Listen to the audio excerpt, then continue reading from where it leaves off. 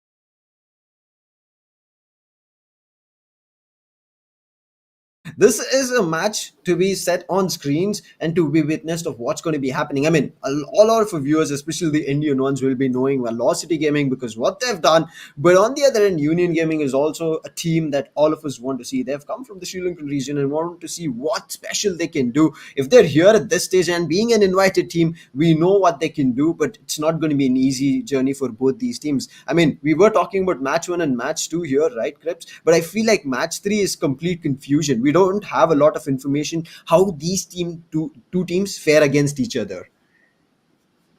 I mean, you can predict to some extent how Yeah. they're going to fare against each other, but again, predictions are meant to be wrong. They are Yeah. meant to be proven wrong. That's where the fun lies. If everything is predictable, it's not fun because you already know what's going to happen. When something doesn't go according to plan, now that's where things get interesting. And that exactly, my friends, is why you need popcorn. I agree with you on that. I mean, I hope everybody is ready because today is not just going to be a show, it's going to be a complete movie for everybody because there are going to be storylines written, right? Once we start off the day one, as we said, right, the first impression is always the best impression. So every team starting off here in the group stage is going to be setting our eyes and making us believe. I'm not going to be telling that they are going to be, but making us believe that they're looking directly towards the phase three that is LAN. Yeah, they're looking directly towards the phase three. That is LAN. And some of these teams have experienced LAN firsthand. Global Esports winning the first LAN tournament of India. Velocity, on the other hand, they finished fourth in that tournament. So naturally, there's some scores to be settled. Yes. Union Gaming, while they haven't experienced the LAN setting, they have played in the previous VCC where they did not qualify. So even though they tried, they still have a lot to prove. But we'll talk about those teams later. Yeah. The first match that we're going to be witnessing is going to be Orangutan versus Full Power Gaming. And here is the roster for Team Orangutan. Starting from left to right, we have Tesseract, Ghost, Webhor. We have Persia on the left-hand side, Tesseract in the center, and then Shooter on the right-hand side. This is a pretty mixed team. You have Persia from Korea, Ghost and Webor, some of the most well-known teams, well-known names in the Indian region. Yes. Tesseract from Philippines, Shooter from Pakistan. It's an amalgamation of 4 countries over here.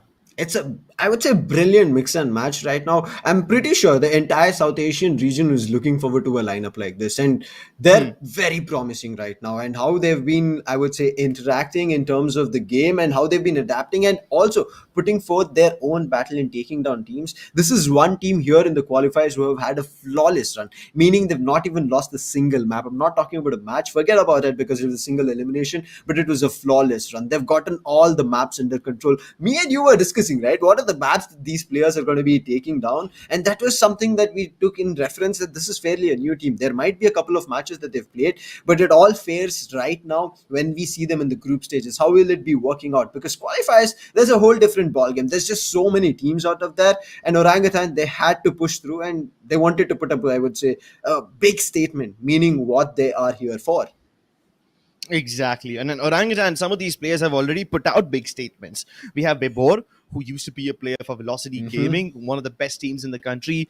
He even represented India internationally. So Yes. he's already proven his worth. Ghost, on the other hand, he's been around a couple of teams, and so are the rest of the players. But now let's take a look at Full Power Gaming. So some of you might recognize these players, players like King and Storax. Both of them used to play for Team Exploit. Of course, King stayed with the team all the way until they were called Team Snakes. But then we have players like Musab and Pokemon as well, even Zaryab. So all of these players, at some point or the other, they have played along with their old friends. Yes. But especially since HSB and Shooter have left the team, we don't really know what this team is capable of anymore. Shooter used to be the big gun for Full Power Gaming, and now he's in their opponent team. Exactly. He's in Orangutan.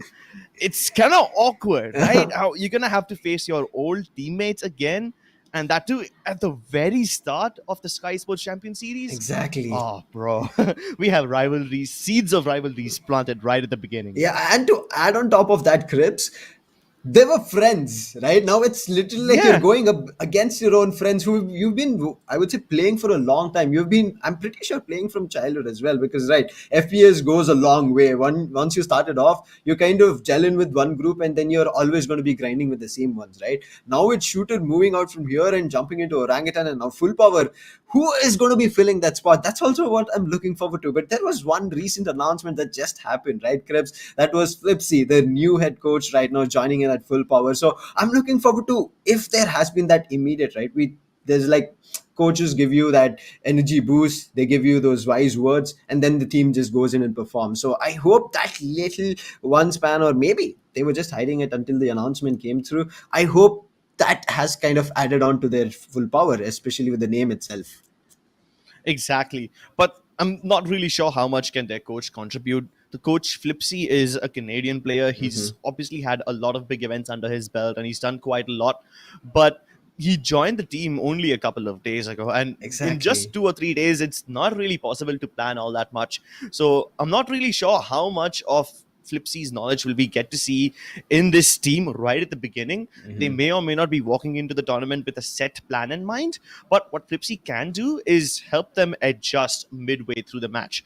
He can notice some patterns which probably some of the other Yes. players won't be able to, and that should be able to give them a new perspective heading into the match. I agree with you, especially right once they've started playing around and they've seen how the opponent also plays. There are timeouts Hmm. in between, so those little gaps of, I would say, buffers that the teams do get a chance to play around with and talk about, I think they can add on. But still, I would say maybe the first map can be kind of the one where they gauge what full power is also doing, and also where Orangutan is doing, and then maybe we end up seeing all the three maps coming here again. For the viewers who are wondering, this is the best of three formats, so you'll be seeing three matches if it goes all the long way. Three maps, yes, and three matches as well. But we were discussing, right, there was also an inclusion which was not there in phase one, that is Fade coming here at phase two, and I'm looking forward to Oh how yeah. that is going to be playing out. I mean, we were talking about the roster and the lineup changes, but also the agent meta can change. We have not seen, I would say, Fade completely flourishing in all the metas right as of now, but I would say we are going to be starting with off here, Grips.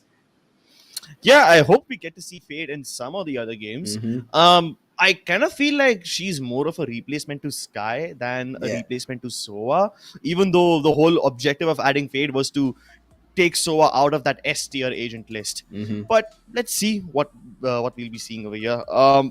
The map video is in front of us, and I'm actually surprised that Full Power Gaming have banned Breeze. Yeah, I mean, I wanted to see Breeze as well. A personal, I would say, preference, because it's been a long time for me. Even in the qualifier stages, it was there as a decider, but it never came through. Fracture is a ban from Orangutan. I mean, we've seen them in the qualifier stages where they've played the other maps and have put up a brilliant performance.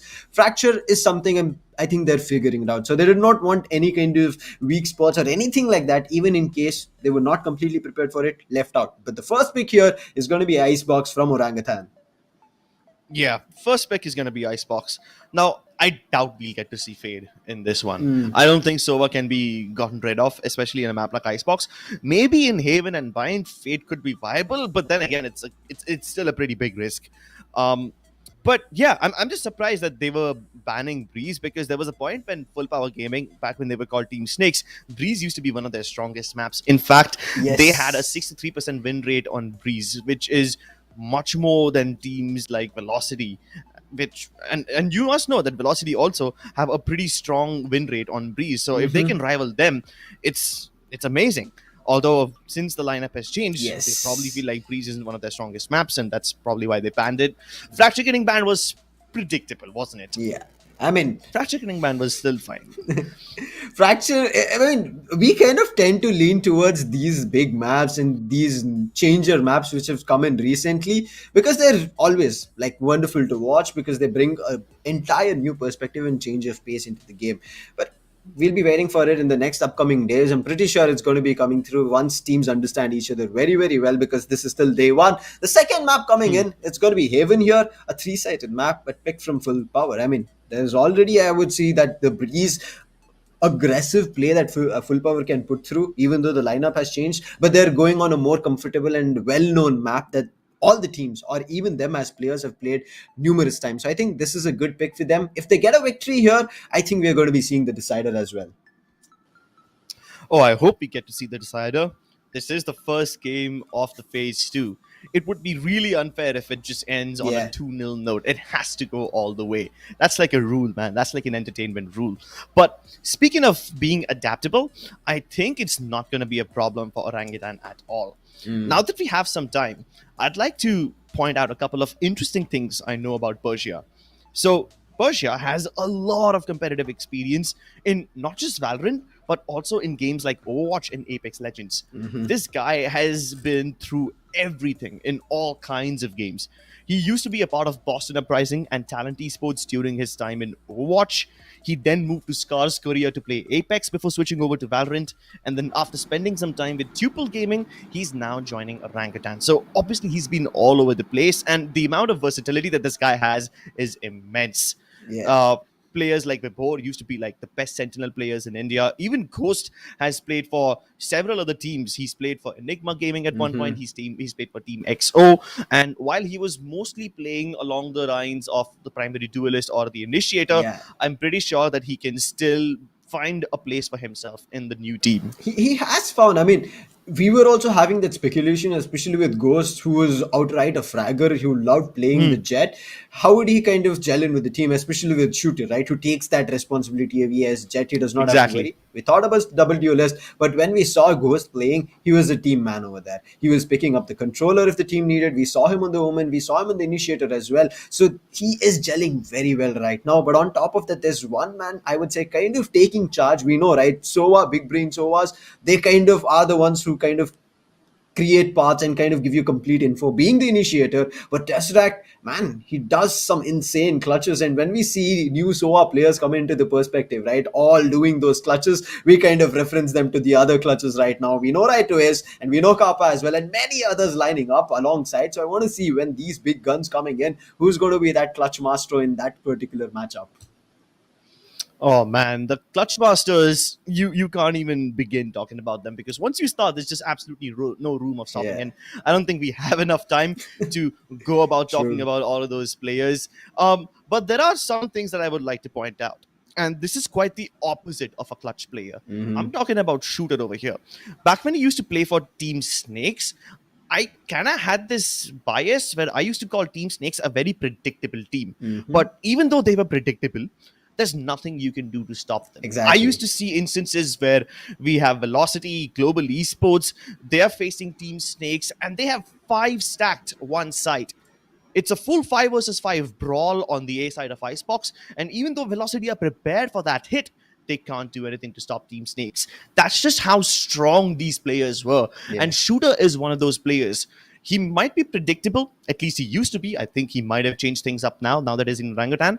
But even back then, when he was predictable, it's just impossible to stop him. I You can agree. pre fire him if you want, or you can flush him out with utility, but that man is still going to take you down. That's just how mechanically gifted he was. Yeah, Shooter. I mean, I would say he's a man out in this battle. He's going to be walking out like it's a park for him. He's just going to be taking a stroll everywhere he wants, picking up players out of the bird, and then sending them immediately to the next round. But that's where now Shooter comes into play as that primary duelist. I want to see who's going to be there from the side of full power. Feeling like it's going to be Storax itself picking up that jet. But yes, I want to feel this that there's going to be other jets, I would say, coming through from different players as well. But mainly is because I would say that Jets kind of nerve that is there, right? I mean, even though all the main duelists and Jets have started adapting to it, Cribs, I feel like maybe do you want to see Jet left alone and bringing in the other duelists because I'm missing them from a long time, and especially Icebox to start off. Some maps and some teams have generally picked up the Reina as well here. Yeah, in Icebox, Reina used to be one of the staple picks for players like Amaterasu.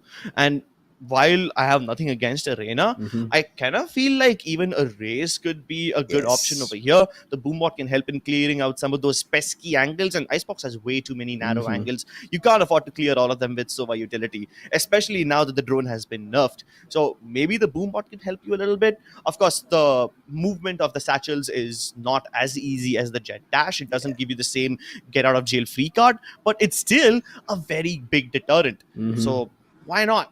Yeah, why not? Or Why do you even want to bring in a secondary duelist? Just get rid of duelists completely. I've Yeah. seen teams pick up the no duelist meta. They have two Hmm. controllers, two initiators, one sentinel, and they still work out just fine. I agree with you. I mean, that is a meta I've been loving to see. I mean, it happens, right? The teams need that firepower, and generally, even though they've done a couple of maps where that has worked out, they tend to pick the duelist in the other upcoming maps. I've seen the lineup; it Hmm. has worked, especially in the Europe meta as well. Hmm. We have seen that it did work out once, and they did win the match as well. It did happen here on the, I would say, Indian meta as well, but it was way long back, and after that, nobody has kind of tried it because it puts you under risk. Because when you're in the attacking side itself, even though you have a lot of utilities to put down, it depends that if their counters are better, if they use it perfectly. It's not like you're dumping your utilities and they are waiting for it, and once you're trying to enter, there are utilities from there, and you have nothing to answer back. So your, I would say, gun game over there is just I would kind of denied, and you would have to take raw aim battles because you don't have anything to set up in terms of getting a better advantage in any angles.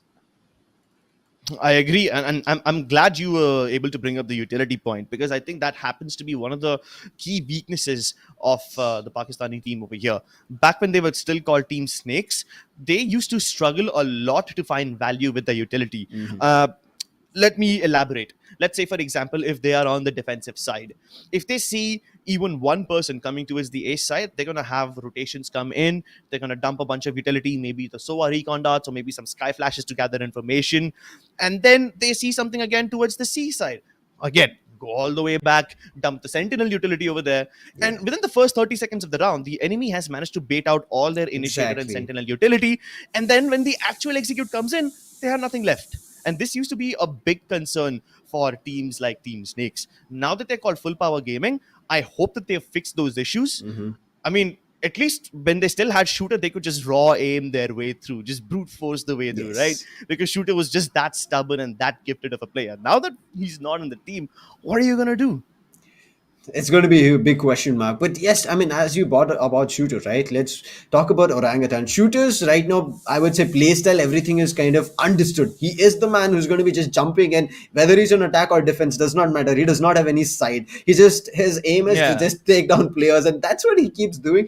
But there are, I would say, a couple of matches when I've seen that shooter is the main target for the entire squad. They are able to take him down, but that's where you should think about the other players of Orangutan.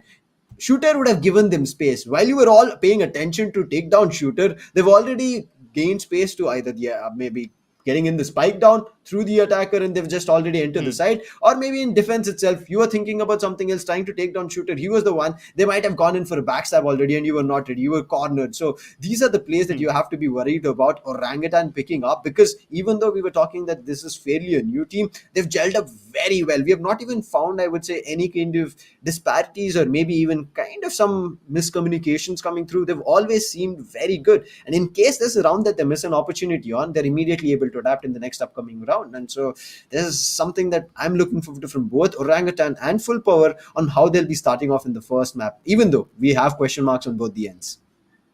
Exactly. There's question marks on both the ends, but there's also players from both the ends of the spectrum. We have aggressive players as well. We have passive players as well. Vibhor, by default, used to be a sentinel. And Yeah. on paper, sentinels are supposed to be passive, right? Hmm. That's not what Vibhor does. He was one of the most aggressive sentinels that India has ever seen. This man, whenever he gets an opportunity, he's going to push up, Yeah. take that space for his own team, gather information, and if required, continue backstabbing or fall back and regroup along with his team to go for the retake. Hmm. And then we have players like Tesseract. This man used to be a part Oh. of Action PH. Now, Action PH is one of those, breakneck speed kind of teams that completely obliterate you with their blitzkrieg approaches.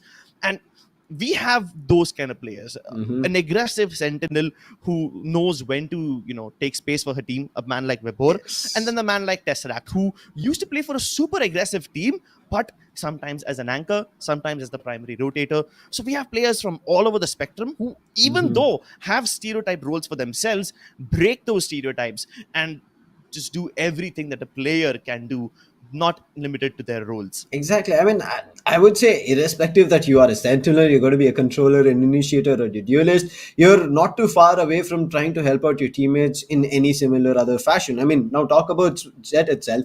Even though it's a duelist, you can try and help out, even though the duration of the smoke is very less, you can still prop it down for your teammates. Just take Icebox, for example. If you want to cross over to mid, and Jet has an, I would say, use of that cloudburst, especially that she can kind of make sure that the cloudburst travels. You can put down it for your team, and immediately they can cross over. Even though somebody tries to shoot you through the smoke, damage can be there. If there's an operator, if they're Hmm. lucky enough, they can pick up a kill as well. But now we were talking about the players. These are the kind of, how I would say, how you should use your agents for your team as well, irrespective of the role. But on the other end as Hmm. well, now we spoke about Orangutan. I'm going to be picking up one player, as you already told about, King, right? This man is Hmm. also that clutch master that is there for full power. He plays the initiator and so exceptionally well. So I'll be looking forward to what is going to be coming up. And now with Icebox in play, Krebs, I want to ask you, what is the set meta, even though it is most probably going to be a close and mirror lineup, but do you think that's going to be the scenario from both the teams? Yeah, I think the meta in Icebox has more or less remained unchanged even Yeah. in this patch. Sure, the Sova has been nerfed, but he's still the best character in this map. I think it's still going to be indispensable. Hmm. It would be a big risk for a team to try maybe Fade or maybe even a Yeah. Sky in a map like Icebox. I mean, the Haunt seems promising, as I like to call it, the eye in the sky. It's still Hmm. there, but it isn't really as effective, right? With Sova, you can just from one end of the map to the other end of the map, you can throw a recon dart, and you're omnipresent. You're everywhere. You're like a Yes. god.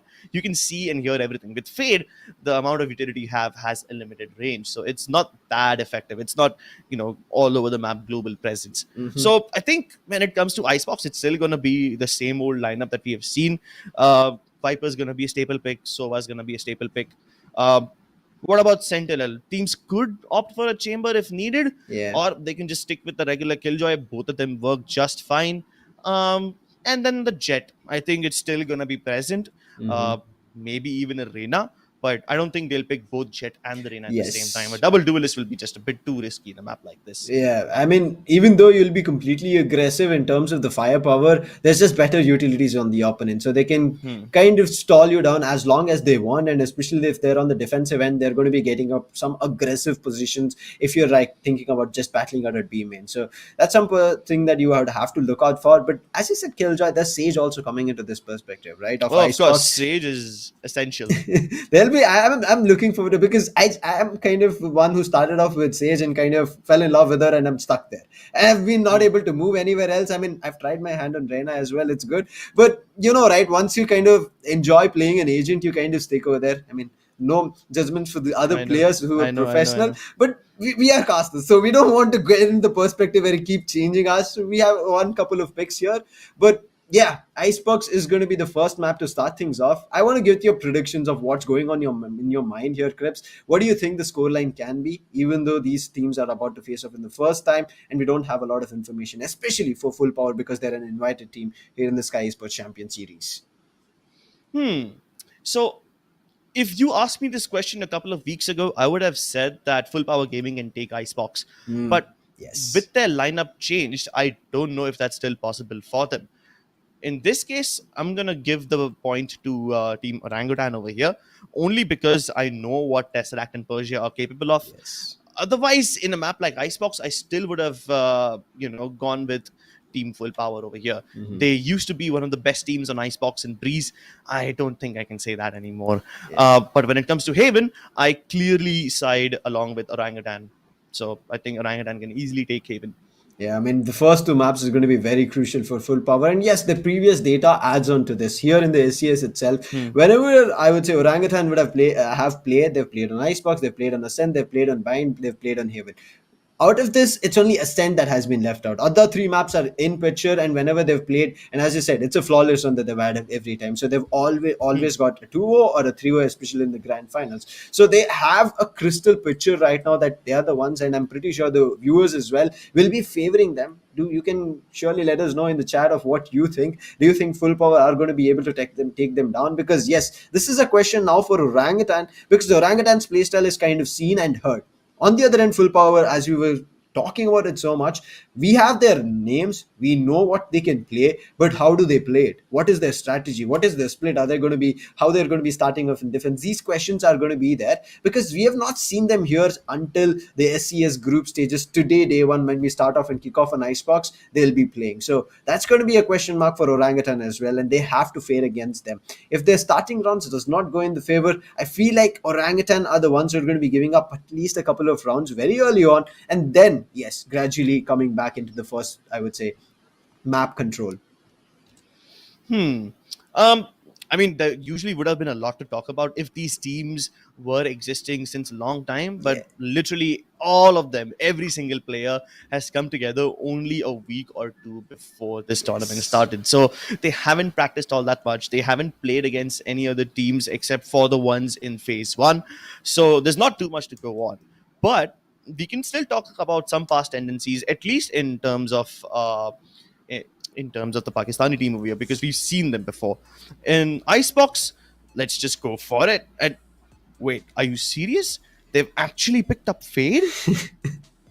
I All right, a brave choice. Yeah, I mean, we were discussing, right? Icebox, we were even offline just before we came in. We were like, Icebox should not be a map where I think Fate should be coming in. But yes, fairly other maps should be the case where we should see. But Pokemon, right out of the day one's first match, picks up Fate. And I'm looking forward to it now. And not only Fate, on Yeah. top of it, they have the SOA. So more the merrier is what they're looking forward to in terms of the information here, Cribs. Exactly. They've got a double initiator, Fade and Sova. Definitely a good combination. I thought that they would have picked up Fade to replace the Sova or something like that, but no, they've still gone for it. But I have a massive concern over here: the lack of Sage on FPX. Yes. Even though there was one point in like September to December of 2021 where Sage in Icebox was frowned against, I think with the recent changes that have been made to Icebox, especially on the new B side, the Sage has become more or less essential. It is so easy for the defenders to stay in control of the site right now, and it's become a little more difficult for the attackers to just enter that area without the Sage while covering your planting spot. I think that's going to be a problem for FPX. But then, hey, given the fact that they've picked up the Chamber and the Jet, two characters that have a get out of jail free card, the whole game plan relies on getting picks. Yeah. And hey, if there's no enemy to shoot back at you, you don't need a barrier orb to protect yourself. I agree with you. I mean, you want to slow them down, but as you said, if they have something to run away from and so nobody can quickly catch them, that's enough for them. They don't have to be worried about. But on the other end, which was kind of presumed of what that pick should be from a team, how the meta has been set on Icebox, that's what Orangutan have bought in. So there's no second thoughts on their pick. This is what it had to be, and that's what they're going to be bringing in and playing around with. And I'm looking forward to it, how it's going to be working out. I mean, we were just talking about the Sage, and I would say why they're double initiators.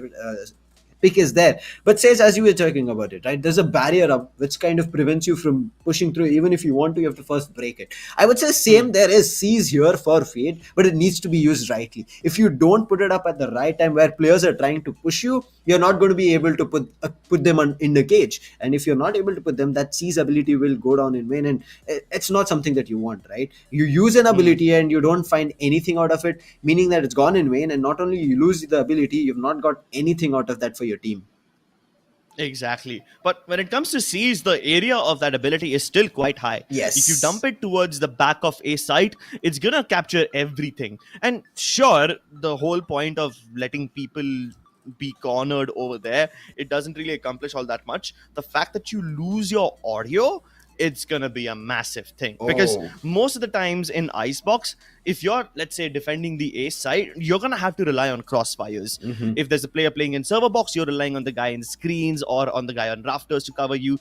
And without that audio, you don't know how close or far your enemies are. You don't know when to swing, when to play contact.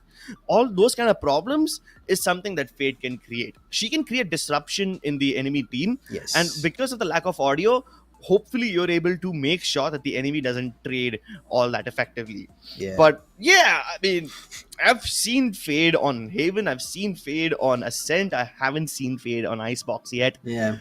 maybe we'll get to see something new today. Hopefully, Exactly. even learn a thing or two. Yeah, that's what I'm looking forward to right now, especially because when we started off as well, we discussed, right, Krebs Fade. We don't know much about how it's going to be played out and how it's going to be gelling into the meta. What kind of, I would say, picks are going to be there here, especially, I would say, highly favoring, I would say, information based setup coming here from Full Power. Whereas I would have loved if they went for a double initiator itself, there should have been one at least a flasher, right? So it could have kind of helped you out. But now let's move into the players' cameras itself. Everybody's geared up and ready. It's going to be first Orangutan, then we're going to move to Full Power. You can see all of them ready, and we were talking about it. Who's going to be picking up that primary duelist? And you can see Musab is the one from Full Power, and alongside it, I still call it Crips. I don't know if you're going to be seconding me on this or not. That's going to be Chamber, who's kind of a pseudo duelist.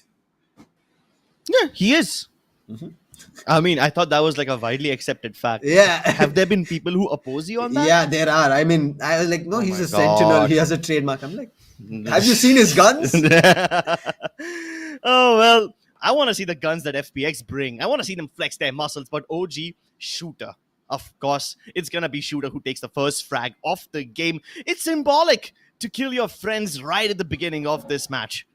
But look at this, Tehon. Oh, wait, SCS is being used right now, but nobody is inside. This is why we said, even though it's fairly big, that cage, you have to find a player.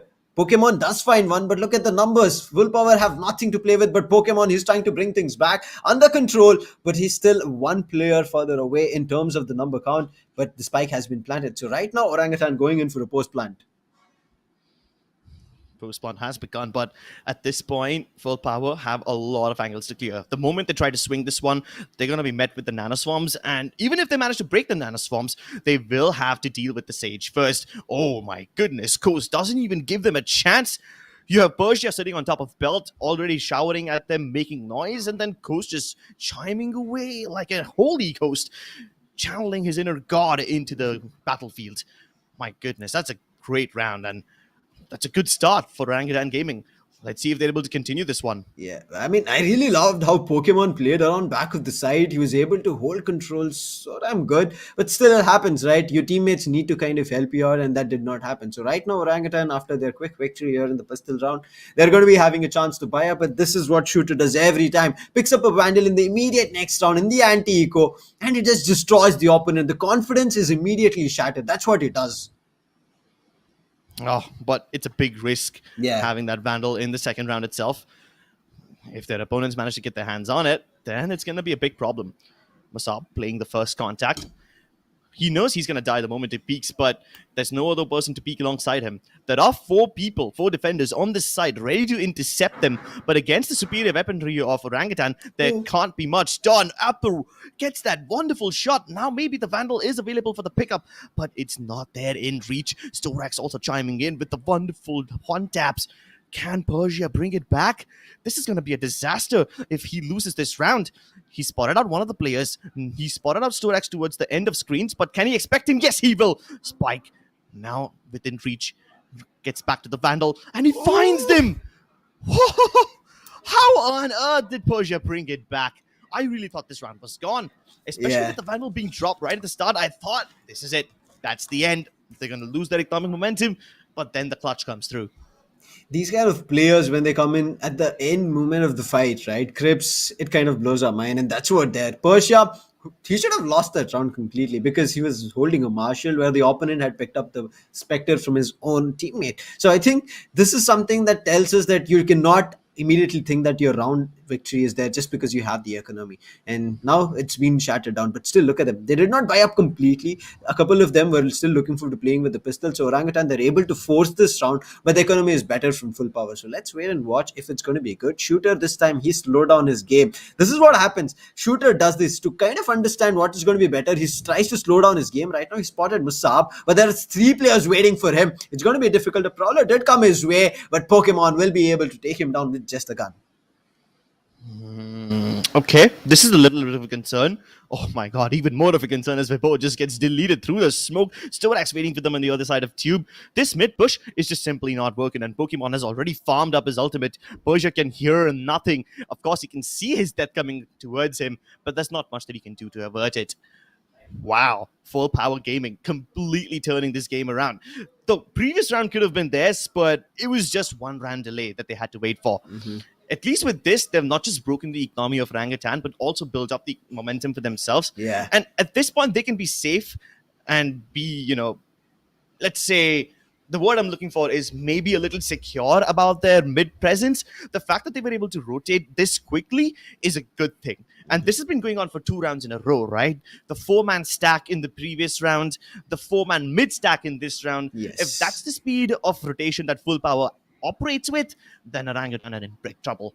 Exactly. I agree with you on that because right now, Full Power have kind of read what Orangutan is trying to do. They're going to be giving up in very fast information in terms of trying to go aggressive, and sound cues are something that they'll immediately get. Right now, they've gotten an understanding this can be a B push, but I really like the positions being held. They're not going very aggressive if they don't have a lot of players over there, but immediately Orangutan understand they need this round at any cost. They're going to be trying to bring it back, and let's hope they'll be getting another one here under the control, under their back, and lockdown coming into play, but nobody getting detained here. Yep, they don't get detained, but they do get the kills, and I think that's the better trade over here. The wall, there's a little gap for them if they want to go in for the crossfire positions, but they won't even get to fall back. There's a flank from Shooter already, and even though that's taken care of, FBX roll over the Orangutan in this one. Oh my goodness, the moment that lockdown popped, everyone just poured into the site like water coming in after a tsunami. I mean, I really like that nobody from Full Power tried to counter it. I would say when the lockdown was getting put down, right? There are some times that they look for an aggressive position, go for a pick when somebody is entering from the attacker side, and then immediately back off. They did not do it. Waited for the team players to regroup, and now they've taken them down. Equalizer is what you're going to be seeing, and economy again taking a toll on Orangutan. They're going to be going in for a save. 3 sheriffs picked, 2 marshals. Okay, Shooter. I'm looking forward to him because look at this. Shooter is still not started popping off. Same goes for Ribor. On the other end, Ghost, he started off brilliant already. Oh, Ghost obviously had a brilliant start, but we kind of expected that from him, didn't we? I even expected a brilliant start from Shooter. And as I say, his name, he's going to be taken down by Abdur. Ah, that's friendship at its finest. Facing off against your old rivals, new friends, and all these things kind of come into effect when you consider that Shooter can be very easily countered by his fellow opponents because they know his tendencies, they know where he peaks, where he doesn't. Sure, his new team dynamic might change a thing or two, but the individual Abdur now can be the first point of contact. I see right now, the guns favoring better is what they're looking forward to. And look at Abdur takes another player down. Ooh, Tesseract comes up with his marshal, takes Shaka down, and it's going to be unfortunate, but still, the numbers, they're not looking that great, right? So I think they can fairly maybe get that spike down. That's max what they're going to be doing, but that recon gives away their position immediately. Musab peaks, last player, Persia, but this time he has no choice of weapon right in front of him that he can try and pick out. So Storax will be sending him packing home. Exactly. And every time they lose their stage right at the beginning, planting the spike becomes that much more difficult. Yeah. You saw how in the third round, there was a tiny gap in the sage wall that essentially exists so that you can turn that corner into a little bit of a crossfire in the post plant. But then if that wall gets broken instantly, there's no cover for you at all. And I think even the members of the Pakistani team over here are aware about that. That's why they just shower all the bullets that they have onto that wall the moment they see it. Mm-hmm. If there's no wall, there's no plant, and that's the win condition that Full Power Gaming is relying here on. Yeah. I mean, especially with Ghost already popping off, you don't want the battle stage coming into play, irrespective the wall is there or not, right? Yeah, the Battle Sage, an ever-present threat. Yeah. And once the Sentinel starts going bonkers, that's the MVP as well as that's the one player who's going to be also most probably. I mean, yes, we're going to be seeing the other team also helping Ghost, but still on the cards when we see the scoreboard at the end, they will also have the victory as well as the MVP. But right now, Pokemon also playing very brilliant as that initiator on Fade, and we have seen maximum use of all those utilities. You talk about the Haunt, you talk about the Seize, you talk about the Prowler. It has not been used in the perspective or in what you would have thought, but at least it's enough to kind of distract Orangutan. Yeah, Pokemon is kind of using the Seize ability as as a budget Molotov. Yeah, Yeah, right. I mean, I we agree saw with him. you. He threw it towards the start of 410 box on the A side. I think in the second round of the pistol round, and I Yes. was like, no, that's a good way to start things off. I was thinking of ways to use the C's ability on the attacking side, but yeah, Pokemon is a bit more creative than I am. I'm looking to see more from him. Let's see. I mean, 8 kills and just 2 deaths tells us he already has a 4 KDA. So there's going to be a lot coming in from him as well. But right now, we have just hit a quick stop. I'm pretty sure we're going to be jumping into the game very soon. There's going to be no more stops because this is a full buy round. It's going to be an equal buy round and a fight for both these teams. We'll be looking for who's going to be playing it out better. But we were talking about the Chamber being a pseudo duelist, right? And look at him. He's already picked up his operator. That is going to be a deadly one and an overpowered one. The third Air Force has been active here. And that's going to be where, as soon as the barrier drops, he's going to be looking forward to his first pick. But where is going to be? It's towards B. But look at this. The setup right now is looking towards A. I think Shooter, he's not reading what Musab will be doing, but Musab is feeling there's a recon that might come through his, but there's nothing. But look at this. The position is known. A brilliant use of Horn, which is going to be trailing Shooter's position. A Prowler can be used, but you know, right? He needs to be in the same level because right now at belt there's no chance for him to put that Prowler down. Yeah, I think he's going to save that Prowler for another time. And the moment I say it, he's going to use it most probably to check if they're still there or not. He saw early contact towards belt, but after Abdur spotted one player towards the B side, Full Power are aware that Orangutan are playing it slow. And it's there, but the ball is in there. Goes Full Power. Does not need to do anything. Just don't give up any picks. That's all they need to do. Orangutan, though, time is running out. And if they haven't found a pick in the first 1 minute, means they have to commit to the A side without all that much information. Oh, and the moment they try to go for the drone, the Haunts comes through once again. It gets destroyed instantly by 2 guns, that too. That's going to be enough information for Full Power, and the rotation's already here. 3 defenders ready to intercept. Ooh, the slow orb not working in Shooter's perspective, but he's right now seized. He's stuck. And look at them, they're trying to dump a couple of the utilities. But Musab, what was this shot? Mid hair connect. And now look at him, he's looking for another one, but Ghost had the resurrection. He brings back his teammate. He's trying to save himself. Shooter trying to run away. The shot are also doing him some damage. But then, now that we are looking at the fight, kind of trending favorable to Orangutan, but they have to watch out as King. He finds the first, he brings it to an equalizer. Look at him, he's even creating positive trades for his teammates. Can somebody put down King is going to be the question here. Oh, forget about putting down King. They're putting down the Molotovs on top of the spike, but it's not there at the right place, which means they can still stick it. But the members of OG take it upon themselves to shoot their enemies in the head and destroy them before they can even tap the spike. Yeah, but that was a red flag, wasn't it? Yes. The snake bite missed. I hope they don't. That was way too close to down. Especially with King getting 2 players out of the board, even after you using resurrection, enemy kind of felt maybe that Full Power could have kind of run away with a round, but then they bring it back. They try to slow things down and then they check for information, and especially with the positions that their last few players were, they were able to give information and somebody else speak on that information. But right now, look at this. 2 operators being bought from Full Power. Okay. That's really, I'm not too sure what they'll be doing, but again, Haunt this time, finding nothing, even though it gets deployed early. That's fine. They have the chamber at the bottom of the tube right now. And if he is paying attention, he should be able to hear the Killjoy's footsteps. So that should give them enough information about what's happening on the B side of things. On the A side, Full Power already have a 3-stack. So they're expecting this push from Orangutan. But the problem is none of them is willing to make contact. You have the Jet in form of Musab playing on rafters. You have the Sova also on the rafters. But you have the Fate, who's now trying to use a Prowler. And it just managed to reach the gun of the Sova over there. Now, even though they have the information, Orangutan don't need to do anything just yet. Pokemon is extending, and if they can get him, this would be great, but they don't expect him to be here. And he's fallen back. No trades. Oh, this is a disaster. Instant man advantage for Full Power. Gonna be neutralized by Ghost, but King and Musab, they speak louder. Their actions are even better. Musab, what a god. He's flying above them like an attack helicopter, raining down death and destruction. This was an entire round that was baited. I would say what a brilliant play coming through from Pokemon over there. He went aggressive, got that first pick, and then they thought that they could find a trade. And everybody, not one player, everybody started to push up just to get that one single trade. But the entire cover up was there from full power. Musab found one, Exactly. King found one. Even though it was Pokemon going down, does not matter, right? When your entire team has taken everybody else down and also quickly wrapped the round under their belt. Phew. Get out of my And the way. fact that so many of them got caught in that seize, no audio for them, then they can't even figure out if shooter is up dropping or not. Oh my god. Here comes that nightfall, and it's been committed towards the mid/A region. But is that where Orangutan will go? No. They are immediately thrown back. They disengage the moment that nightfall falls upon them. And it's just going to delay them. Not going to deter them. Musab, though, he's the big deterrent. What? Oh my god, how do you live through that? That's illegal.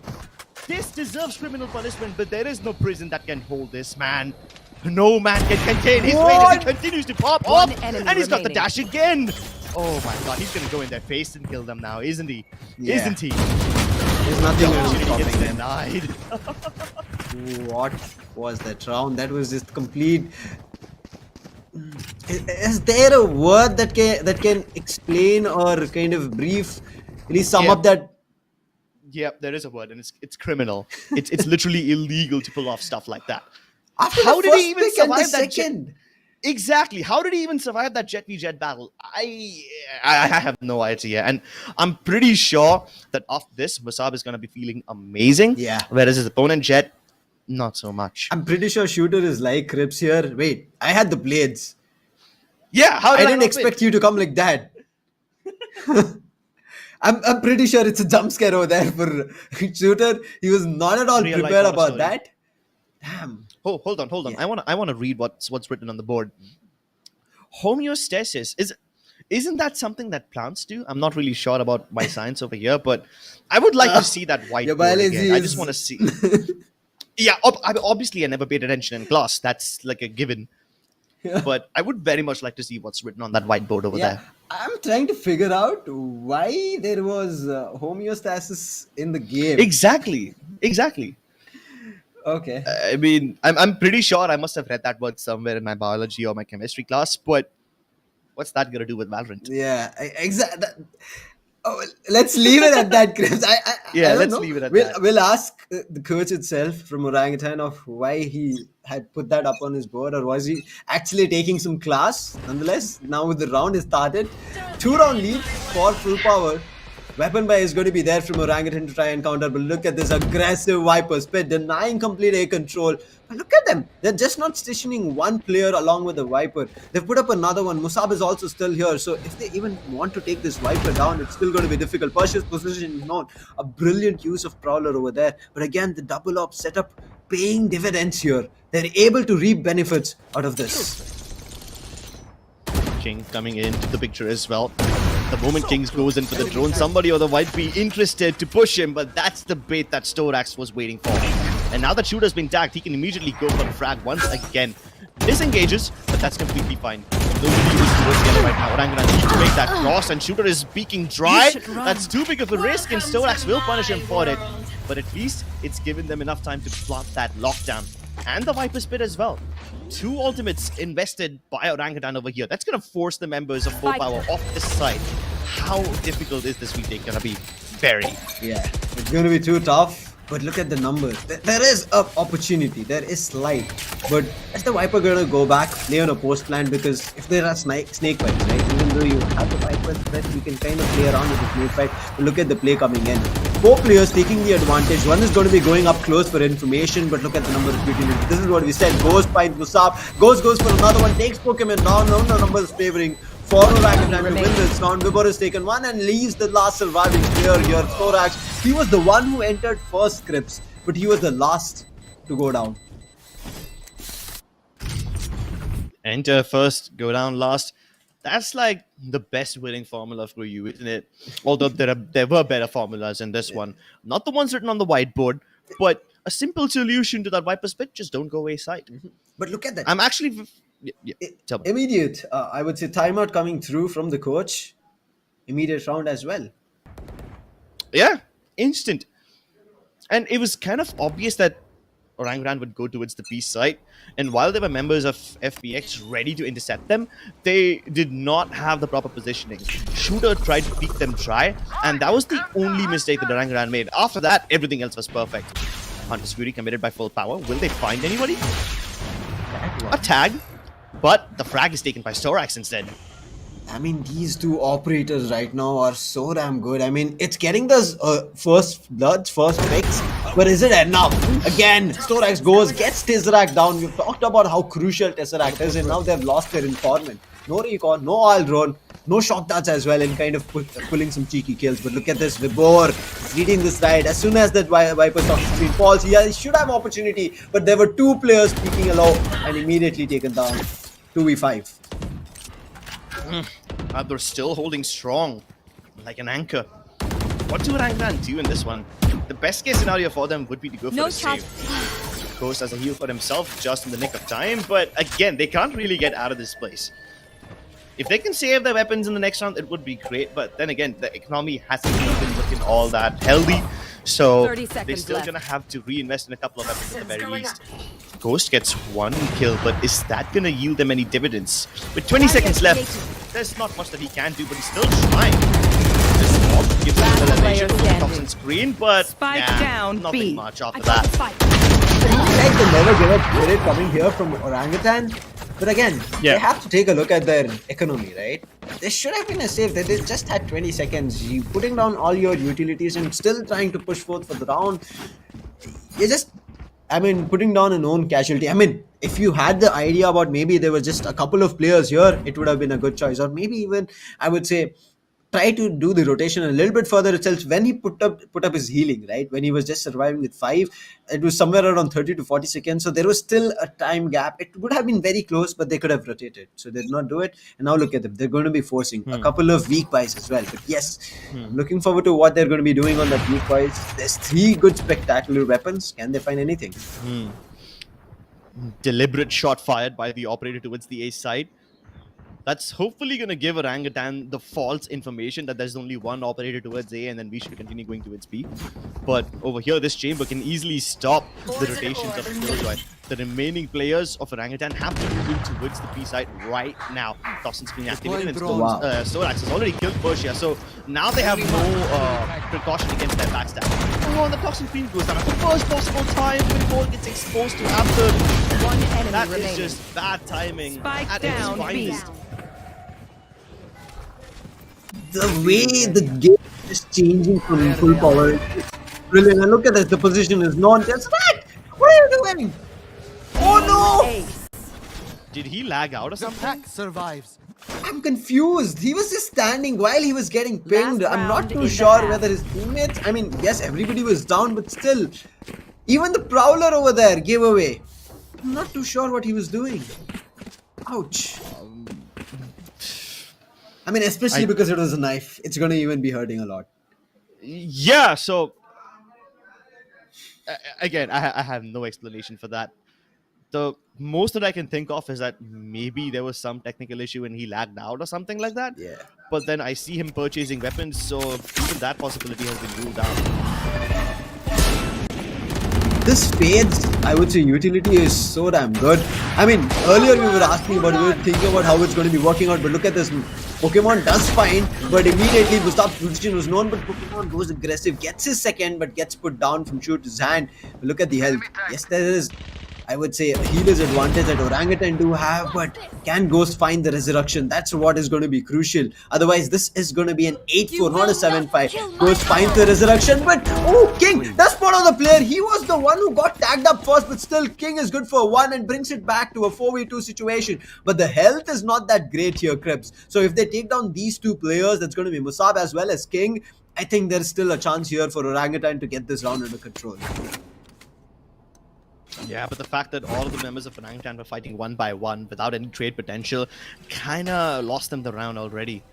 They've been in 2v4s before, but it hasn't really panned out for them. Can Ghost find an opening? Shooter isn't really playing alongside him. He's actually going towards the other side of 410. Last player Ball standing. goes up, it's gonna be amazing! The timing, once again, being an absolute cruel mistress for the members of Orangutan Gaming. Switching sides. Never able to find it properly. This is what we were talking about, right? So when we started off, right, we had a big question mark, especially for full power. We have not seen them at all on how they play. On paper, they're just as too damn good as Orangutan, but still, Orangutan have had a flawless run, and all the people viewing right now kind of tend to favor Orangutan. But look at this. This is why we said invited teams. They know why they're here. They know what stage they've set up to, especially directly jumping into phase 2. They kind of have more responsibilities, right? And they're now delivering on that. Second half about to begin. Let's see if they can deliver once again. Pokemon has been sending out his prowlers just like wild Charizards all over the place and biting everybody. And he's been getting a lot of value out of his utility, which is surprising, because before the match began, I was saying that X-Team Snakes were not that great with finding value from their utility, and now that has completely changed. Forget about value. Pokemon might just find a kill over here as well. The solo man towards the A belt region, while the rest of his team has already snuck up into Tube. And they're going to back off as well. Now Vibor's going to be super paranoid. Does he look into Tube? Does he look under it? Does he ask his teammates for help? Yes, he will ask his teammates for help, and shoot, it delivers. That's going to be taken care of, but they still have to find where the remaining members of full power are. I have the spike. I don't know what happened over there from Storax. He was good with his headhunter, ready for a trade, but he kind of whiffed those shots. He could not connect his bullets. Orangutan might have the advantage, but again, the healer which Orangutan is playing around with is giving them a little bit of an advantage. But look at this deep Tubes push. Nobody's read that. Nobody's even checking. But yes, there is Pusha holding it out. He receives the damage, but there are two players right now at B side. They kind of try to isolate this fight, and yes, they are successful in doing 30 it. seconds There's a snake fight trying to delay this One push, and enemy before he's remaining. good for one, Shooter finds the Spike other down with a B. 3 can right now. It's all up to Shaka to close it, and he does not. Before that snake fight was just enough to kind of put a stop to their fast move, especially from Tubes.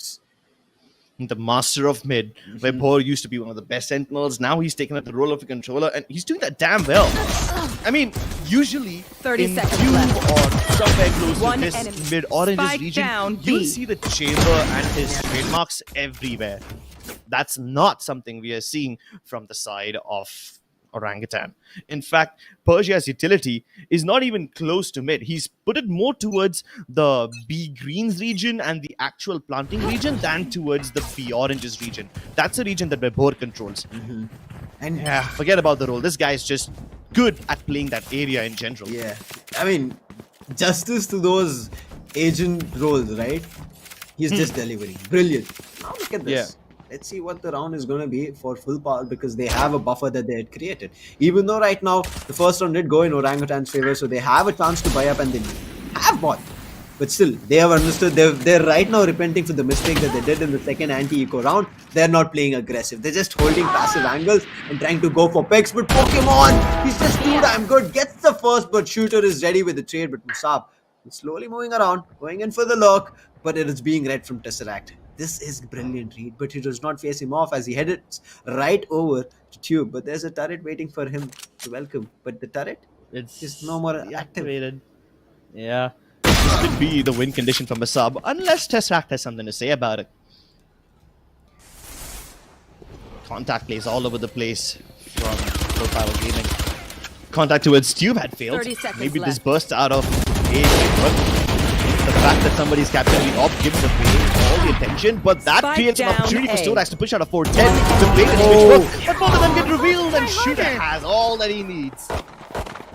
This is why we say, right? Utilities, you need a couple of players who are trying to cover you. Both of them were close to each other, but one was an initiator, another was a sentinel. And none of them had any kind of smokes that they could try and cover up with to try and save themselves from giving away the position. The recon came in, and as soon as you saw that, Shooter was immediately ready for the peak or the push coming in from them. But right now, quickly, a timeout even being called from Full Power. We saw the Orangutans timeout, because of which they got an immediate round. But right now, let's see. We were just talking about Flipsy. Let's see what he can do. What magic can he work? Because right now, Full Power's magic has just been too damn good on the defensive half. Attacking, they have to still start off in getting a couple of rounds.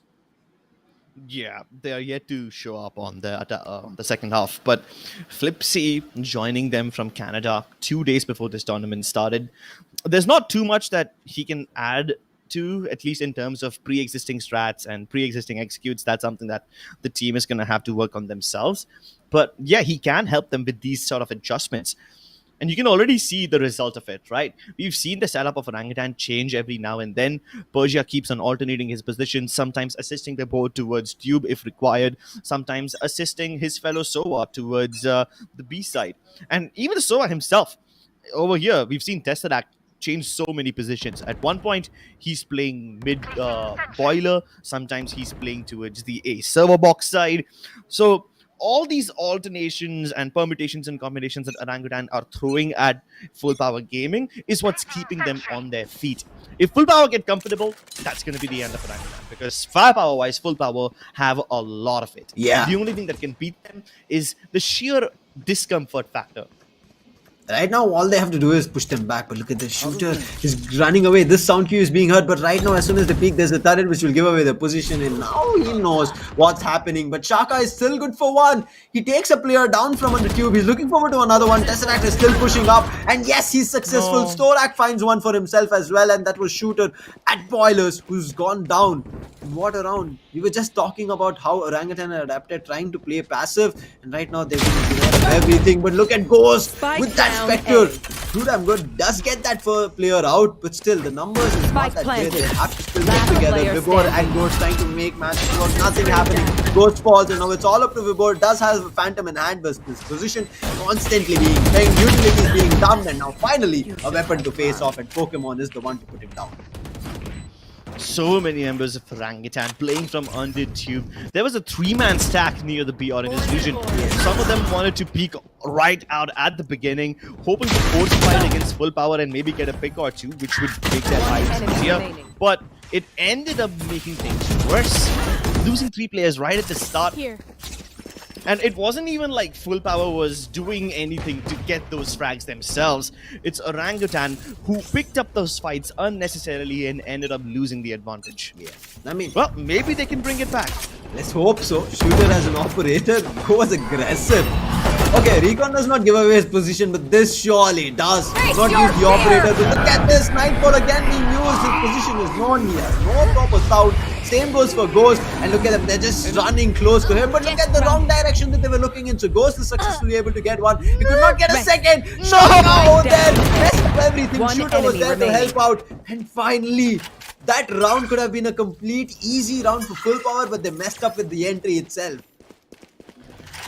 That was a little bit of a comedy show to watch. Yeah. I really thought that Orangutan was disengaged the moment the Nightfall was used. But nope, instead they built up a barrier up and doubled down on holding this site. Sure, there's no sound. Their positions are revealed. But if there's enough manpower present on the site, then all the firepower in the world cannot do anything to it. The crossfires were just too deadly. And that's when you start to see the weaknesses of Fade. To some extent, we saw that even though the trails were being given away, the moment they entered, they were looking in the wrong direction. Yeah. And that's probably why Ghost was able to stay alive there for so long. They didn't check him, There was a Prowler as well, which went towards Shooter. which went towards the other direction. And that's what happens when there's like 3 trails branching out from one common spot. It becomes difficult to figure out which one you need to check first. All right, yeah. Now some of the weaknesses of Fade are being revealed over here. That's probably why you shouldn't pick it in Icebox. Question. You want to play? many Let's corners. play. We'll see if too many corners. Maybe in Haven on Biden it could be viable, but oh, this was a corner where he could have died. This could have been the death of that Viper over there, but no contact just yet. They've spotted one of the operators towards the B side. Where is the other one? This looks like a quick A execution. If they're able to push up very fast, they should be able to get control, because it's just 2 players here, Ghost and Vibor, but we've seen both how brilliant he is. But Storax, he finds him, and look at this, the second player's position is also known, and now there's nowhere for Vibor to come up, and look at them, he's using more utilities. That's the C's coming up, that's going to be putting them and making sure they Spike stand still planted. for at least some time as they get the spike down, and now it's a 4v5 situation. 34 still active, and look at him, Storax is already gone for a post plan. Yeah, and so many of them are just playing on the 410 box on the back of this Viper toxin screen. And the moment it goes down, Orangutan is ready to conquer this site. All of them showing up at once. It's just Oh, no. left, and how much can he possibly do? Oh, love this retake from Orangutan. Sure, a lot of them were caught up in that C's ability, but they were like, you know what, why don't we just use this to our advantage? Let's just regroup, and then 4 people wide swing from screens towards the backup on the rafter. Any person who's holding port 10 at that point will be instantly decimated. And that's how so many of them died right at the One beginning. enemy And remaining. then the only players who are left to be taken care of are standing either under belt or above it. There's not much that Zorax can do in that situation. So Orangutan just literally quad peeking at the same time. There's no counter to that. There's no counter to a quad peek. Unless you have like an Odin or something and all of them line up for you. Even then, that happens in matchmaking, not on a competitive tournament like this, not in SCS. If an Odin comes out right here, I'm pretty sure the opponent is going to be picking it up from whoever they've taken down, and they're going to be showing why you shouldn't bring Odin and give it to somebody else. But right now, the round is not looking great because there's no buy. And look at this, Vigo goes up, gives the information that everybody's here, the blade's coming into no use. Pasha right now also helping him out, and Vigo again going up. It's like taking another player down, and the spike is down. There's nothing that they could have done in this, and a flawless rolls in and an equalizer. From an 8-4 situation, we are here at a 9-9, meaning Full Power were able to only get 1 round in their attacking half grips. That's telling us what Orangutan is doing. Even though they're not having a very dominating round, they're still adapting to each and every upcoming scenario. Exactly. They're adapting really well. The rotations are very quick. I was praising Full Power Gaming for rotating quickly while they were on the defensive side, but Orangutan are even better. And the fact that everyone is able to win their individual aim duels is just so convenient, right? Vibhor jump spotting 2 players and not getting killed instantly, that's a surprise for me. Persia giving up on his area and assisting Vibhor instantly, that also is amazing. That's the kind of stuff that we need to see from Orangutan. That was too close to comfort. Yeah. Shooter didn't predict that. Even does not go for Thorax. Look at this delay. They're trying to hold things off with the Brawler as well as the Hunter's Fury coming. A Counter's Hunter Fury coming here. Can it do anything is my question. And it feels like, no, it's done nothing. And it's not even tagged a player, but the number of utilities that were dumped from Full Power all gone in vain because they could not get the spike down. Exactly. How does Persia even survive that? There's Owl Drone pinging him, there's the trail on him, the Hunter's Fury as well, and yet they prevail. In fact, they don't just survive this, they're actually thriving. Orangutan are the ones who have the man advantage now after that massive utility dump from Full Power. And now they have nothing left. What do? The best that they can do is use that Viper Spit and go for the plant. Yeah. But can the Viper even make it to the site? Distract was crucial 30 to be seconds removed. left. Oh no! Spike As we down, spoke about B. Distract, Shaka, I guess he pushed up too close and he gets eliminated. Shooter, look at him, he takes another one. Spike And now the planted. lockdown just One so that enemy they remaining. completely confirm this round. Last player surviving, and Shooter just slices and dices. And immediately he was super happy as soon as he got that round because it was very necessary, right? Because we just missed his action on the Bladestorm previously when Musab just was in his face and Shooter had to just gobble up that bullet.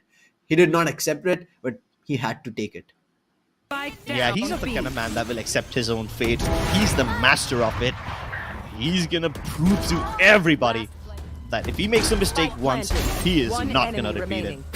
Look at him. He can repeat these frags all day long. I can have them on loop. I can have them in a clip, shared everywhere. And I just want to see this over and over again. And just like that, Shooter, who was having probably a pretty bad game in the first half, is now at the top of the score table. A complete turnaround in his performance individually. But this is now right now a worrisome situation for Full Power because the lead that they had, especially a 4-round lead, it's taken away. Orangutan have got their lead.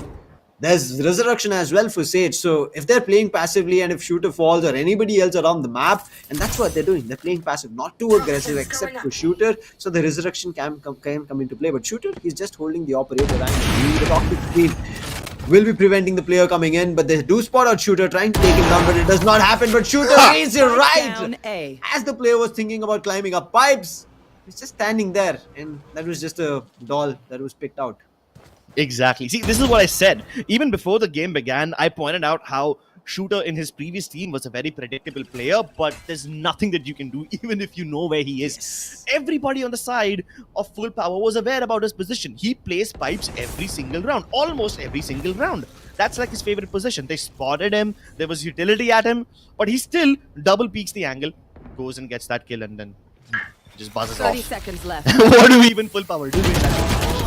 Maybe go to the B side. They can try, but they will be only trading things and not in a positive manner. Yeah. The lack of a sage wall over here really makes things difficult for them to plant. Where can easily go in for the peak. Even though he's getting pinged by the drone, he doesn't care. Shooter once again doing what he does best, absolutely decimating his opponents. And to make things worse, Persia has been resurrected. Wait. It's not even like they needed it, but they're gonna do it nonetheless. Yeah, but look One at this. They're enemy still trying to remaining. bring things down. Oh, it was too close. Pokemon did pull off something brilliant over there alongside King. But the last surviving player, Tezrak and Persia, kind of teamed up over there, went for a tag team, and then they just all down. So close to kind of evening the round, and you thought we did see kind of that Nightfall coming into play. He was thinking about it over there, but immediately understood they're just too up close, and 30 revealing seconds players who are so up close is just waste. It's going to be just waste of such a big Planted. utility. I'm gonna take my words back. I said that the resurrection in Persia wasn't really necessary over there, but then Pokemon was like, nah, Crips, you know what? That has to be necessary. That's the only reason they were able to maintain the man advantage and win. But that came a bit too close for comfort. Pokemon took matters into his own hands. He was trapped in that corner. No way for him to fall back to safety. No way for him to disengage in that fight if he peaks. Still manages to get two. Position to know, in a brilliant position to shooter. He gives the call, but look at this. They've still not found any. Storax is good for one, but the trades are coming through, and Ghost is the one who makes it positive. Gets the second one as well, and look at him! Anytime the Sage Duel is seen, he is not using to slow down the opponent, but to boost himself up, trying to take a player down and then backing off. It happened in the attacking half as well, but this time he's not risking it so much. Yeah, I mean, his primary objective of the barrier orb in the attacking half was to just buy more space so that his team can plant the spike safely. Right now, he's just using it as budget grim balls and getting himself an elevation. I mean, we were just talking about him being a battle sage, right? That's what he's trying to do.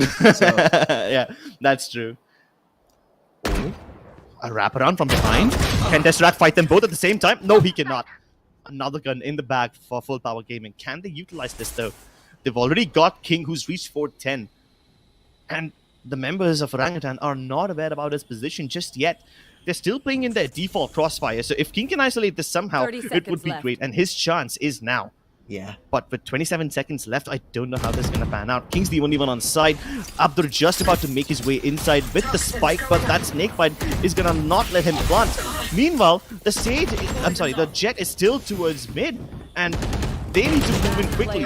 The backstab needs to come through right now, but it's just not possible. Musab can't make it to the side in time, and his teammates die much before he's relevant in the fight. Yeah. Orangutan at map point. Match point. Musab could have been a game changer over there to prevent all the rotations coming out through mid, but his teammates were the one who were at A who had to pick up those tracks. But this play done was just brilliant. That tag team that we just spoke about in the previous one, they right now did it here, but only for one kill, and that's not enough for you to win a round, right? That's what happened here. Nonetheless, Orangutan, who were looking like they'd lost control of this map, even after picking it, finally are under control now at match point. But still, until the victory card is seen, we cannot call it a win for Orangutan as well. Night. Oh, this is a win in Musab's books. Peeking all by himself. He really wants to go for another one. You can see it in his bones. He really wants to get that mid pick once again, but his teammates are busy going towards the other parts of the map. It's still a default push from Full Power. They have 2 on B, 2 on mid now. There were 2 on B before, but at A, Musab has made contact. Shooter already going aggressively deep into enemy territory, and there's no rescuing him from this position. If he gets stuck over here, at least he takes down one more before he bites the dust. Tesseract makes good on his death, makes sure it doesn't go in vain, but can Pokemon bring it back? How does one even survive for so long and then take a player who's just jumping on towards pipe? That's shooter for you. But right now, look at this. All being used. They have tagged the player. He's marked. No sound, but Tesseract's position was good. Yes, there is a trade, but he's the last surviving player, and he's rightly walking into the hands of Persia. And this is the first map rolling for Orangutan. Crips, it was too close, but they did make it happen. They needed to. And somewhere we felt like this first map itself, if this is going to be so damn close, maybe Orangutan thought Full Power, this is not what they were bringing up. There could have been a different scenario. Maybe thought they should have been a flawless like they've expected their qualifiers to be. And this is why we said when we are heading into the group stages, you are going to be surprised. And I'm pretty sure if we have a chat with Orangutan, they'll be like, we never thought Full Power was going to be coming up this strong. Probably they might think so, but they definitely had their butts on the edge of their seat in the first half. Yes. An 8-4 lead by Full Power is not something Orangutan expected. And then, despite that, they concede only one round, continue to win all of them in a row. That is a brave, brave comeback from Orangutan Gaming. And that's amazing. Can they keep up the same momentum going into map number 2? To look forward to it. I hope so, because the first victory is there for Orangutan, but now the second map is, who's it's going to be Full Power. So I'm looking forward to it. Their map choice, if they've done something brilliant on their opponent's pick itself, it kind of feels like they're kind of ready for what can be done. But still, right, after Orangutan putting up a battle and only giving them one round on their attacking half, and now looking really, really good, and especially now they're jumping as well towards Haven after getting a victory, they kind of are looking forward to 10 and closing it out at a 2-0, right? Because who wants to push you to the decider? Anything can happen. And in the decider, it's a do or die situation. You're also under pressure. They're also under pressure. It's who performs better under pressure. And you do not want that scenario coming in until and unless it's going to be your, maybe I would say, this is your all. You have to get this to get to the phase 3 LAN, or maybe you're in the grand finals, and then it's like the opponent team is also putting up a very good battle, and then you head over to decider. So nobody wants to head over to decider until and unless they kind of lose the other maps. Yeah, exactly. There's a lot at stake over here. You lose this game, you're already going to be facing at a disadvantage. And I mean, all the teams face each other at some point or the other in this group. So you don't want to lose your opening game, especially against a team that's been formed very recently. You go up against any other team in your group, they've been practicing together for a bunch of months. So their coordination is obviously going to be much stronger. So I guess when it comes to Orangutan versus Full Power, this is the most realistic chance that Full Power have of getting a win in this series. Yeah, let's wait and watch. But this is the highlights we are taking. I mean, the way it all started off, it looked like it was Full Power's game. They were ready, and but this shot, it was unbelievable. The way Musab took it, and there was a blade that did want to take him down, but it was not enough, and they won that round. After that, they were just looking brilliant. There was another round that was given up where Orangutan did take it, but when Orangutan switched sides, right, when they came into the defensive half, they just built the similar fortress that you saw which FPX was working on. Full Power, the same fortress was just turned around in their side. But again, I agree with you. I second you on this, that because they missed out on either a flashing initiator or a sentinel such as the Sage, where they could have had the opportunity of getting that plan down, they were losing rounds. Exactly. And this is kind of funny because the whole point of a Sage on the attacking side is to block off certain avenues so that you can go for the spike plant without a bunch of shock darts or a bunch of snake bites being thrown at you or people rushing you the moment you try to tap that plant. Which is funny because I thought that would help, Orangutan win a lot more rounds on the attacking side, but instead, those started to pop off while he was on the defensive side, Not even the side where he's more favorable to win. But when he's got raw aim like that, there's nothing that can stop that. I mean, we've talked about Ghost, right? Now he's right now acting as a team man, and his aim never was in question. It's always about which role he was about to play for the team, and he played it out brilliantly. And this opportunity that he got, he capitalized. I mean, yes, he did with his shots, but it was Shaka who kind of freaked out over there when his teammate did not check that, and especially him taking a zipline. It does happen, right? He was casually taking that zipline like it was a fun, adventurous activity over there. I was walking into the site. Yeah. I mean, in the first half, I pointed out how the members of Full Power Gaming are rotating pretty well. They are rotating on time, providing each other backup. But then Orangutan Gaming, they were just so much better, so quick. It's almost like you're fighting against a boa constrictor, a snake who basically wraps around all of you and then squeezes the life out of you as he entrenches you further and further. Yeah. That's exactly what Orangutan Gaming were doing. Every time FPG tried to go for somewhere along the lines of a tube push or a mid push, you have people coming in from greens as well as oranges, and you have people from A main moving outside of boilers to circle them over there, turning it into a death trap, a shooting gallery which Full Power cannot get out of. And every time Full Power tried to go towards the B side, Orangutan were like, yeah, let's take it slow. Let's take a chill pill. let them come towards the side. We won't fight them at the greens region unless we have an op or unless we have a character who can get out of trouble. Like maybe Shooter over here, or maybe like Chamber, something like that. So Shooter was the one taking all the risk. Meanwhile, if you look at all his other teammates, they were never playing aggressively. They were always holding the passive angles, sometimes even holding one and done angles, like we just saw Tesseract do.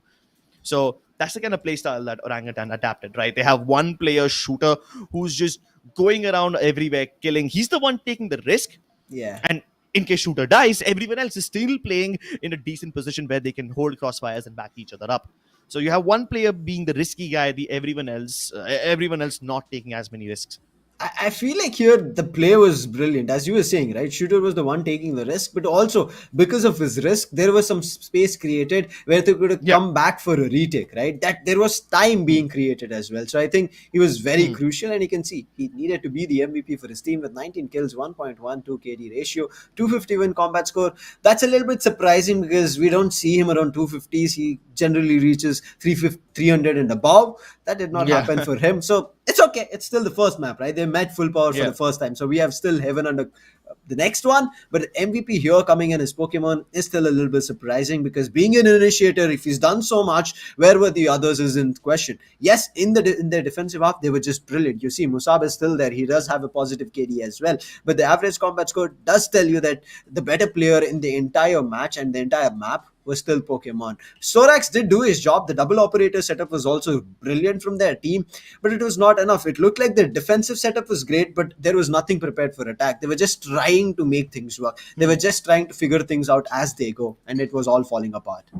Yeah, it was pretty much falling apart, and it was palpable, the miscoms and the chaos in the side of Full Power Gaming. Let's take, for example, the fourth round of the second half.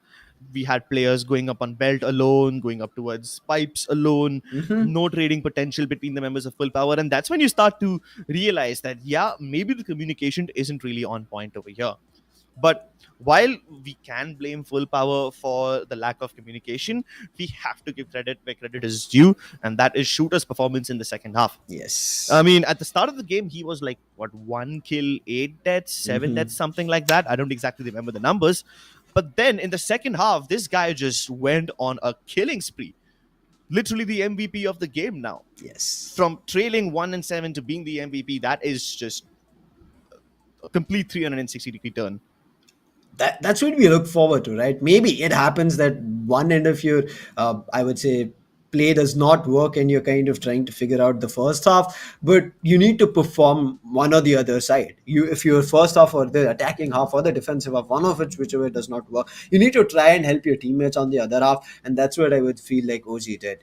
They just first half was them trying to gauge what Full Power were, and once they had understood how they could have been played around with, they played around. And you were right, as we were discussing as well, that there was no trading potential that we were seeing from Full Power, but it's not their fault that there was no trading potential. It was always Orangutan trying to create those attraction towards the many opponents in one particular site itself. If you go to A, there are at least two players. One would be Ghost, another would be Vibor, and another one, you know him. He's already the MVP Shooter. If you go to B again, you will again still find Vibor because he was somewhere around playing at mid most of the times, trying to run on here and there. And then you saw always Persia holding down and Tesseract coming into picture. So they were able to always close out, and not that they were taking fights immediately. They were able to isolate fights and get it to a 1v1 situation. I would just, that's where the opponent Full Power were not thinking through that maybe, okay, wait, they'll be ready for a 1v1. Let's surprise them, but they were the ones getting surprised in those aim duels. Yeah, exactly. I agree with everything that you just said, except that last part about the 1v1s. I think that is one place where OG didn't do much to isolate the 1v1s, but it was mostly Full Power Gaming making those miscommunication mistakes. But yeah, everywhere else, I agree. Orangutan Gaming, they were just on point with their rotations. They were on point, especially with Vibor and Persia. The coordination between these two players has been spot on. That was just brilliant. I mean, this was a spectacular map to start off on, and it's very crucial, and it does tell you, right? The first point here in the group stages of the Skyesports Champions Series, you cannot take it to be lenient. You need to get that first point because you cannot predict what up in the upcoming matches you have in your group itself. You might have the next 4 matches as well, but which you have to play. But if you are not there in the top three, you're going to be bidding us goodbye, and nobody wants to miss the opportunity to head over to phase three. Not just because you'll be getting one step closer to this stage two of APAC Challengers, but it's also about the land, right, where you can get a Hmm. chance to play and experience it, and also make sure that you're ready for LAN as well. Because when we are talking about the APAC challenges and then VCT stage 2 itself, it's about you going, representing, and winning at LAN, and that's where the global stage is at. Exactly. The global stage. That's what we are fighting for over here. Spot in the VCT APAC Championship. That is too far away. There's Yeah. a long way that you have to go through in order to get there. And you need to go one step at a time, at least Full Power does. After losing the first game, we are now heading into Haven, a map that has been chosen by Full Power. So maybe they will be better prepared for this one. I mean, they were seemingly prepared in the first half. It was going well for them. But then in the second half, things just turned around. And I hope something nasty like that doesn't happen in Haven. I hope so. I mean, Haven right now, it will not be a difficult place to start off for Full Power because we always talk about it, right? Everybody knows there's 3 sides and it's an attacker favored map. OG are the ones who are going to be starting on defense. So for them, it's going to be a little bit difficult, but we want to see the attacking half being and playing out better for Full Power. If they make more mistakes here, I would say even if the attacking half does not work, OG will start grabbing rounds, and then OG will not stop on their own attacking half. They'll not even give you a chance to breathe over there. But I want to talk about Pokemon here bringing Fade out.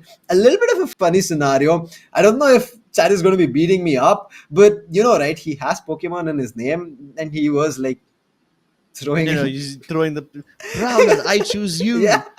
I was like, it's kind of fell in place over there for Pokemon his name, and then picking up Fade as an agent, and you could see faces coming out. So kind of, I thought something to mention about to lighten the mood over here, especially for Full Power, right? They never thought that this would have been a one-sided as soon as the side switched up. Even we did not thought. We thought it would have gone closer. Winning only one round was surprising for Full Power, but still, it's not their map, right? So when they came into defense, there was a complete fortress and a strategy ready from Orangutan, and they won it very perfectly.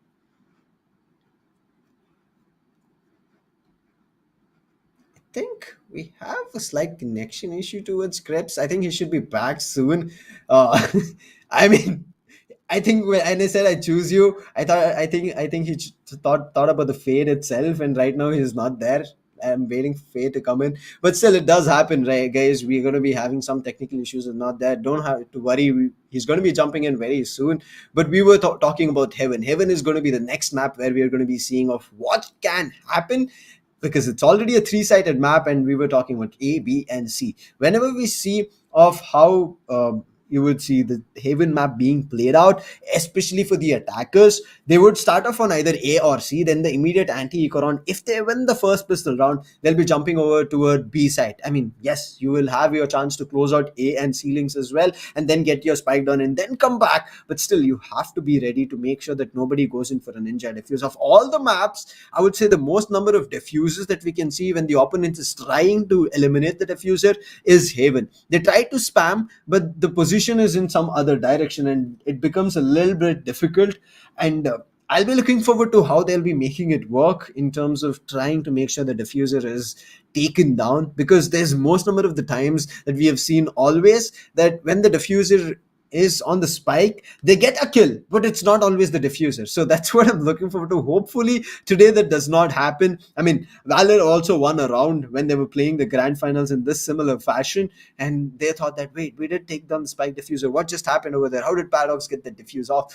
And that tells you, right? You just have a chance where you can do and make that work, and you have to just wait for the timing. You just need your teammates to cover, and I think the cover was just brilliant from his team. And so I'll be looking forward to hear as well. But Musab, what a show he put up with that jet. It was exceptional. The defensive half was just brilliant. If this was a scoreline anywhere close to 10-2 or 9-3, it could have been better. The pistol round immediately taken, I would say, from Orangutan, but immediately the counter round the anti-eco round that we do keep talking about, where the Spectre buy was there, especially a Vandal buy as well. If it wasn't for Persia, I think it would have been very difficult for Persia to kind of his entire team to come back. We could have seen a scoreline of 10-2 or 9-3 as well on Icebox, but Icebox is done. I think just like that, we would also have Cribs here back with us soon. Whew. Yep, I am. I I am. I chose am. you, Cribs. I did not. Thank you so it much. chose Fade over there, but I didn't know where you went. I was hoping the Yeah. Prowler would come in your place, but nonetheless, we are jumping Uh, right into heaven, and the agent selection is in front of a screen. yeah.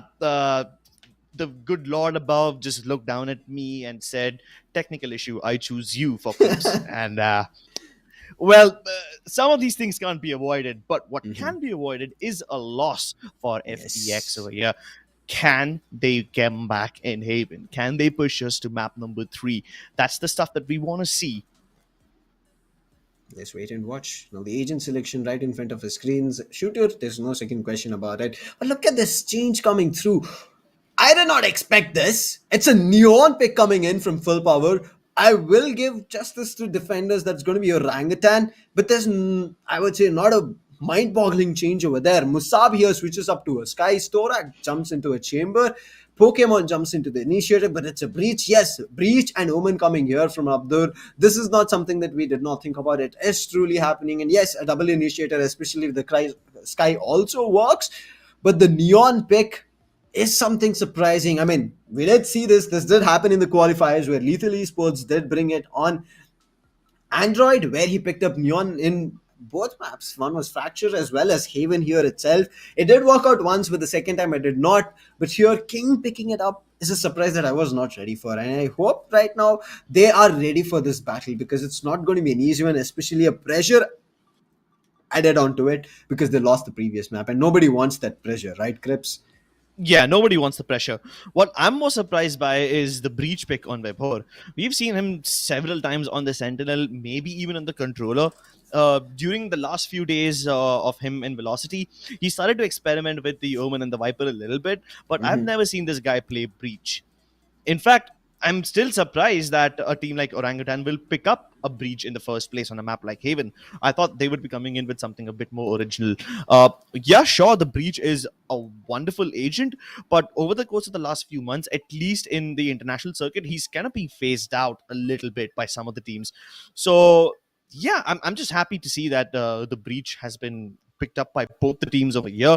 So there's going to be a little bit of utility play involved, especially with baiting out the breach utility being one of the primary objectives of any team that's on the attacking side. Let's see. I mean, breach, as you said, this is very surprising of how these picks are coming into play. But now with Vibor always changing up of what he plays, it's always a question mark for the opponent, right? They are the ones who have to adapt to him, and especially we were just giving a complete gist of it, and especially you were giving a complete idea about what Vibor has a chance to do. He plays the Sentinel, he plays a controller, but he's never a passive one. He's always an aggressive player over there, Yeah. goes in for the picks. Now with Breach, he has a Yeah, makes self-sufficient flash. Exactly, and it's not just self-sufficient. It can, set up his entire team for success. Yes. Shooter, obviously, when he has a member like Vibhor on his back, setting him up for those wonderful flashes, the classic flash and dash combination, even though it's the oldest trick in the book, it can still be damn effective and lethal. And when you have members like Ghost who take teleporting a little bit more liberally, he can go for those aggressive outplays. I mean, most of the times when we have seen Omen players, we see them place their smokes pretty standard way, but they never really take those risks with the teleports. The only person who I have seen take a lot of risks with the teleports is probably someone like Skills when he was still playing Omen for Global Esports, or maybe someone like Paradox when he was inside True Rippers. That's the only time I've seen someone become super, super aggressive with the TPs. Other than that, I haven't really seen anyone push Omen to its absolute limits. But given the playstyle of Ghost, given how much he likes to just get in his opponent's heads and into their faces, I think he can push this character to the very limits. Ghost is going to be doing. I mean, he's been jumping around the map on Ascent a lot more. He has been able to kind of extend and do a lot in terms of the damage, even though if the start is not that great. But I want to look at what he does here on Heaven. It is a lineup that we have seen coming in from Orangutan. They're going to be trying to make it work again, but still, I'm unable to still wrap around my head here, Cribs, on that Neon. How are Full Power going to be making sure that Neon pick falls in line, especially with Musab, who's going to be jumping a little bit slower to play a Sky Initiator over there to set up King right now? I mean, the one time I've seen Neon on Haven was when I was watching the recent VCT Masters. Uh, it was Paper Rex in the semifinals, and they had Jing on the Neon, and Yes. oh my god, that guy was nutty, dude. It's not even fair how he can just use the fast lane and get all the way deep into the side, and his teammates are not anywhere close to him. Yep, he's Yeah. gonna go towards the back of C side. His teammates will still be on C long. They haven't made the cross, but this guy, he's just vibing there. He's shooting everyone who's trying to rotate in via the CT entrance, shooting down anyone who's trying to come in from garage. And his teammates are like, yeah, you know what? Why do we even need to plant the spike? Why don't you just go ahead and kill everyone? That's when I've seen Neon being pushed to its absolute limits. Can King become Jing over here? Can he channel his inner Paper X warrior? Let's see. I mean, if he does better right now, he's going to be setting a stone for himself, a milestone where everybody will be looking up to him. Let's hope that happens here, because Heaven does allow you to run around the map completely. It does give you that advantage. But look at this. Recon does set up Shooter for success, but King, he's walking up slowly. He's not making any sound. But look at this. The push Shooter is immediately able to tap and run away. Oh my goodness. That's a disgusting way to start this game. And when I say disgusting, I mean absolutely beautiful. Please mind my adjectives. Storax, though, trying to look for a pick towards B. If not look for a pick, he's just trying to cut off the rotations. And that's going to be the name of the game for Full Power over here. Even if they're going towards B or C, they will always have one or the other player standing there on mid, just hoping to cut off the rotations of Orangutan Gaming. But so far, Orangutan don't need to rotate. They have all the information they need. They've deterred the initial ace assault, and in case Full Power were trying to go for that area once again, they've got the breach fault line combination along with the double peak. Full Power now hoping to make something out of garage. But again, the rotations are here. The paranoia sends them back yet again. Almost every place that Full Power go to, they are ready to intercept. The only exception being King, already inside the ace side. Now, this could be the opportunity that Full Power have been looking for, but can they capitalize on it? There's no smokes available, and Deserac has a clear line of sight onto everybody. Oh my goodness, this guy's just so good. Oh. And now he can shock at the person who's trying to go for the plant. This is a disaster. Musab is lucky that he doesn't have another shock dart, but that doesn't stop Tesseract. My goodness. It's almost like he's channeling the power of the Infinity Stones into these guys. This is what I said. Tesseract is one such player, irrespective of how the game is kind of tending to favor, he's immediately able to bring it back. He just took up that opportunity that there was no chance of them covering up Haven, and from there he just started popping those heads off. He did not even give them a chance to try and make it work. I mean, look at the spike planter should have simply planted the spike once that Recon was pinging his position. I mean, it should have been King who should have taken down the Recon, but he did not. He took down, and then the shock dart came onto him, and he was already done for. Otherwise, the spike could have been planted. They could have gotten some extra creds, but look at this, up close and personal, and King gets it. That's why we say it's just about timing, that you need to get these utilities under control, and he makes it work. That's going to be one player down. They have another chance, and Musab takes the second, but Vibor is trying to control those numbers, trying to make sure it does not keep falling even further. Fast lane committed once again, and this time it helps the members of Full Power to cross back into a shot and keep the numbers advantage for themselves. They might even have managed to recover a couple of weapons out of this one, so things are looking up. But can Orangutan turn this round again? Persia with the timing. Oh, that could have been disastrous. The fact that he reloads his Vandal has given away the location of at least one player, but now they know where Ghost is as well. That's two players of Orangutan accounted for. Where is the third one? He's already on the backstab, but are Full Power aware about this? If somehow Ghost can hold them back for just a little bit, Vibor would have been in prime position to get a couple of kills. Persia just needs to stay alive. His teammate Breach is in the best possible position ever, and he just needs to be a little more patient. But no, Vibor missed the chance. Now both of them need to coordinate together. Yeah, and they're doing it. Full Power, you can see they've tagged together. and they're not making like getting back. They've understood that this should be a backstab, but unfortunately, Storax comes to check and just pays. He's just fallen down, and this defuse is being stuck. There's no chance right now for Abdur to clutch this round. Oh, the paranoia is brilliant. I was just saying there's no chance, but he tries to make it happen. There's a half defuse. He needs to take down Vibor, but the better weaponry make sure Vibor stands.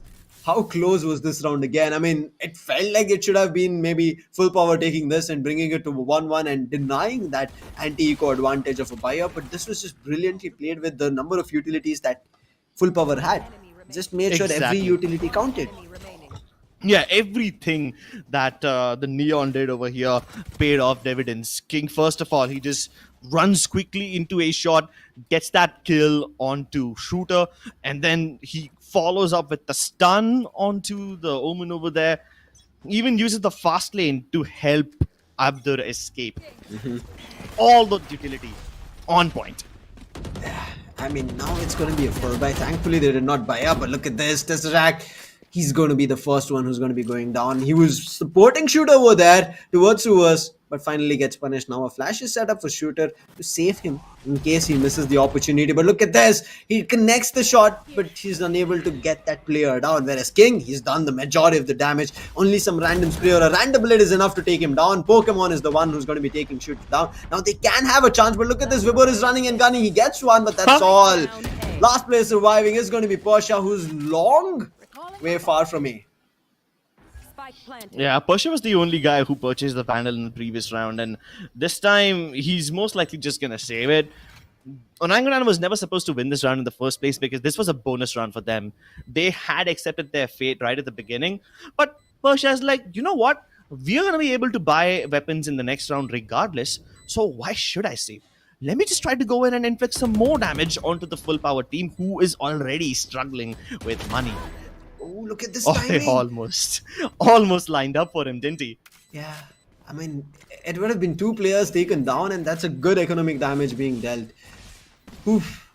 King, that was kind of a bait and switch coming through. If it would have worked in the other player's favor, they would be happy that they took down Persha. Right now, Storax will be like, I went to save you, my man, and you just were the reason to my downfall. I hope you buy me a weapon in the next round. Maybe buy him a weapon in the next round. Maybe buy him some food later as a method of apologizing. Yeah. Let's hope. Can't buy wins though. Let's see what Full Power Gaming do in this round, because so far in the 3 rounds that we have seen from them, they oscillate quite a lot in between Garage and A. If they try to go for the A side right at the beginning and it works, they continue. If it doesn't, they're going to go back towards Garage. And that's a pattern that we have seen from not just Full Power, but from every single Pakistani team in the past, be it Team Exploit, Team Salt. All of them have done this in the past. They oscillate quite a lot, at least on Haven. So if Orangutan can somehow stop this, it will be brilliant. And how are they planning to stop this? By pushing all the way into this window. They've even spotted the spike. Yes. That's the thing that they have to lean onto. And look at this, Pokemon. While his teammate was checking A main, he was looking in the wrong direction. But King, he's ready for a battle right now. But unfortunate, it's going to be Musab who falls. Even though there's a relay ball, it does not matter. Shaka and Storax are trying to bring things under control. But look at the push. It's already there from all the directions. C-Long has been pushed. A-Long also gets pushed. But finally, Tesseract, he does get one. So right now numbers have been equalized. Vibor is reading this right, that they're pushing to A. This is what we always keep talking about, right? It's about the timing. Now so many players pushing out from A, they did not think another player would be. The third player won't come through, and a Thrifty being pulled. It was only one weapon that Orangutan had was on Persha. And once they got the spike, they knew everybody or somebody has to come closer to the spike to pick it up and then make their way to side. And that's what they capitalized on. Started picking players from there. Yeah, and this works out so beautiful over Orangutan, doesn't it? I mean, consider the stakes that they had. They had absolutely no reason to even worry about winning the round. They did not have the weapons. The previous round was a bonus. They could have bought, but they decided to go for an eco regardless, and they continued to push. And when you have less weaponry, pushing into window, it's a pretty low stakes environment. So even if you die, it's fine. This time, though, every single person that dies is going to be regretting this because this is the first full buy round of the game, and both the teams want to win this one to get the momentum for themselves. And Shooter is the one who's bought up for his team. But look at this again. He's going in, peeking through the lane. And he's again, somebody else is falling. King has already made his way into side, but his position is known. Shooter with the 3K. He's not stopping, but the player Pokemon hit pushed up, and it was a surprise over there. Hell gets cleared and they get the control of A side, getting the spike immediately down. But look at this, the lockdown is there. They have to push back. They have no control of side. But where is Shaka deciding to go? That's the question. Oh, I thought he would have gone to the defender spawn, but he did not. But look at this, Pokemon's position is obviously known. But there's a counter. That's the ultimate. Rolling Thunder comes in. Pokemon don't push it. Porsche was waiting, even though he was concussed and dazed. He was waiting. But look at this, Shaka spams. But Ghost is there for the trade. This is what we say. You just need to wait it out. I'm not even too sure why the push was there, and they paid. They lost the round. They lost their full buy. Yeah, I mean, the Rolling Thunder was brilliant. It stopped the members of Orangutan from shooting back. So they were like, yeah, we can't fight. Might as well force them to come through. So they placed down that smoke as cover for the diffuser, and that is what makes all the difference in the world. But more than that, the fact that this guy, Shooter, can peek through so many obstacles and still get away unscratched is just beyond me. Of course, the fact that they have nerfed the neon fast lane, you don't take damage when you push through it, kind of encourages Shooter to go through it. But Yes. it's still such a risky proposition. I mean, Crips, if that scoped weapon did not have those, I would say, blind spots, he would have picked up the fourth as well. He would have taken Pokemon easily down. He's known not only for his upfront aim duel, but also for his flicks, and he would have easily dealt it. I mean, he's done worse things in the previous game. We've seen him pull off the nuttiest no scopes. So yeah, maybe a concentrated frag in between the fast lane isn't the best thing that we have seen him do. He's pulled off a lot more than that. But once again, Orangutan taking the initiative to play aggressively when needed and falling back when they think the time is right. That sense of timing can only come with experience. I mean, in the previous round as well, you saw how they decided to go out of garage when they thought the coast was clear. And the moment they started to see full power filtering into the A side, the rotations were already on the way. It almost always feels like full power is walking into a stacked site. Yes, I agree with you. Look at this again. They're battling it out window when they know Shooter is ready with his operator. Pokemon does find one, but Shooter is again stationed himself up, and there's no chance that fault line falls. And Shooter, the way he's playing around, again quickly gets a 3K. Look at this. Yes, the spike has taken. Now they're heading over to see who they get the side under control. There was only one player here, but look at the numbers. It's just better. And look at the weapon has been recovered. Shaka, he'll be happy that he got the weapon, but look at the Storax with the Guardian. Do you think this round is still doable? Doable? Yes. Doable in a big margin? Not so much. Oh my god, I take my words back. It is possible.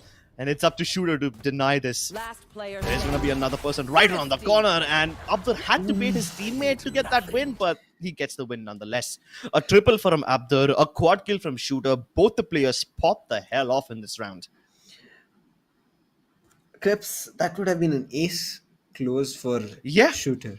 Yeah, Okay. would have been an ace. If that would have happened, I don't know what the next upcoming rounds would have brought. He would have been like an unfathomable force to deal with. Shooter would have just run around like heaven was his playground. There would have been nothing from full power. That's what Shooter needs. He just needs that confidence instilled in himself when he starts taking those frags. And look at that. Even though he was not able to buy up an operator, he forces himself to make sure he gets a weapon that is going to be where he can spray. Generally, he does not go in for his spray. He goes in for those one taps, even with the Vandal. So let's just wait and watch. Right now, the first point of contact is not going to be Shooter, but Tesseract. Tesseract is still pushing up. Ooh, he was so close to spot out a player, but that aftershock pushes him back. Look at the rotations from Orangutan already.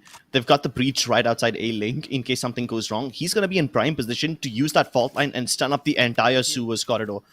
And they've almost left B entirely. They've got just their Omen who's guarding both garage and B at the same time. I mean, in case something happens in garage, there is a turret, and King is heading right towards it. Like we said, they keep oscillating. If A doesn't work, they start going towards garage, and Orangutan is well aware about this pattern. But still, the members of Orangutan are stationed better to defend the A side. Can they pull the rotations back towards C? Yes, they have. Shooter is on his way towards the C side. But the moment I say that, he's like, nah, this is the fake. I'm going to go back towards the A side. And that is true. Full Power were using Garage 30 only seconds as a left. fake. I've got your trail. I think it's always us casters here, like kind of making the opposites happen, right? This fake was not brilliantly, right? But look at this. There was a brilliant use of ultimates coming through. Tesseract with his Hunter's Fury not only spots, tags one, but then immediately goes after shock. Rare are those kills, but still he does fine. And now the numbers are in favor. But look at this, Thorax becomes the last player surviving. Unfortunate. And this is why we say, if you stand together as a team, you're able to pull up many rounds, and that's what has done. Orangutan with their 5th here, whereas Full Power still stuck at 2. This is a massive red flag for the side of Full Power. Orangutan are reading them like an open book. The two patterns that the two patterns that Full Power have are well known to Orangutan right now. And you can see that the movement of Shooter was purely in tandem with his teammates' callouts. The turret starts pinging towards Garage. Shooter's the first person to rotate away from A. But he hasn't even reached the Garage area. He's still at defender spawn, and he's like, nope, I'm going back towards A. That Garage was just a ruse. We know what's happening for sure. This is the first time that Orangutan are trying for a C-long first approach. Yeah. Every time they've gone towards C-long, it has always been after they make contact towards A sewers or after they make contact towards B. Let's see if Orangutan call this as a fake or if they actually call the bluff. Shooter unfazed, still standing on top of that box.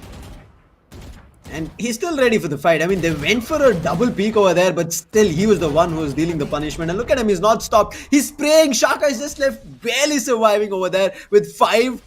And I don't think he's going to be alive. Ooh, Shorted steps back, tries to run out, but Persia is already pushed up, so there's no way he can run now. He's already caught in a spiral of another round that they're going to be losing out of their hands. A brilliant fault line to finish off the round. The 6th under the control.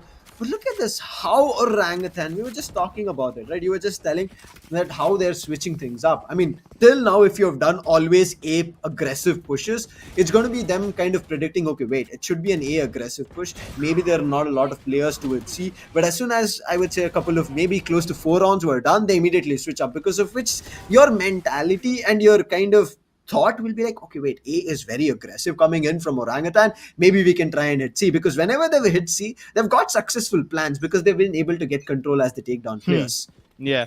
Yeah, they've been able to get the plant on the C side at the very least. Unlike A, where they can barely make it into the site without getting shot down. So maybe C could continue working for them, but this time they have a different plan in mind.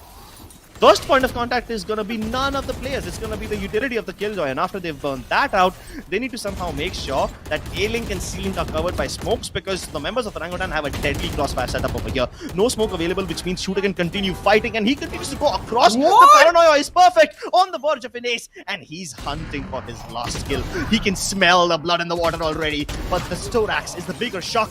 Only good for 2 kills. Can't deny the diffuse. And Orangutan win yet another round. Everything that Full Power have thrown at them so far has been effectively turned to dust, reduced to ashes. Should I feel you? I mean, it's the case and point for all the Jets over everywhere, not just like it's the SA region or it's like limited to APAC or something. It's all over the globe, right? That Jets don't tend to get their aces. They always end up getting 3Ks and 4Ks. If they get the ace, then there's no stopping them. That's how they go. Jet is all about how the confidence is being built. But Shooter is, there's no that, I would say, if ace does come in his play, he would have done a lot. But look at this. He barely managed to survive. Tesseract does get one and then tries to back off, but he did not have a tailwind to run away. Tesseract, he'll be not happy, but still, it's a 4v4 situation, though. They can still manage. Yeah, they can manage. However, every time you're in a 4v4 situation, the numbers favor the attackers more, because they can still group up and hit a site with brute force. But the members of Orangutan, they have to now spread their forces thin. There's only one turret in Garage, one player in C, one player in B. So, it's not possible for that one person to hold on to the side all by themselves. The best case scenario for them would be they manage to somehow fall back and regroup with their team to play for a retake. But that too is a best case scenario. For the most part, you won't be able to do that as well. Full Power are trying something new. They've left their fellow chamber inside of garage, and now they're going back towards the A side. So now I believe the responsibility of that chamber would be to destroy any rotators. And Persia, No. he doesn't fall into the trap. That's going to hurt. And look at this. Now this is just them one after another falling down. Look at them. They're missing their shots. They're missing their fights. A flash comes through both the ways. Pokemon is better standing. But does not matter the numbers. But yes, the health is not that great. Pokemon, if he takes down Ghost, then he can have a chance in the fight. Ghost does not give them the opportunity at all. And that's another one. 8-2 is the scoreline. 2 rounds is all. Right now, Full Power have gotten on the attacking half. Again, it's attacking half, and 2 rounds is not at all justified on Haven. And this is just Orangutan. Once they've understood their opponent, they're just taking them down one after another, not even giving them a chance to breathe. That lurk, as you said, was very crucial. Putting a player, Storax over there, if he would have taken on Persia, things would have completely changed. The rotation would have come through, and it did not happen. And now we are running into the next round. Operator back on Shooter, but this time he can be taken down. The relay ball was good. But can they find him? He has a shorty station right at the opening. This is such a cheeky weapon. They've seen him with the operator. They'll Yeah. expect him to be somewhere back on the C no, side, it is- holding the longer angle. But no, there's 2 people around this corner. And in case Ghost dies, there's still the shorty. Tesseract uses that opportunity to gather control of A long, where he gets only 1 kill, but he spotted everyone else. So the jig is up. Full Power. All the positions of the players are known now. I mean, thankfully that nobody was at A. They're going to be getting control of it, mostly getting the spike also. But again, Persia with his lockdown. And then Vibor comes up close. He's going to be using his Rolling Thunder. I think it's going to be coming in from Heaven itself. It's all about as soon as the lockdown is done, the Rolling Thunder will come through. But brilliant use of the Aftershock to deny that ultimate. You kind of got yourself some time and also to get a better post plan. But look at this. This was a counter Rolling Thunder. So Breach was his Breach as well. But they haven't positioned. It was never taken under control. Wibo gets 2. As he drops down, he takes 1 as well. Right now, look at the diffuse. That's all. The round is done. Done and dusted. Even Persia was able to come through A long without any problems whatsoever. Since the chamber has died, there's no reason to worry about the traps. And if the Rolling Thunder isn't enough, then that flank from Persia would have taken care of everyone regardless. Another round gone. But this is going to be a full buy here coming in. So if they do win this, then it's going to be a 9-3 scoreline. The cursed one, which always does not tend to work. It has its own mindset as well in the recent times. So we're going to be waiting and watching if it is ever going to be working. Oof. Let's hope this full buy works out, but the double operator, which was being done from Full Power in Icebox, now is continuously being done from Orangutan. Orangutan are just trying to push them out of the board as soon as possible. They were not happy about what happened on Icebox, and they're just driving them out here on Haven. Oh, speaking about driving out, Vibor looking to perform a drive-by onto the fellow chamber over there. Extending all the way down towards grass without any smoke on the mid-window, without any backup from garage. There was only 1 person covering him from B, and that was Shooter. Again, not in the best position. So it was a bit of a risk, but hey, the moment he realizes it's not going to pay off, he backs off. This is Orangutan now starting to play aggressively. We have never seen them push up anywhere in the start of the round. We have only seen them push up towards maybe the A-long corridor after 30 or 40 seconds have passed. Yeah. The only time when they actually took aggression as the very first point of contact, that was towards the window region in the second round. And that too was on an eco, so it doesn't really matter all that much. Now with Orangutan keeping the pressure up, Full Power are still playing very passively. They're still looking for a pick. 30 seconds left on the clock, and they have no map control to show for it. The only person who can justify his position is Storax being in garage. And even then, he hasn't gathered any information with his aggressive positioning. Wait, there was From the Shadows being used just to get at C-Long Cubby. What was that use? I don't even know. Ghost gets a player out. Pokemon is able to trade, but still it does not matter because the clock is running out. They have to concentrate on getting the spike down. But look at this. Persia is there to take them down. They have no time right now. And also the spike is under the control of the defenders, where the 9-3 scoreline could have come through. It has been closed at 10-2. The 9-3 would have been enough here, Cribs, to kind of at least get some kind of random confidence out of thin air to get that curse online. But now with a 10-2, especially on the defensive side, it's going to be too tough. I didn't know people still believed in the 9-3 curse. It fairly tends to act on its own. It has a mind of its own, just like the Raze's Boombot. Oh yeah, that's true. That's Player true. standing. I mean, that's the whole point about superstition, right? You believe in a higher power, and right now, the only higher power I believe in is shooter supremacy. The man has been so offensive side. I guess while I can say that Orangutan wasn't playing super aggressively, shooter definitely was. He was changing up positions every now Yeah. and then. Sometimes opting towards A long, sometimes opting inside garage on the top of sis. He was all over the place. And even right now, he's the first man to get first blood. Shooter does go down in courtesy of Storax, but he's done his job. I mean, after seeing how things are just full power's end, trying to bring it back and forth, but still they're unable to do it because their starting half has not been good. I mean, pistol round, if it works, it's just brilliant. But look at this, messing up the shots. He didn't see the player, but that's smoke, right? This is why we say in Valorant, you're doing to put down your utilities and you need to know where they are and kind of help your own teammate. But look at this again. Okay, Tesseract. Nobody saw that except for the last connection that you got on Storex. We are going to be kind of disregarding whatever we saw. But look at King. Position has been called out, but this time Tesseract does not miss. The spike is getting planted, and I don't even know why King was wrong, like moving in the wrong direction. Um, I mean, forget about King. I was more busy looking at what the members of Orangutan were doing. They just dismantled that site so effortlessly. And even if you look at the position where they planted the spike, you would notice that they closer towards the defender side entrance instead of planting it inside that radiant night box area.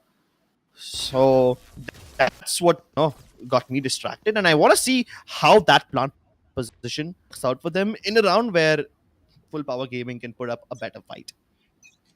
Let's hope they are going to be getting there very soon here, Crips, because they don't have a lot more rounds or they don't have a lot in terms of breathing space. There's just 2 rounds here to close off for Orangutan, and they have to make sure every upcoming round is being denied. Full power again, playing on weaker weaponry here. They're still trying to make it work, but look at the aggressive positions they're trying to hold. King runs back, is going to be tucking his tail because he knows that if he gets tagged, Shooter is going to be coming running behind him. Whether it's a tailwind, whether it's going to be a Spectre, does not matter, but Shooter is not going to give up on that tag. King finally, he's going to be repositioning himself, but look at this stronghold. Atsua's 3 players lining up. If there is one Spectre, it can kind of take those players simultaneously. Massive gamble for full power. They have nothing placed in the B side, nothing placed garage except for just one turret, which has also been destroyed. And the moment they spot that turret go out, all the members of full power are just looking to fight. Shooter comes in from long, completely bypassing the security system and dismantling it single-handedly too. He over here on his personal play toy, but Musab, can he actually make that position work? Nah, Tesseract just has the bigger gun. Musab's timing wasn't good enough. Ooh. Stylish that from Storax. Much that he can do in terms of bringing the scoreline closer. And they are sitting at not just map point now, this is point in its totality. If they win this one, they go scot ahead in this group, and that's a big lead for them. And you got to consider this as well, right? I mean, in case in the same group ends up having the same number of wins, it goes down to the number of map wins. And if there also you're tied up, it goes down to the round deficit. And if you win 2, you're going to not have to worry about that round deficit part at all. Yeah. I mean, right now, I don't think Orangutan have anything in terms of their worry situation that they will be bringing into because it's all on full powers. And we were just talking about Flipsy, right? We are looking forward to how this is going to be changing things up. But we know he's just a recent addition as a coach here. So they don't have that much time. On the other end, Orangutan have had time. But again, I mean, yes, chat, we want to know what homeostasis is. It says cool, calm, and also have fun over there, but that's not the meaning of homeostasis. On the right hand Okay. side, I saw the words "Omen like jet by end of week." I saw those words written. What? Yeah, Omen like jet end of week. And I'm like, what do you mean by that? You're gonna have the woman play aggressively like the Jet, something like that? Um, Crips, is anyone in he chat? trying to let us kind of confuse ourselves here on the desk? He's like, you guys going to get Could the be. wrong That could also be. strategies. Yeah, that could also be a possibility, right? If that is a real strategy whiteboard, you would never show it in camera. Yeah, So yeah, maybe this is a bait. Maybe this is a ruse. yeah, bait for us. Yeah. Good one, sexy over there. Good one. All right. I mean, I didn't get to take that good of a look at that whiteboard because it only Next stayed time on I'm my going to screen take a for like picture, Crips. yeah. Next time, take a picture. And if anyone watching on Router, if you guys are in the chat, go ahead, rewind it just a little bit, Yeah. screenshot that, and then put it on Twitter. Tag everyone. Tell Orangutan we have got your strategy. Tell We've broken Orangutan it we've down. got your strategies. We've broken it down. And then maybe someone from Orangutan, maybe Yash will then say, "Oh yeah, that's a fake. You guys just got baited." Debated. Ah, I love it when people on the camera bring up writables. I mean, a couple of weeks ago, I was casting another tournament. Team Snakes was playing, and at that time, the coach of Team Snakes, at that time, Abdur was playing members. He was sitting as their sixth guy, and he brings in a notebook on camera. And he covers it up, and on the notebook, there's just 5 words written. "Aaj main bhi notebook laya hu." In Hindi. And I'm like, bro, this guy, what an entertainer. uh, I mean, at the end of the day, you have to have fun, right?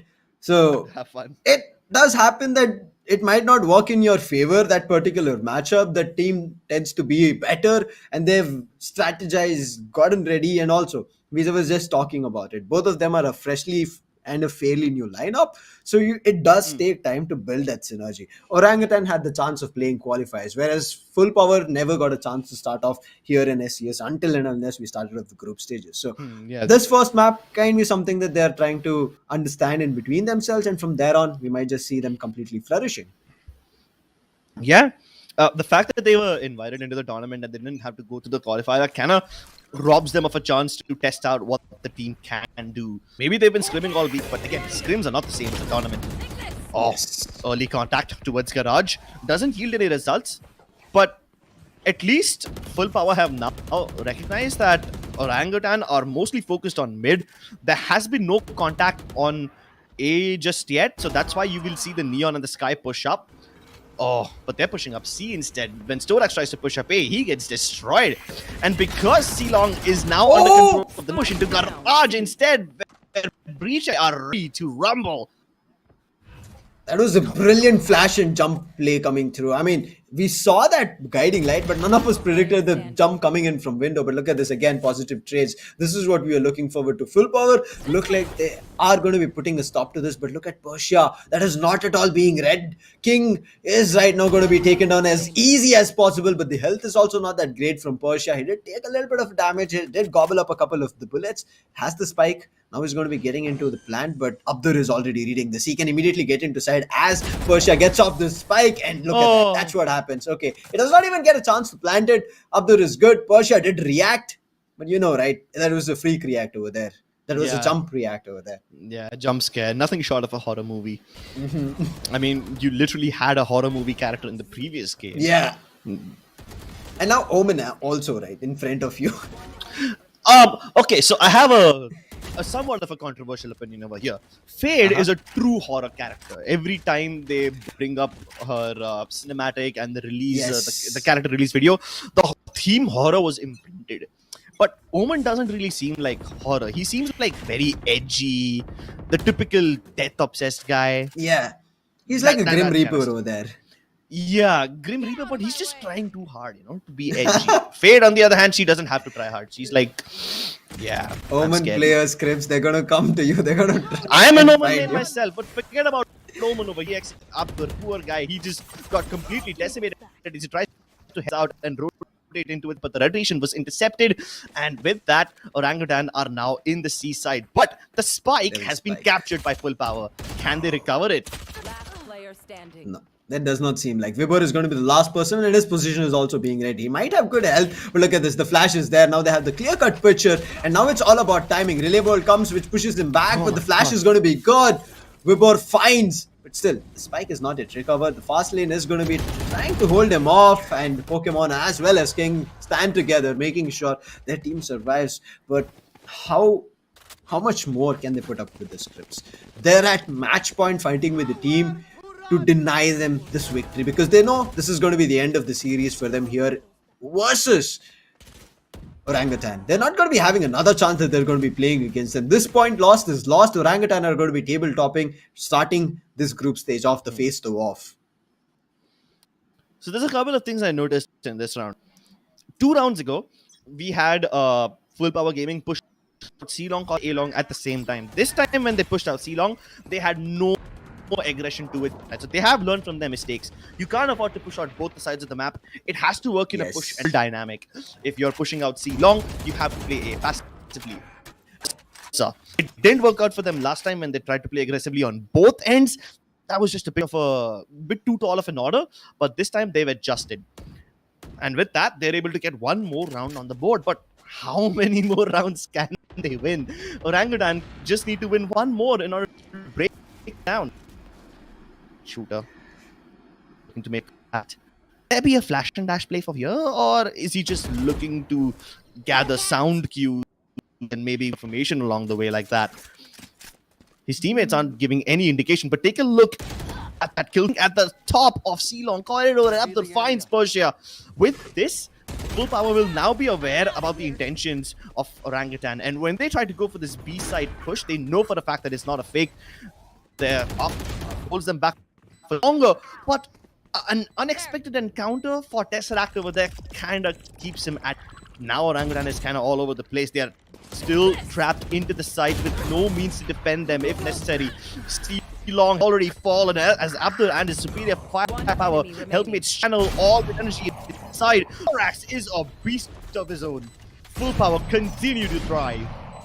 Yeah, I mean, I didn't know how to right now call this map an attacking favored map. Defense worked for Orangutan, and right now it's working for Full Power. Even though they could not do a lot on their pistol, it happens, right? The pistol is always 50-50 scenario. It's all about how you change things up. Even though you have a disadvantage, it's about how you buy yourself time. And the pistol did work in favor of Orangutan both the times. But right now, look at this, how things are changing. They are giving themselves space one after another. They are taking rounds under control. Look at them. They're also getting ultimates as well. So because of which now they can play around those ultimates, trying to make sure that is where they're, I would say, big in terms of leaning point can be, where they can even turn things in their favor. But right now, it's going to be a Sheriff round. Sheriff rounds are a headache. You don't want to give up your weapons against the Sheriff because one tap you're down, and then this whole round and the map can fall apart. I mean, at least Orangutan have plenty of rounds as buffer, so even if the Sheriff soft don't connect, which obviously is a distinct impossibility over here given how accurately Shooter has been shooting, they still have quite a lot of buffer, so they can continue themselves into this A site. Even though the members of Full Power have rotated over here and are ready, this was deliberately done by Orangutan Gaming. They know for a fact that Full Power is stacked up, but do they back off? No, they don't. And the reason they did that is because they wanted to see what the reaction of Full Power Gaming was like. With this round, they have figured out that whenever the Omen rotates, it's heaven, not towards the bottom of site. Whenever there's going to be a Sky on the site, she's going to play from the back boxes aggressively towards A long. These are the kind of tendencies that Orangutan want to do their homework on, especially in eco rounds like these. They just want to collect a little bit of information. I was collecting information on Sexy again. Whenever that comes up, again. yeah, what's written? Let's sum up as much as possible. But still, it's very difficult to decode. I saw you have a brain, and now what should I make up of it? That's what I saw. I mean, yeah, okay. He's telling that you have your own thought that you can think about. You have your own senses that you can work around with. But still, in game, we know it's a team game, right? So you need to make sure that you give the right calls to your teammates. But yeah, this timeout is very crucial for Full Power as well as Orangutan. Even though it was called from Orangutan, it's crucial for Full Power, right? They cannot give up a single round. There is no chance. There's no buffer for them. Yeah. And just coming back to that previous point about being free, I love that. Orangutan need to make mini plays like these and give their players freedom. Sure, without doing that, they can be successful, somewhat disciplined team like Full Power. But when you're up against Global or Velocity, teams that tend to play individually, it's just amazing. And what on earth is Shooter doing? Are you serious? This guy had no backup utility. He had no person to trade for him, but he still single-handedly takes those players. That's some witchcraft right there. This is gone. This feels like, look at this. The read was there. They wait for the opportunity, and right now they're making the mistakes. There is a rolling thunder, but it's a 5v2 situation. Make it a 2v5 in that perspective. But look at this. The lockdown comes. They're buying time right now. The Paranoia also did hit, but look at this. If they want to push up, they need to take players down one after another. They find a one, but Shooter is ready. He pushes up, and that's done. As Orangutan will be getting the first point here in the group stages as they move forward to face off the next opponent. But they'll be happy because starting off, it did look like maybe Full Power would have given them a very tough battle, but they held on and they won the second map and in a dominant fashion. I mean, there was a 10-2 close, but did Full Power also try to retaliate? But yeah, the buffer was just huge. If it was an 8-4 Crips, then we could have seen things working in their favor again. Yeah, then we could have seen things working in their favor. But Shooter, oh my goodness, those last 2 entry kills in the last round, chef's kiss. Yeah. And I would like to tie in a little bit of the previous round about that. You know how I mentioned they were deliberately pushing in even on the eco? Another tendency they noticed is that the members of Full Power will love to take control of Hell whenever they're rotating into the site before they take control of maybe A-long or towards sewers. And Shooter used that tendency. He got that first kill, fair and square, but then he jumped up on top of that box, despite knowing there's no smoke in heaven yet, despite knowing that if he jumps up, somebody playing from heaven can shoot him down, but he knew for a fact there's going to be nobody over there. Yes. He knew that his opponent will be in hell because he noticed all these tendencies over the last few eco rounds. And that is something that experience cannot teach you. That comes from quick thinking, critical observation, and adapting on the spot. And that's why we love Shooter. Now I understand, Crips, here, why there was written, you have a brain. You have a brain, exactly. That kind of freedom, when you give that to your players, they can make such amazing plays like these. You read your opponent, you know what's being done for numerous round again and again. Then you do the same thing. You read those positions, and they kind of got it. Even though they gave up a couple of round scripts, I don't think they can beat themselves for it. They're going to be more than happy. Yeah. It's about getting the map as well as the points under their scorecard. And now in the group stages, after they've gotten their first, they'll be looking forward to taking the other teams down. But still, it does not tell us that Full Power did not do anything. Full Power did their best, but as we said, this is their start. They were invited here, and that tells us that they were not already there, because yes, as we also discussed in between, you mentioned, right, scrims is not everything. It's when you get into tournament, that whole mindset is different. It started off good for Full Power, but then Orangutan, because of how they were able to adapt in the qualifiers and they were able to put down their opponents, they were able to immediately put down that force and that rate that came from their end. That was undeniable. And it's not that Full Power didn't try stuff, right? Every time they try something, Orangutan figure it out. Yes. They started off Haven by oscillating between A and Garage, read like a book. They started to put the prioritization on B first. They started to attack B sides without smoking off A-link, C-link, try to make contact play. And sure, in a couple of instances, it gave them some opening picks, but it did not give them the opening round. So Orangutan were like, oh, these guys going for contact play? Sure, we can deal with that. No problem whatsoever. In fact, after that, we saw Shooter and I believe it was Persia who was in that particular round. My memory might not be serving me right, but they were actually hoping that Full Power will go for a contact play because their positions were such. They were on the edges of the smoke spots, and if they go for a contact play, they can easily fall back using the cover of their opponent's smoke. That's the kind of stuff that Orangutan is inspiring their players to do, inspiring them to take such risks, read the tendencies of the opponents. And my goodness, they read Full Power Gaming like an open book in this one. Yep, completely. They couldn't do anything. But right now, let's immediately jump into the highlights where all of this happened, especially the first half itself. The position that Tesseract was in starts off with the 4K. Can you even believe it? It's just the pistol round. He's the one who gets that round for them in the first one. But then immediately the anti-eco again. The way Full Power just started out felt like it can work in their favor. But always at the last, we've been seeing, right? Orangutan try to get things under control and they're able to do it and they don't let that go. They did make that mistake in Icebox, but they're not doing it now again and again. One enemy remaining. The most interesting round, which we will see in the highlights for me, is this one where Orangutan push up all the way into window and they find the spike lying at the bottom of T base. And from that, everything went south. And this was the only time Orangutan played aggressively towards mid.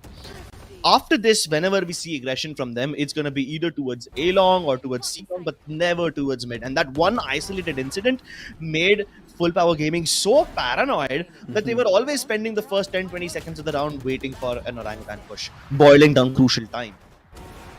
Uh, I mean, I don't know what to say right now, especially after seeing so many rounds from shooter. That's all that was popping on in our screens. We were trying to sum up other things, but it was just shooter. Whenever he was there for his team, his name was always on the feed that we were seeing in front of our screens as well. I mean, Ace was one thing that we were missing, that he did not get the opportunity, but it does not matter, right? After you've picked up so many brilliant kills, you're more than happy. But I would say this is what we did talk about this in Icebox as well, that there was so many instances that they themselves were coming into 1v1s, but they were never delivering on that. And I think that's where things fell apart. And they never got the positive trades. They were just on the go trying and adapting things on their attacking half, which never worked. There was no proper strategy in terms of utility. One on that anti-eco ROM, the second one itself, you saw, right? With the classics, they tried to make it work. It did come close, but when they switched things up to a different side, it again fell apart because there was space being created from Orangutan. Yeah, space being created from Orangutan is the primary reason for their win over here. That's what made Full Power Gaming so uncomfortable, right? Because Full Power Gaming came into this match with a little plan in mind, but what they did not account for was the counterplay and the disruptive plays that Orangutan can go for. And half the reason why Orangutan is so damn good at disrupting is because of the space. Like, take that kill for example, the one you just saw on your screens with Bhor getting into garage, killing Abdur before he can transition towards the seaside. If you stop the rotations of Full Power Gaming before they can even take place, there's no scope for a retake. Every time on the attacking side, Orangutan Gaming will have an advantage like that. And then there's stuff like this, shooter getting freebies. Yes. And you don't want him. But that round, you saw, that was a very calculated round. Even though a player went down, they had pushed up. They were ready for those positive trades, but not almost every time. It was only on defense that we are seeing, but this is what you clearly mentioned. He knew where the player will be playing. There's nobody at heaven, and takes control and immediately jumps on the box and takes the player down. And even the last one gets a 3K to close it all out. And again, it was all shooter. And finally, this is what I spoke about him. It is kind of unacceptable to see him on the 200s. He's always hitting 300 in the average combat score, and right now with 381, close to a 2 KD, 1.79 and 25 kills. This is shooter for you. He's back, guys. He's nowhere denied. These numbers, bro, they are insane. Absolutely insane. It's for shooter, it's a daily thing. Still, I mean, getting a score of 300 itself is a big deal. If you manage to get somewhere close to 350, you are a god. This guy is fringing on the edge of 400. And given the way he's playing today, he might even hit the 400 combat score in some of the other game. Yeah. Probably very soon that's going to be happening. But yeah, the competition is just going to get tougher, right? They know how Orangutan are right now functioning. More about them is being relayed throughout these group stages. Everybody is going to be watching these videos specifically on how they're adapting. We're not talking about their strategies right now, how they're quickly able to adapt and read it, the opponent itself. The other teams need to watch out. Their strategies might be good for a couple of rounds, but immediately there's a counter coming in from Orangutan. So they need to specifically watch out for that. That counter needs to be countered from their end as well. Exactly. And I think it's more to do with the players being given that freedom than the counterplays. Sure, the counterplays are brilliant, but then again, the executes that Full Power Gaming was coming into were never all that potent in the first place. There were still plenty of sizable chunks in the armor that Orangutan can exploit. So yeah, maybe Orangutan was able to counter all those strategies by Full Power Gaming because they saw clear holes. Sometimes there won't be a smoke in place. Sometimes the nanoswarm lineup will not clear out the entire region, and Stuff like that leads Orangutan to be able to find those opportunities and just rip the hell out of them, completely dismantle the side of full power gaming if they even Yes. see a single opportunity. And that's the thing. If you give them an inch, they'll take a mile off of you. That's what Orangutan Gaming are doing right now. So if they are up against a stronger team in the future, like I mean, assuming they face someone like Enigma or Velocity later, their executes are much more cohesive, much more well thought out. In fact, they even account for the counterplays in that team. So that's when I think Full Power Gaming. I'm sorry, that's when I think Orangutan Gaming will find their true nemesis, a good, worthy opponent. Yeah. But for the sake of Full Power Gaming, I hope that they can fix the mistakes that they did today and come back stronger in their next one. We'll be looking forward to it. I mean, we were just talking about when we saw the agent selection, Vibur, right? He was so damn good. You saw him. He was close to a 2 KD as well. He functioned very, very well. But on the other end, we did have those surprises of immediately them switching up, and we kind of were not ready for it, right? Especially King as well as you saw Musab. Those two picks were kind of a little bit surprising for me as well, and they could not perform. I think that immediate switch up from their, I would say, where we saw them coming in as a duelist in the start and then switching to an initiator as well as King getting that duelist was a little bit difficult. But right now, it's done. The first match here in the group stages is done. We'll be looking forward to the second one. But before that, we're going to be taking a small break.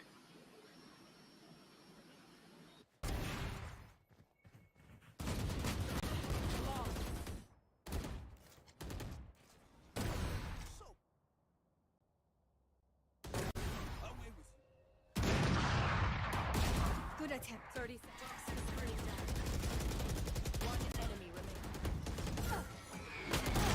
Last player. Will not kill my ally. Clean. One enemy remaining.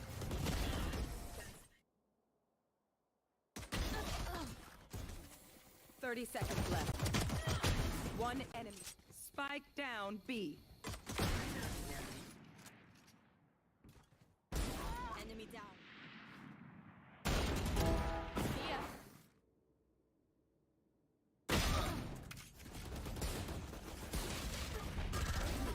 Spike down A.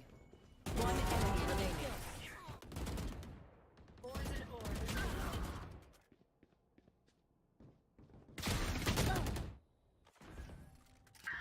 One enemy remaining.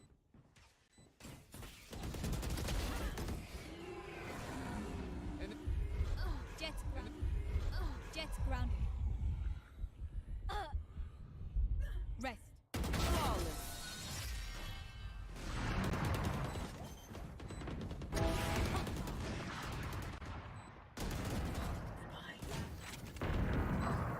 One enemy remaining.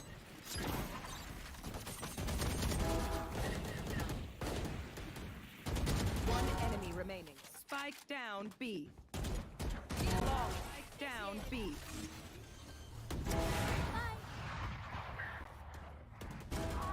Last play. Spike planted. One enemy remaining.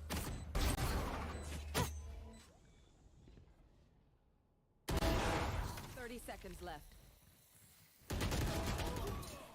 Spike planted.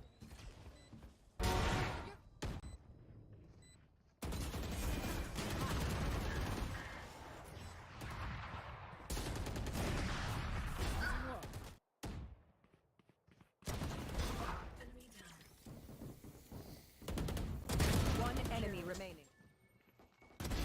Night night. Grounded.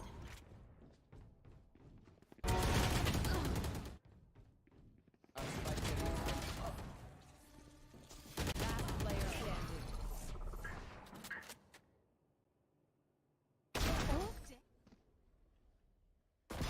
Be faster. 30 seconds left. Clean. One enemy remaining. Death is full.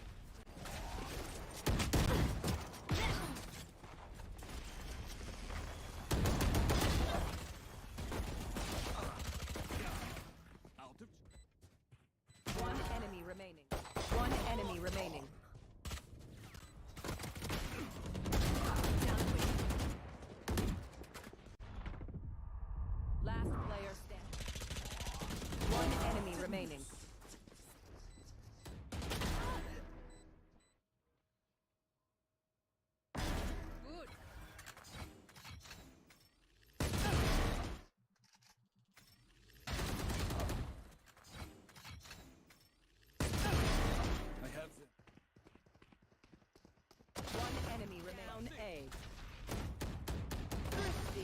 Let's play. One down. Enemy blocking sight.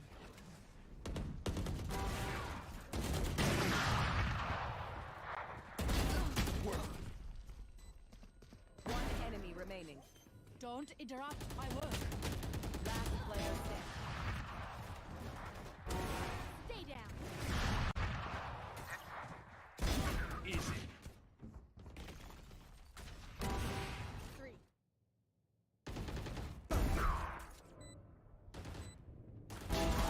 One enemy remaining. One enemy remaining. I am the hunter! Teleport ready. Last player standing. Ooh.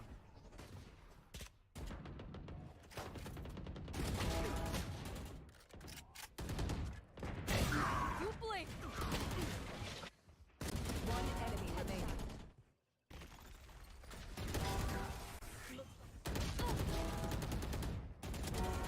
Spike planted. One enemy remaining.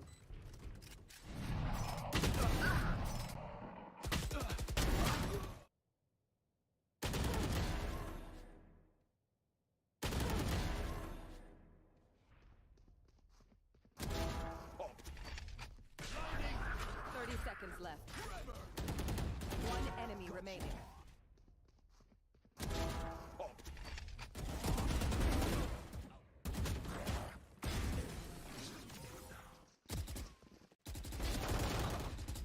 One enemy remaining.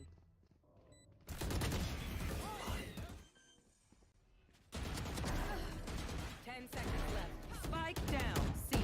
Last player standing. Deploying drone. Enemy Perfect. One enemy. He's done. You're fucking.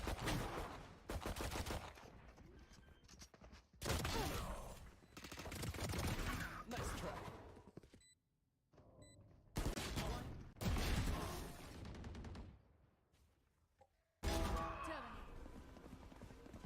Terminate. Spike down. C. Last player standing. One enemy remaining.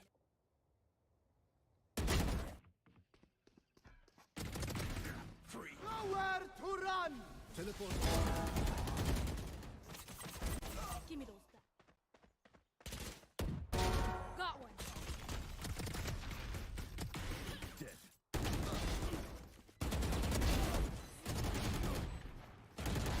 Night night. Last player standing. One enemy remaining.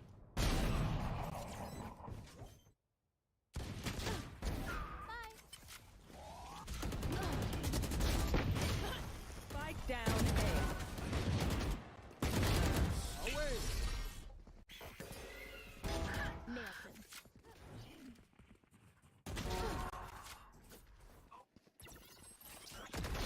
Neutralized.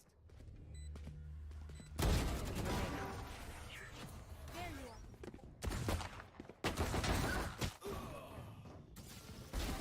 So much for a week.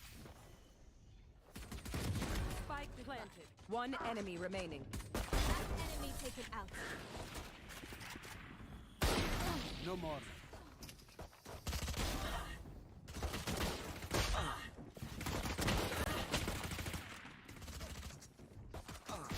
Bam. I got One enemy remaining.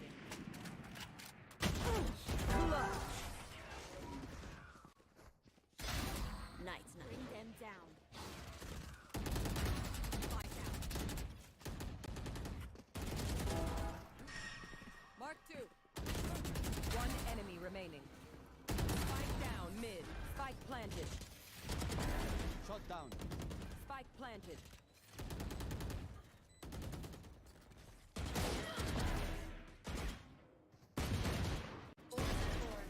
Spike down B. Enemy down. One enemy remaining. Apologize.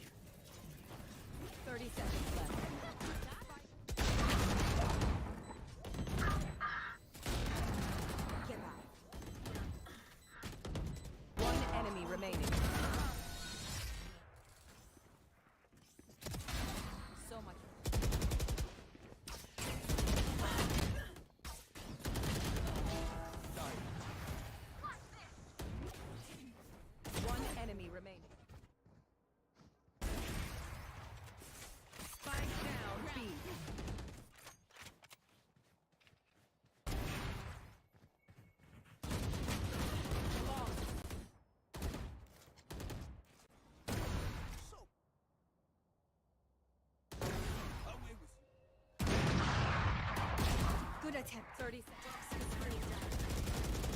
One enemy remaining. Last player. Will not kill my ally. Clean. One enemy remaining.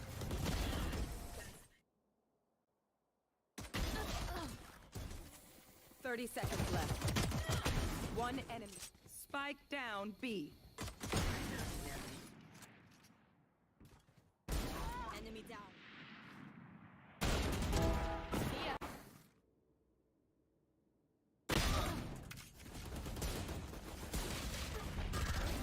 Spike down A. One enemy remaining.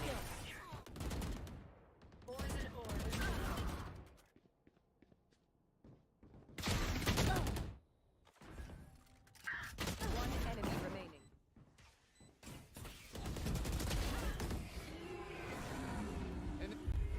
Jets grounded. Jets grounded. Rest. Flawless.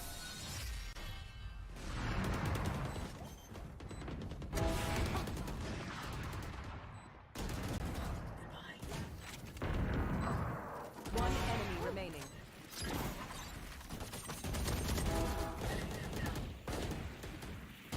One enemy remaining. Spike down B. Spike down B.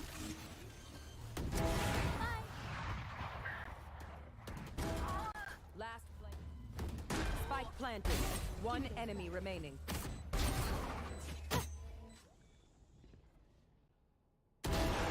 Thirty seconds left. Spike planted.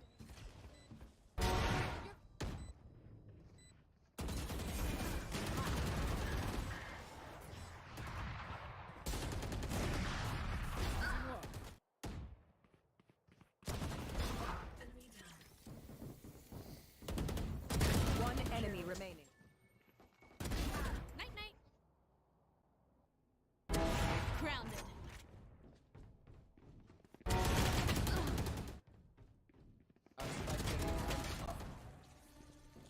Last player standing.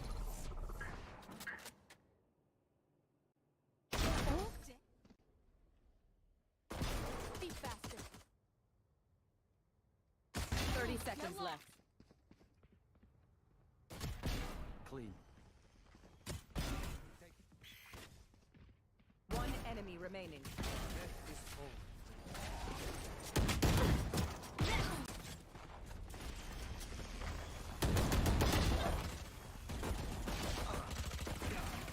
Out of. One enemy remaining. One enemy remaining.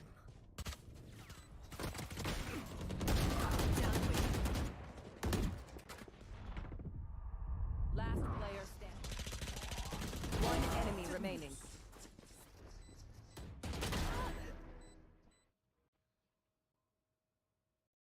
Good.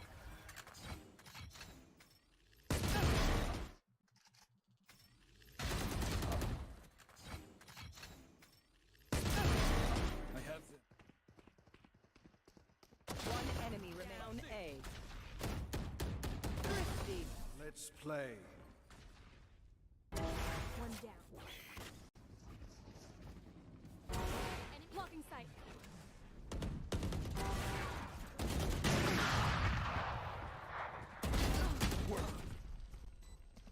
One enemy remaining.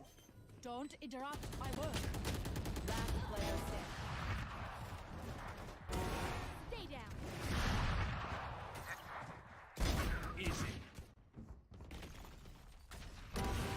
3.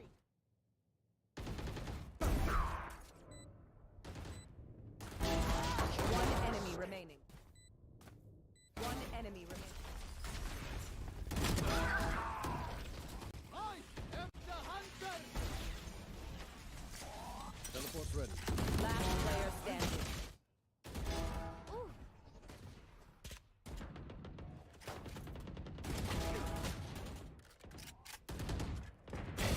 You blink. One enemy remaining.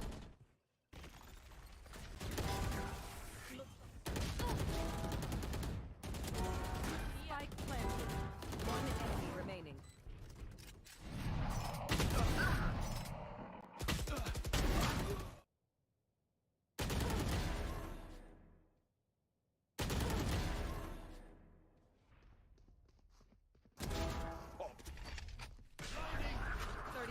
left. One enemy remaining.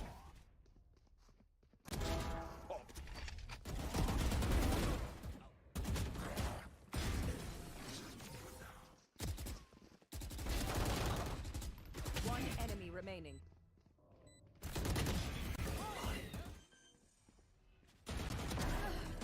Ten seconds left. Spike down. C. Last player standing. Deploying drone. Enemy perfect. One enemy. Be done. You're fine.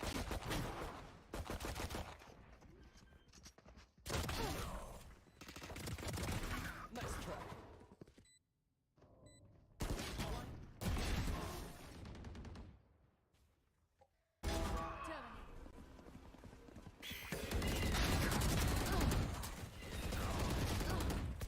Spike down. C.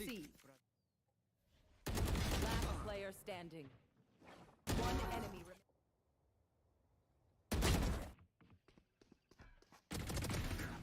Nowhere to run. Teleport. Give me those back. Got one. Dead.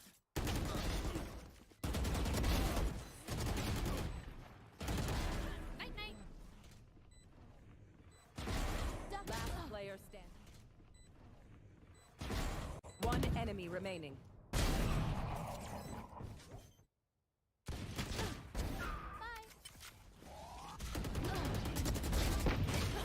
Spike down A. Away. Nailed him.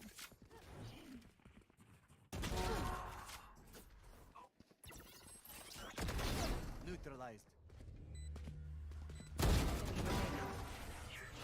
There you are.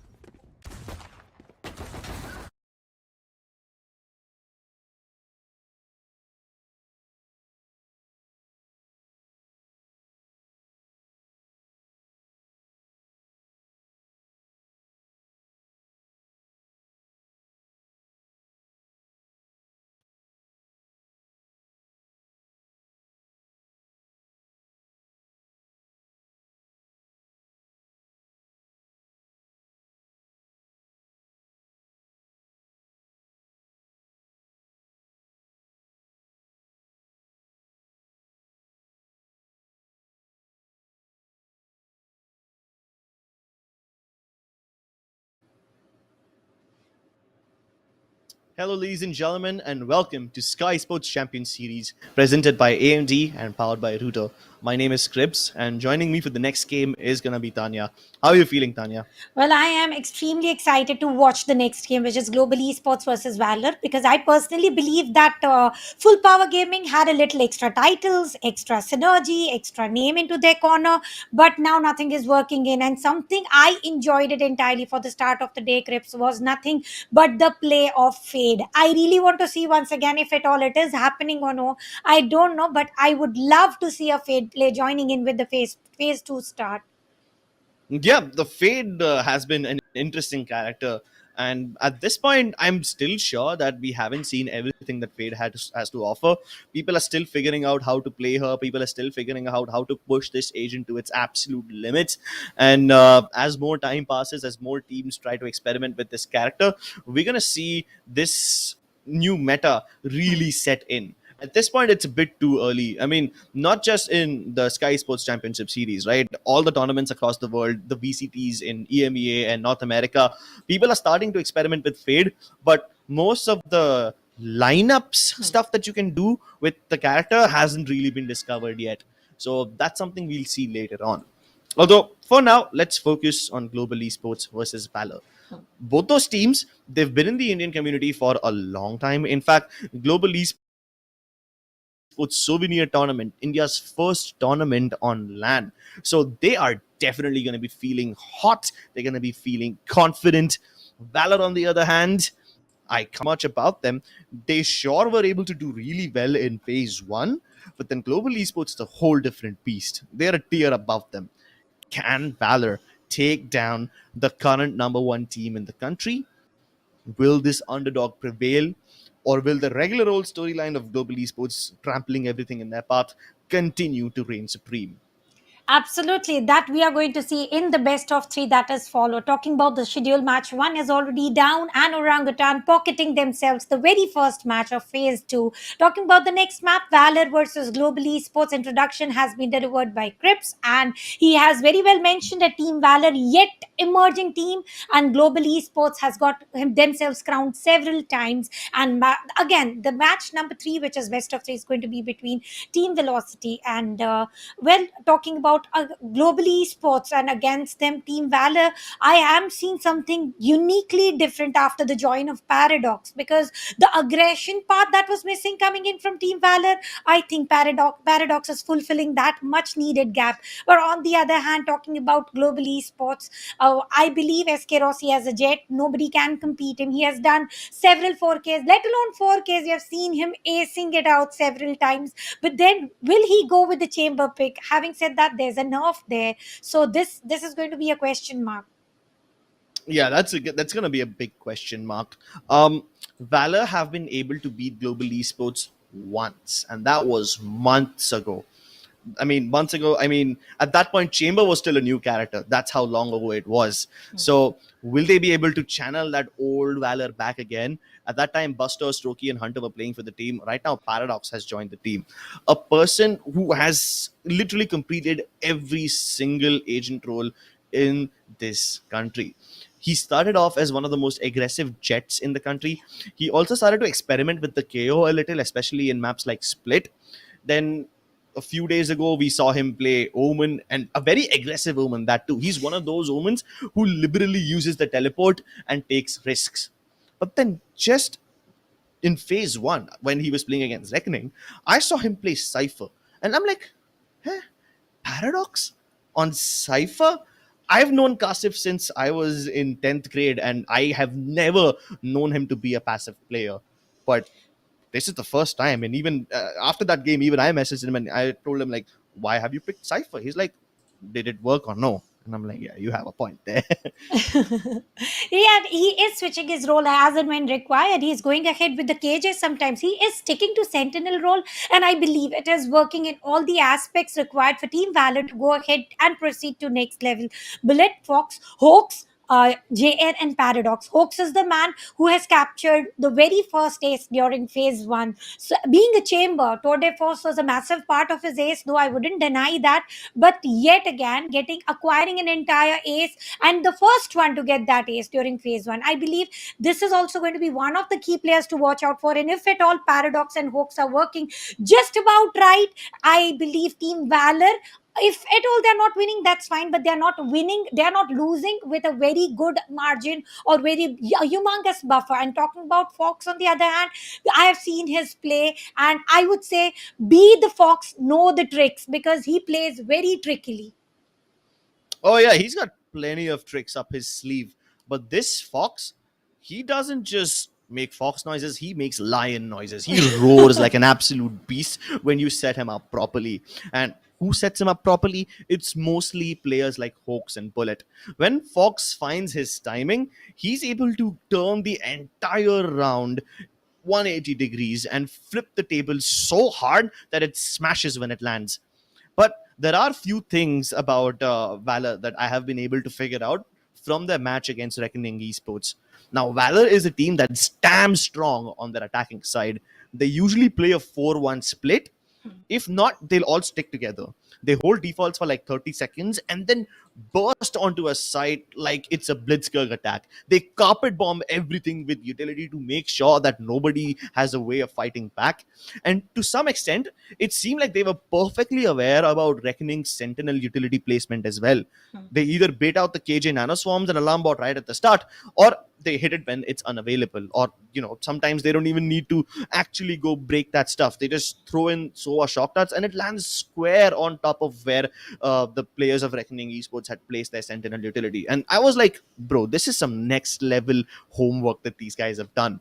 And if we get to see something like that again from Team Valor today, it's going to be perfect, because the only way to beat global esports is to take out their eyes and ears, is to destroy their initiator and sentinel utility right at the beginning before it has a chance of being relevant. But now let's talk about global esports, man. Somewhat defending champions. I mean, they were the ones who recently won the LAN tournament, so obviously they're feeling extremely well. Recently, they have also added a new coach, Eraser. Back at Souvenir, Eraser was like just a couple of weeks old into the team, so he hasn't been able to contribute all that much. But now that it's been a couple of weeks since then, it's been almost a month since Eraser joined, he should be able to really, really add value to the team by now. And if I'm not wrong, they were also hosting open tryouts across the country for a sixth player. I don't know if they've found a sixth player yet, or maybe they've found him and haven't announced it yet. But Global Esports has been up to some crazy stuff behind the curtains. And when the curtains finally lifted today, we might just see a completely new and reinvigorated team. Yeah, definitely. We are going to see that how that newly joined player is going to perform and how they are going to reintegrate into the best of the forms of what global esports is in. Because it is never about you have a good form in a day or in an entire match. It's always about your form being created throughout the phases and then continue towards the end of the tournament, which is going to be for Skyesports Champions Series during the LAN. But I'll keep my eyes very firmly on the player Hell Ranger as the initiator. As always, he has been spotted about how many first picks is he able to procure, because talking about Hell Ranger Crips, we very well know that he does prefer playing initiators rather anything else. So I would definitely want to see him that again. And on the other hand, if we talk about skills right now, and we have seen Hell Ranger and skills doing the deadly combo stuff, one player going ahead getting a controller for themselves and one going in as an initiator. The smokes are just about on time and on particular spots, and the revelation as well, both going precisely. And then comes the role of SK Rossi. All you have to do is go ahead, get those much required frags. So entirely we cannot rely upon one player, two player. What I like personally about global esports is how well timely they play and how nicely they reciprocate with each other, initiator and controller combined together with the duelist. Now that is the exact gameplay I'm expecting coming in from global esports. Yeah, and when they put all of this together, there's so many permutations and combinations in which they can approach the round. And the number of strategies that they have inside their playbook are a lot. Like, their playbook has a lot of pages in it. It's gonna take Valor a damn bright flame in order to burn through all those pages and get to the final boss form of global esports. Let's take a look at what they are going to be playing on. Global Esports ban Icebox. Okay. Valor brand Breeze. Again, no surprises there. What is surprising is that they let Ascent stay. Valor have actually picked up Ascent, whereas I thought Global might actually ban that. Okay, that is indeed risky. I mean, Ascent, you can't really guarantee a victory on Ascent, right? It's still a pretty puggish game. There's not too much scope of tactical outplay, but yes, there is a lot of scope of bamboozling your opponent's timing wise, or just blitzkirking onto the side with well thought out executes. Again, I think Ascent can be one of those maps where Valor can put up a good fight. So Global must win their first game, Haven. And then we go into Fracture. A map where I think Team Valor would have been a weak team if you asked me this question like 2 weeks ago or 3 weeks ago. But now that Paradox has entered the team, and because Paradox happens to be from a team called True Rippers, whose default map was Fracture, I think that the members of Team Valor are no longer going to be feeling insecure about Fracture. Well, We've, yeah, talking about on paper performance scripts, I believe global esports have got an equal upper hand on the map of Fracture, just as equal as Team Valor is going for the veto selection on map of Fracture. So if at all we are reaching out towards the map of Fracture, that is the deciders map for the day, it is going to be the best out of all three. But are we going to reach there is going to be a question. And once again, talking about map of Ascent, global esports have got a very dominant hand on the map of Ascent, but the retaliation from Team Valor is not questionable. Furthermore, with the performances they have put up during the phase one, getting the winners title, champions title for phase one is already indicative. Yeah, I'm really sorry. I have to disagree with you here, Tanya. I think global esports do not stand much of a chance on Ascent, and I'll tell you why. I have my reasoning. Last time when Valor was able to play against Reckoning Esports, these guys were executing so damn well, especially on the A side, that they left no place on the site covered. The Hell region was bombarded by neon stuns. If not, they're gonna use the Sova shock darts to reach under the Heaven region and bamboozle them over there. They had nanoswarms being placed towards generators, and every other place on the site was being bombarded with utility. Not even bombarded. Bombarded is like a very underwhelming word. It was being carpet bombed to the extent where no person can stand on the site. And that's why Reckoning Esports Ascent was a disaster for them when they were playing against Valor. The only thing that worked in the favor of Reckoning was that Valor were not using mid control as much. Hmm. Now, what I mean by that is Valor will try to go towards mid to either get a pick or gather information, but they will never use that region as a staging point for their actual execute. That they will limit only to either A main or B main. Now, what does this mean for global esports? If Valor are not seeking to take mid control as much, or if not seeking it to use it as a staging area for their execute, global esports should be able to gather more map control. If they split something along the lines like a 3-2 or 2-1-2, they should be able to find the lurker and foil the plans of Valor without any problems as well. And also, global esports is the kind of team that loves to play mid, so it's kind of like yin and yang over here, isn't it? One team doesn't use it all that much, global esports use it a bit too much. That is where the things get beautiful. And yin and yang is the perfect way to execute this perfect match between Team Valor against Team Global Esports. And the moment you're talking about it, the perfect placement of utilities of KJ, and it was nothing unique. It was just about alarm bot placed by the swarm grenades right on time. So there was nothing, nowhere to run away from that battle. One player already waiting in the market. So if at all the players of the opponent that was Reckoning Esports on that day trying to move away, they had to die by, because they were vulnerable with the alarm bot for sure that was already triggered. So if at all they are getting a good hold on the site B, and player himself was holding into the boat area, so all he had to do was taking down players with the swarm grenade activated. All they were doing is jumping around trying to get into the site, and the moment players were just hopping in, they were getting decimated. Now this was exactly what they did against Reckoning Esports, where Odin, Ares, all the guns were also utilized. Let's see if today, if they are willing to go ahead. Choice of weaponaries is also going to make a lot of changes to the thoughts which we have.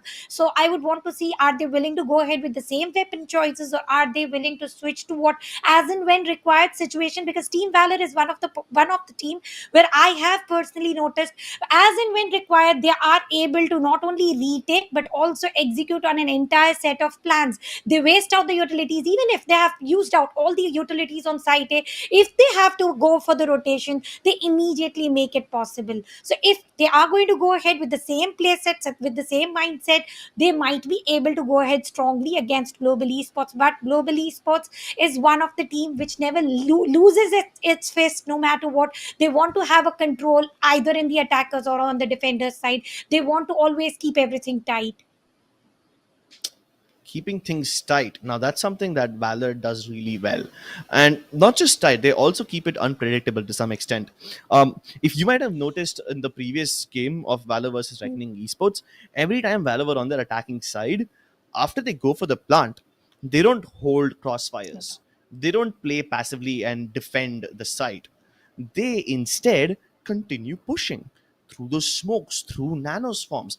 They don't even care if they're being revealed by Sova utility. In fact, I was so surprised when I was looking at Valor playing those retake situations. They're on the attacking side. They're the ones who are supposed to defend, but instead they are pushing out and taking the fight towards the CT entrances of Haven, towards the Heaven region of Ascent Ace side. All these are avenues which attackers are not supposed to fight in after they've already got the spike down. But do Valor follow these rules? No, sir, they do not. And that is the kind of out of syllabus playstyle which might catch global esports by surprise. So there are going to be surprises, there are going to be shockers, and on the viewer's perspective, on the caster's perspective, I personally would want to see though that surprising angle. I don't know how the players are going to retaliate with it, reciprocate with it, and or settle down somehow. But I definitely would want to see that shocking play, surprising play, because I personally believe what they have shown by now is going to be into phase one. They might be having some tricks still saved for the phase two, because they cannot allow everything to be already studied by the opponent's team so that they can be taken down easily. So today we can expect something unique hopping in as well. Yep, we might get to see some new stuff today. Once again, just to remind you that this is a long day. We now have Valor versus Global Esports coming up. It's going to start in just a little bit. Just as soon as the players are in the lobby, as soon as they are ready, we're going to start the game and we're going to get this action underway. But if you guys, if you think you're running out of popcorn now, you better order some soon more, because we have yet another match after this, and that's going to be between Velocity and Union Gaming. Historically, Union Gaming has never been able to defeat Velocity, and this Sri Lankan team, while they have participated in the previous version of VCC, they never made it into the top four. And this time they have a point to prove. They've been out of the South Asian competitive scene for a little bit, taking some time to themselves and trying to think of any ways they can improve. And after that sabbatical, it would seem like the perfect time for them to show up and start hitting everything and beating everyone here at the Skyesports Champions Series. Once again, though, that Union Gaming and Velocity will be happening later on, somewhere closer to 7 to 8 p.m. Right now, we have Global Esports versus Team Valor.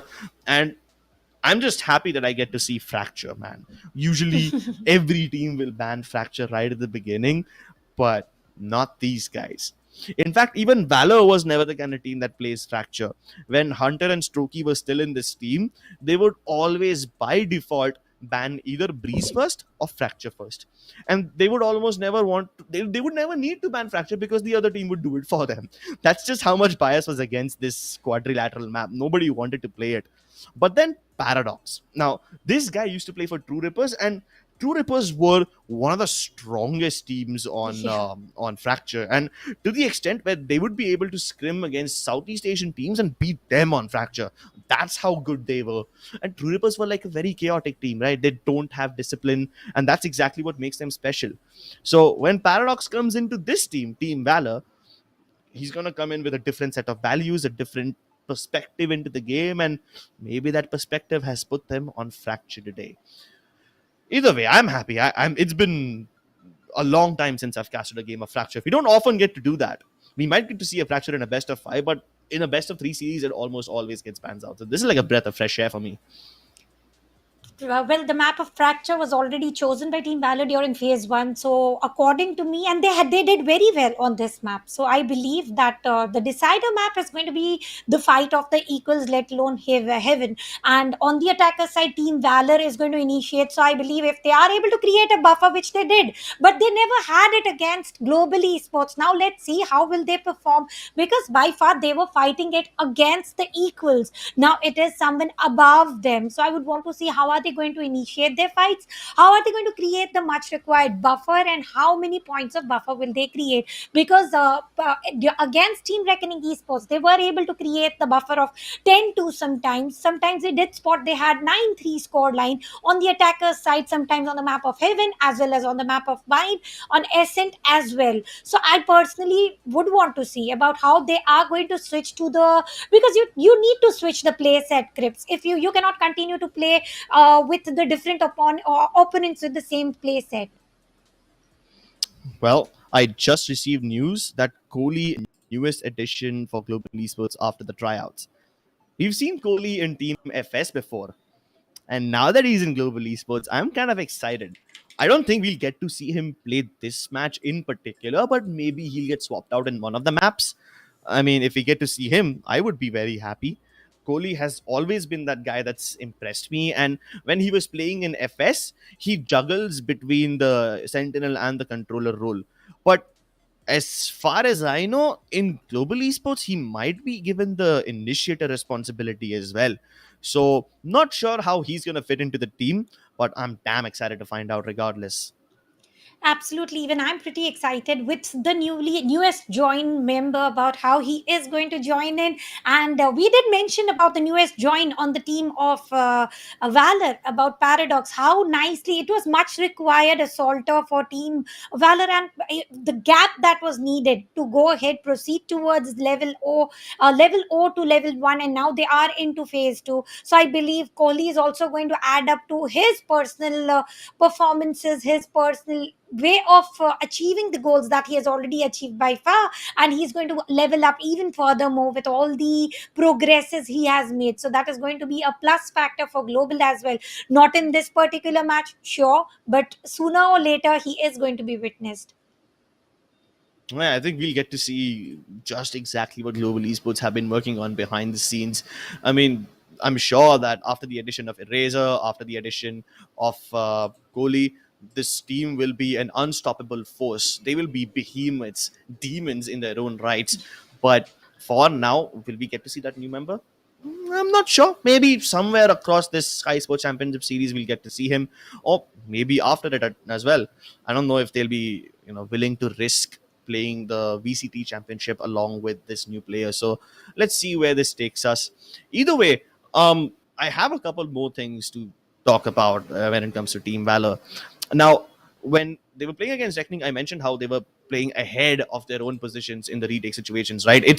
That is not the best way to play. It's not the most disciplined style of playing, but this counterintuitive plays, these individual decisions where you just push through a smoke and get a kill, even though they're risky, they can undermine a team like Global Esports, because Global Esports will also expect teams to play in a little sensible manner. When someone decides to break the rules or go against the status quo, if they decide to pull off something cheeky, that's when Global Esports can get bamboozled. So I mean, it's kind of like a paradox in itself, right? Not the player, talking about the actual grammatical term over here. They are very good at punishing mistakes, but at the same time, unorthodox plays can catch them off guard. So make what you want of that. Yeah, absolutely. Paradox. We have seen him pushing against within the smokes, getting those much required frags, outnumbering the opponents. But will they be able to do the same against global esports? That was my question from the start, because they have been showing a dominant set entirely throughout the tournament, where they were able to go against every team again, and they had several overtimes as well. They converted few losses into victories through overtime. So I would want to see this player Paradox. How is he going to go? Is he going to go with a lot of aggression, or is he just going to go ahead, grab himself, calm himself, and hold on to the location? Because as you mentioned it, that's absolutely true. The moment they plant the spike, they feel 90% of the chore is already done, and all they have to do is get the frags. They move out of this entire site and they start going for the picks. Now, if this is how they are going to play, one player is always on the site, though the site is never empty. Now, if three stack push joins in, how everything is going to function? But I believe they are going to switch the play set, because with every other opponent, you have to create a lineup, agent lineup inclusive. You have to create a lineup where you can perfectly equal, you are exactly equal and opposite of the opponent for the score, to gain that score line, to get that 1 point advancement. Yeah, and every single round, every single point matters over here. I mean, some of these games can come down to double, triple overtimes, and in situations like those, every little mistake will be punished. And Global Esports is the kind of team that will take a mile off of you if you give them even a single inch. So you cannot, absolutely cannot afford to make mistakes like that. You also cannot afford to get complacent and predictable. In the past, I can't really speak for Valor in this sense, but I can speak for Paradox to some extent. Um, Whenever he's playing Haven on the attacking side, they will love to send at least one player towards the bottom of B side, while the rest of the team is trying to poke towards the A side, poke towards the C side, or maybe see where they can plant. And most of the time, this player who is going to be at the bottom of B is going to be Paradox himself. At least that used to be his tendency up until a few months ago. Maybe he will change things up because his team is new and the whole dynamic is new and everything. But yeah, that's like a few of the individual tendencies of these players that we know about. And if we know about it, then I'm damn sure even Global Esports know about it. So let's see how they counter this one. Without further ado, we are going to go into the agent selection.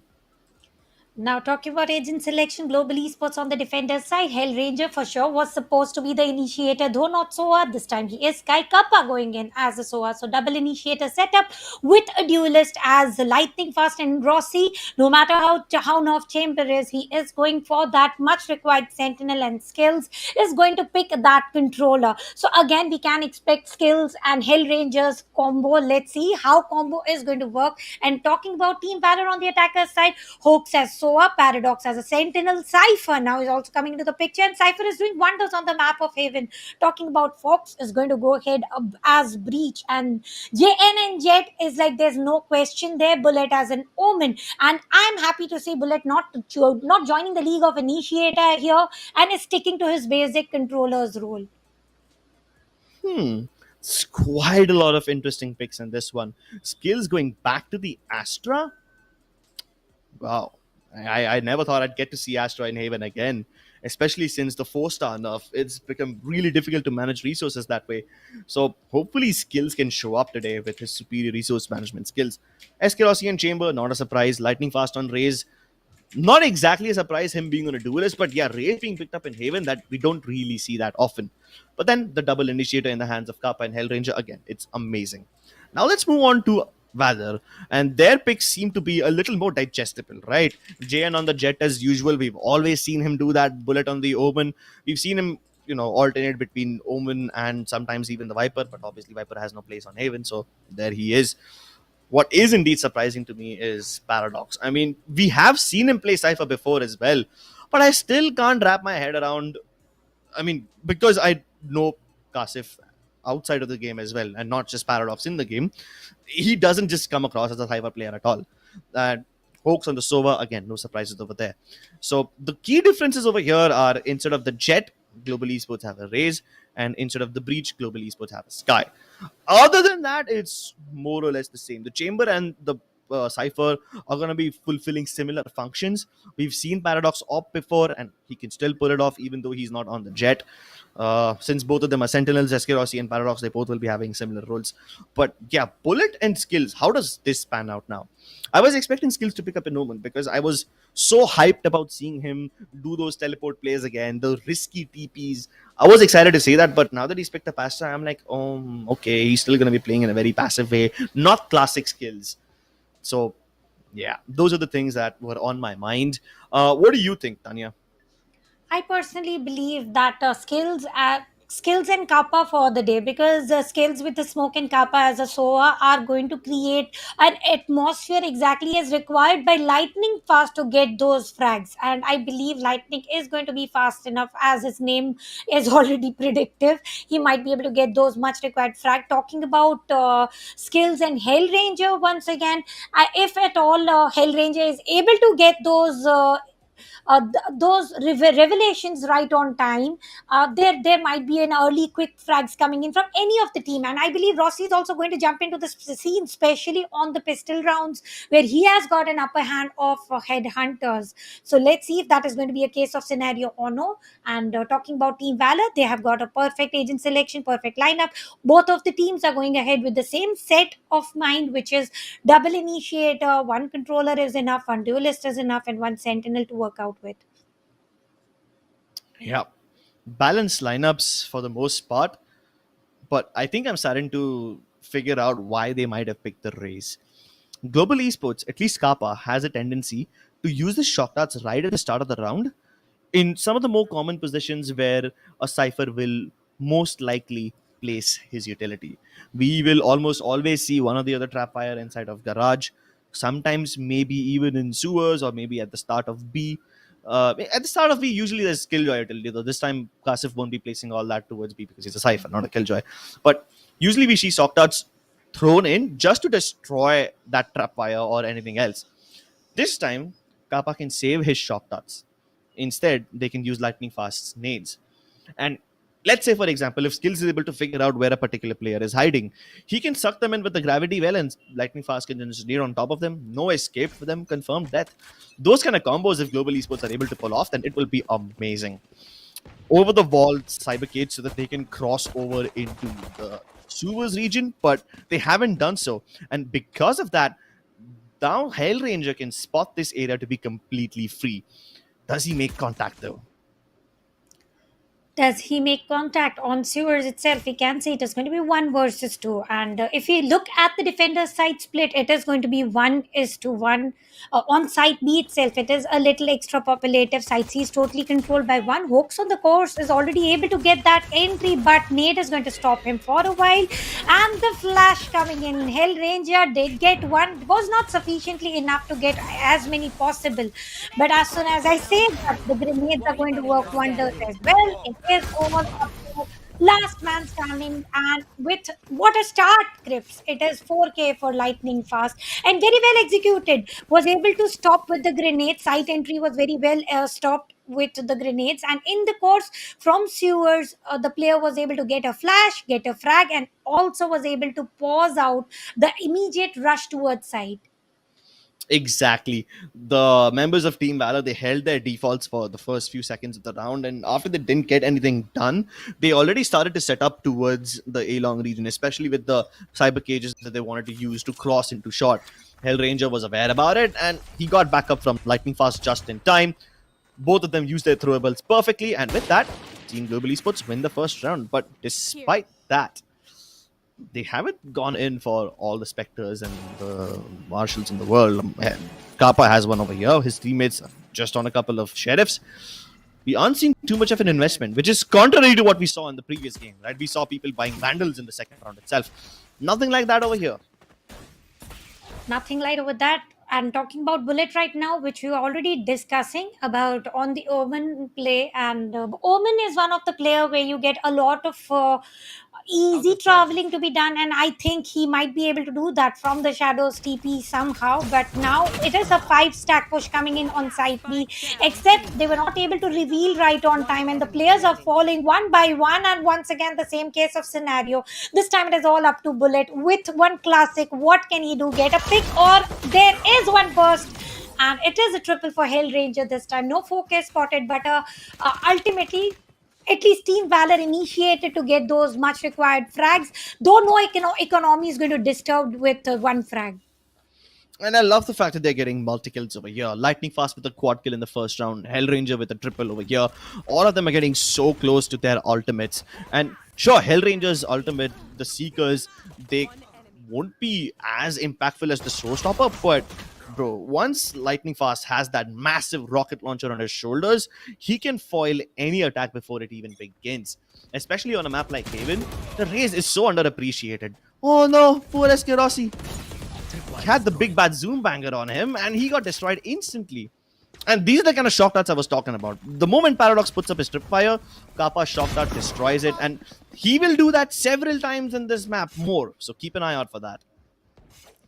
Right now, Global Esports is already outnumbered, and if you have a look out in the positioning of Team Valor, they are already trying to go get a control over Site C and probably manage to entirely get, but with 4 HP, Lightning Fast is still looking for one more frag. Will he be able to get that? And Fox is going to plant on the course. The rest of the players are on the hunt of 2 remaining players.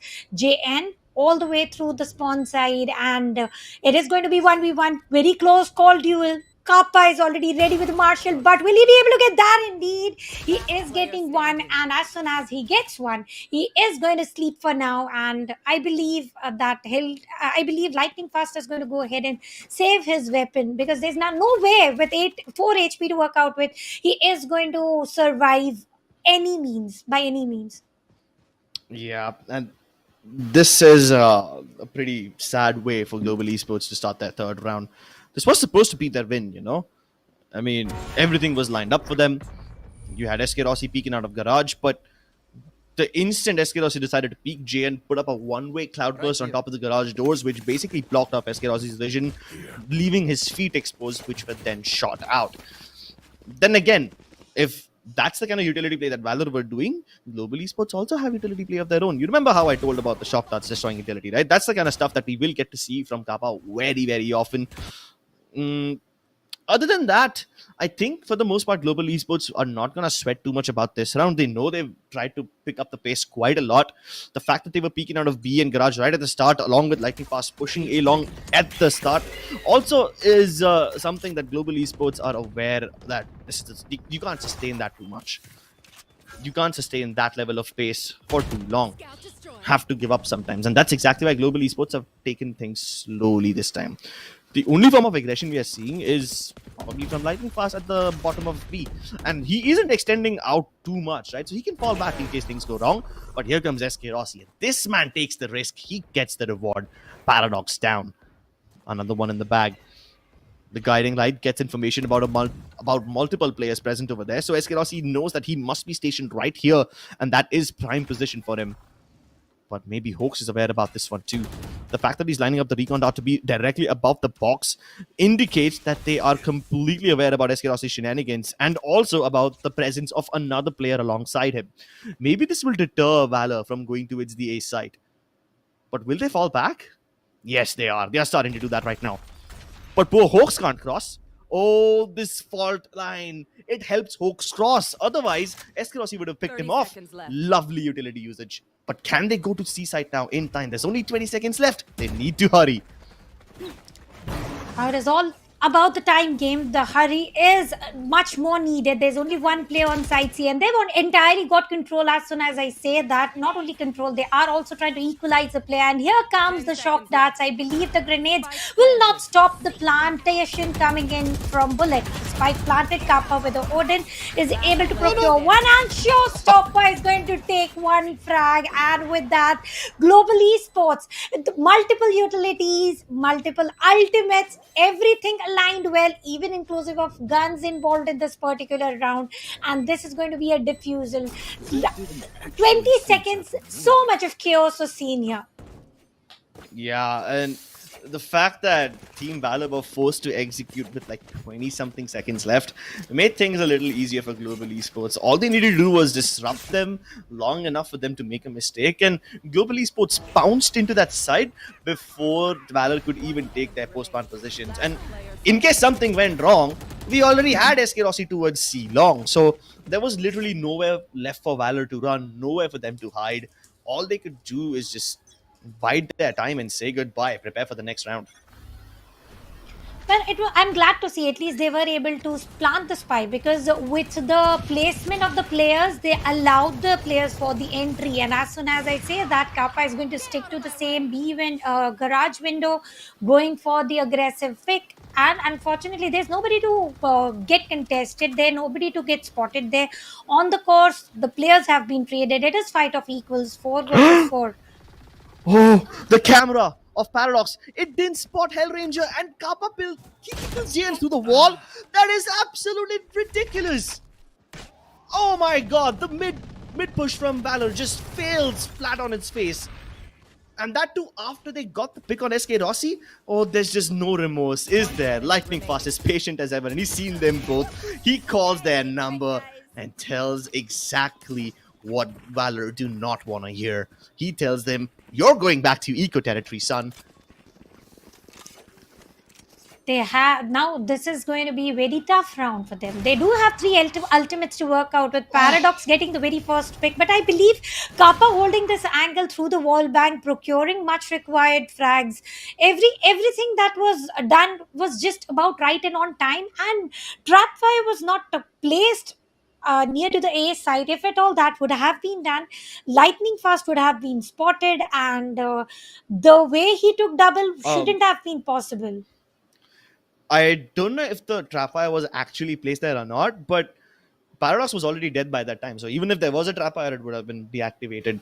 But the way in which Paradox died, can you imagine how tragic that is? This man, he destroys SK Rossi on an op with just a sheriff. A miraculous feat of aim, not something that people will do every day. But Paradox is one such aimer who can do this. And I was like, amazing. He's done it. He's killed the Danger Man. The op is inaccessible because SK Rossi is on top of the B platform over there. So nobody can even climb up there and recover that op unless it falls down. But then Hellranger sneaks past at the bottom of mid, right underneath window. And Paradox camera doesn't see him. At the same time, JN dies due to Kappa spam. Like, those are two deaths which could have been easily avoided. But Valor, Lady Luck just doesn't seem to favor them today. And I believe luck never favors anyone. It is always about the hard work, hard efforts that those are put in. And right now, the players are trying to push in. There's no commitment towards any side for every single round. But Bullet with the TP is finally able to take down skills. Let's see how worthful or fruitful is it going to be. Because Kappa is still going to stick to the same angle, same weaponry, trying to get those frags. I believe Team Valor has learned their lessons now. They're not going to stick to garage doors any means. And now they are committed towards side A. There's going to be one player waiting for them. It is going to be 1 versus 4. And look at side B right now, how the commitment is. They are also going for the move and Hell Ranger, reducing the numbers to equalizer 4 and 4. Yeah, but even in this 4v4, Team Valor have a chance. Not anymore if Lightning Fast enters this fray. They spotted out Hellranger's battle. But can they swing around the other side? Yes, they can. The flash is perfect. And JN with the triple. He's the flash criminal. And he wants more. He tries to go for the 4. Can he find SK Rossi? Because SK Rossi is on the other side of this world. And there's no way he can participate in this battle. But he can make sure Bullet doesn't get to take his weapon into the next round. Will they hunt him down? It's a tall and daunting task. Taking that operator out of SK Rossi's hand is crucial for Valor's economy, but at the same time, if they can't do it and if they die, it will be disastrous. Luckily, they're able to do it without further damage, and that is JN with a quad kill. My goodness, that was a ridiculous spray down from JN. Imagine being able to kill 3 people at the same time. It was absolutely unexpected of, and that is how he worked in, walking in all the way through Exactly. the recon. And SK Rossi, well, he was going for some exit frags. Little did he know that JN was already on the hunt of getting that operator. We very well know that how immediate JN is about the operator's usage. And we are heading for the 7th round here. It is a split of 3-2. Paradox once again sticking to every utilities near to site A to avoid any backstab happening, or maybe a back flank in near future. Skills on the window this time. Are we going to see Kappa once again with the same set of play? No, he is not holding on to the garage windows. But look at Rossi. He is going to go ahead with the Tour de Force activation and also is going to get 1 frag for himself. Oh. And while they're busy picking up fights towards the C-Long corridor, Lightning Fast has already snuck past the tripwire which was placed on A. That tripwire was destroyed by a Trailblazer of the Sky, so Lightning Fast can continue moving without any remorse. Even Hellranger is going to be joining him towards Garage. All the members of Global Esports have disengaged from the site now, but they will try to deny the plant with the Hunter's Fury. It will not be successful because the plant is not going down yet, but it does buy enough time for Lightning Fast to be relevant and take down Bullet. And now once again, Valor find themselves in a similar situation to the first round. They have nowhere left to hide. Absolutely no post-plant positions available, and Global Esports are coming in from everywhere. They're trapped and cornered, but can this Fox get out of the death trap? Yes, Whoa! he can! My rate just went up. Now this was pretty massive, Crips. It was a 2 versus 3 battle to win, and it was reduced to 1 versus 2. Getting a line into the same angle, I think that was a point of advantage for Fox here, and he was able to take down 2 players at a time because he did not have much of HP to work out with. Look at him. He just had 28 HP. The players were trying to cover from all different angles, but angle made no sense against the spray, or we can call it taps from Vandal, getting shooted by Fox. Round saved by Fox very nicely. 3 ultimates still ready for Team Valor, and 1 on the side of Global Esports. It's a pretty cheeky camera angle over there that he tried to go for. It's difficult to put in between all those leaves, but if you can do that, it's a damn good way to peek C-Long. Damn good way to figure out where SK Rossi and his big operator is. They haven't found that information yet, so maybe they will soon. Oh, there you go. Chamber spotted, and there comes the instant Hunter Fury. They need to get rid of him right the hell now, but it doesn't connect. Paradox, he has to do it himself. Can Skills do any shenanigans? No, he can't. Not this time. Well, that should be the round done and dusted for Global Esports. I don't think they can go for the retake just yet. And even if they do, it's most likely going to be just economic damage that they want to inflict onto the members of Team Valor. Hopefully take that operator out of their hands. Will they be able to confiscate that operator? For now, the smokes will be used, and they have got an entire control on the side. They're not leaving the siren somehow. The players are traded. It is all up to Lightning Fast right now. He shall be revealed. A false tap being used here, and he is trying to push away through the cubby on, and he's getting one, but then Hawks will put a shutdown. Now, this was a very well executed round coming in from Team Valor, initiated itself with the Hunter's Fury, and Paradox, no doubt, was able to place his trap fires, the cameras just aligned as required by the team. But Hunter's Fury from Hawks is the exact key to get the site entry. Let alone site entry, it was one of the key factors how they were able to also manage the immediate plant. A lot of things went down in this round. Some of them a bit too chaotic for comfort, but maybe Valor has figured out what global esports like to do in their retakes. And if they can somehow achieve that win criteria, if they can somehow make sure that global esports don't have anything to deny vision, maybe kill skills before the retake begins, this could become so much more simpler for them.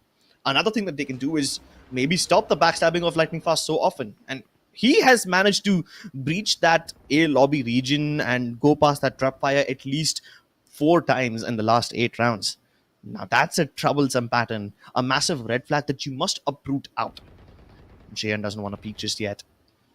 He knows there's going to be some danger around the corner. He's expecting SK with the op over there, but instead it's just Hellranger. And he's alone too. If Hellranger can spot all these players out, the rotations for global esports will start coming in. And Skills is already on the way.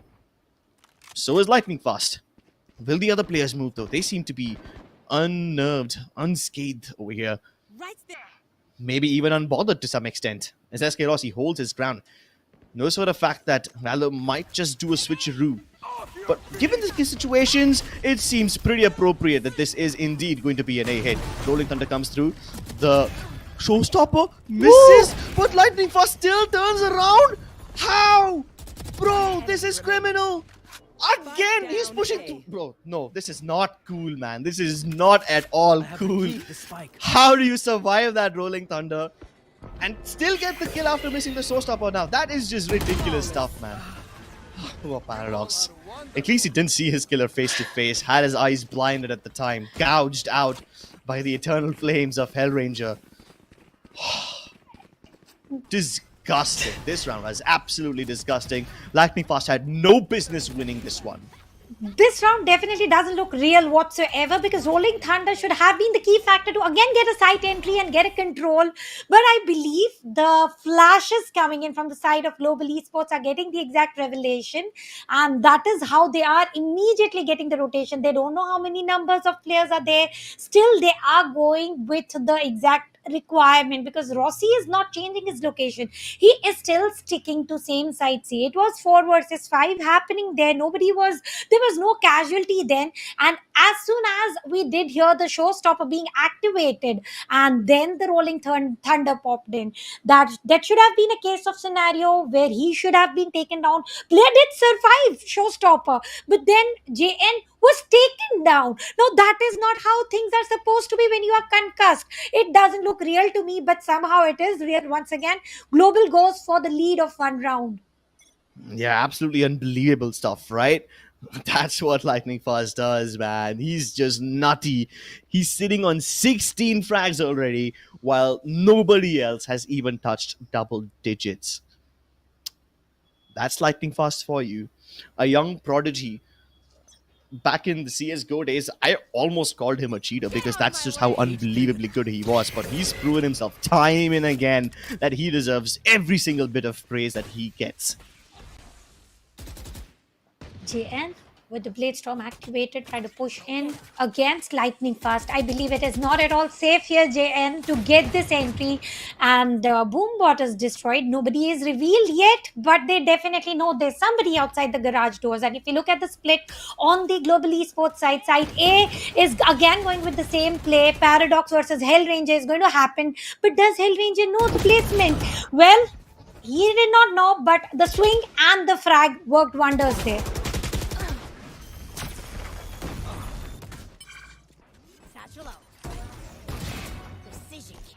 Team Valor is going to plant the spike. No, they're not going to get the opportunity because Skills is still alive and Bullet is going to take down one. Got a good control over here, but no HP to work out with Hell Ranger. Before Hell Ranger could do any dirty deed, it is Rossi with his the super empowering operator puts a shutdown. With that, the scoreline is going to be 6-4. We saw this exact push from Team Valor against Reckoning Esports, and last time against Reckoning it worked because when they placed their smokes and they started to go in, they did not expect the members of Reckoning to push through the smokes. They don't do it. Global Esports, though, they will take those risks and they will try to manipulate you into throwing away that advantage. So those unorthodox plays that Global Esports will start doing now is something that Valor need to be aware about, especially when they're attacking the B side. It won't be as easy for them as it was last time. It is not going to be any easier with every passing round, but Lightning Fast through the wall bag is going Again. to take down JN. The battle between JN and Lightning Fast is never going to stop. Jane's never gonna play at Garage now. He's been taken down by Kappa once through a wall bang, this time by Lightning Fast. This man's died 2 times without even seeing his opponent. At the same spot. He's never coming back here, man. Skills this time is going to stick to side C. He knows there's a garage push coming in and there's a stack of 3 players though. Lightning Fast on the garage doors. Flash is going to work wonders. Help him take the triple. And Kappa is going to not allow furthermore damage to the team. And here we go ahead with the round going into the favor of Team Global Esports in like no time. The garage push with JN getting taken down through the garage doors. Now, this is not something that you expect. They have got 2 initiators to work out with. They have got a flasher before they enter. I don't know why in the world wouldn't they utilize it before entering. They are blindly rushing in, and Global Esports is the team who is going to make most use out of it. I'm really sorry, Tanya. I have to disagree with that one over here. They did use the utility properly. While there were no flashes, Valor used their fault lines and they used the cyber cages to get into garage. Now, they had no idea Lightning Fast would push that cyber cage, right? People don't usually do that. Oh my goodness, this will be a big deterrent. It doesn't do all that much, but Kappa shocked out finishes off what Lightning Fast's showstopper couldn't. Oaks is going to take down Lightning Fast. Showstopper once again did not get the frag, but right now the players are still not committed enough towards any side, except they do look. The movement is going to take them towards site A, and Bullet is going to get an entire control of the site. Are they going to move away? Or are they going to stick to site A? Because gradually we are seeing Skill is reaching out to Heaven, and Hunter's Fury coming into the activation is equal to delay of plantation of Spike. Now this should be one of the key of concern. Later or sooner, the Spike is planted. It is the fight of equals, 3 versus 3. Skill survives on 1 HP. Almost died to that one. He's got a foot in the grave already. His teammates need to do the heavy lifting. SK Rossi, he's using himself as bait. Even though he gets ping, Skills uses that time to get another frag. Kappa now in a 1v1. Wide swings and wins the duel against JN. He's just getting bullied out here, man. Global Esports win this half 8-4. You failed. Now flee. Upper hand for the first half already, and this was supposed to be for the side on the attackers because it is map of heaven, could not be created. The scoreline could not be created by far how Team Valor has done it. Will they be able to do it on the defender side though? And talking about the team synergy here for Global Esports, I believe Hellranger alone as a flasher is doing all the required works. He's able to not only deal flash to one player, he doesn't know, he's not aware about how many players are trying to make a move, but he is definitely doing that much required flashes where other teammates are just rushing in, pushing in and getting those frags, outnumbering them. And look at the score line right now, Crips. Lightning Fast with a humongous 21 frags. And having said that, on the other side for Team Valor, not even a double-digit club entered by JN. Not been having the best of days, this poor guy. Let's see if he can make a comeback in the second half. We saw the members of Orangutan do this very same thing, coming back after a bad first half. Even Shooter to some extent was able to do it, but can JN do the same thing? for now, there's going to be no contention for Global Esports as they walk into the C side without any resistance whatsoever. In fact, this is a bit too... This is just way too little resistance. Even Global Esports are second guessing themselves. I mean, like, really? Are we really getting this site for free? Like that? Something must be fishy. Something has to be going on. What are Valor up to? Now, Global Esports think it's going to be something completely out of the box, but it actually isn't. SCS can hear Fox, instantly takes him down. No problem at all, and he still doubles up on the bullet. The other players, as they try to funnel in through CT, they get flashed, and this timing is perfect. That was... Yeah, that's just... I can't digest that. I thought the fact that Valor are trying to give up the site, they will try to go for a very cohesive retake, but there was nothing cohesive about it. If there is a chance to take a tactical timeout, the next few rounds might be the perfect time to take one. And how, talking about Team Global Esports, how wisely they were able to get the entire site control. There was nobody to watch out for garage windows, I believe. Unlike what Global Esports did, every single time there was a player there, no matter what. Sometimes we did witness Hellranger holding there. So there was one or the other player, initiator, duelist, anywhere. And now, once again, they all are sticking to a rapid push towards side C with a double satchel entry, hopping in, and the first track followed by the other. That was pretty quick. Oh, that was damn quick. It's funny how there was a flash thrown out by Team Valor, but because Lightning Fast was ahead of the box, he still had his eyes wide open. Oh, Kappa will close their eyes for good. Instantly winning the first 2 rounds, denying Team Valor any sort of economic momentum. Not a single person from the Global Esports team has died in the last 2 rounds. So that means Valor get no bonus money as well. Even though this is supposed to be a buy round for them, maybe they'll be missing a piece of utility or two. One enemy remaining. And talking about this particular round, Kappa holding this angle, who would have expected that they are going to hold on to an angle where nobody would want to enter towards the C long, because all the battles are happening in the garage near to the CT. But you need to do something unique, and I believe Global Esports were able to read this uniqueness. Right now, they have entered the double-digit club. The scoreline 10-4, two rounds away from reaching the match point. Once again, C-side commitment is pretty clear, but this time the scenario is a little different. Paradox will be able to take down one, but is immediately traded out, and now it is going to be a good split once again spotted. Are they going for the rotation though? Side C, Bullet is having an entire control. At this time, Hellranger once again going for the garage window push and moving out of sight. Yeah, that's fine. That's fine. The Hellranger has spotted everything he needed to.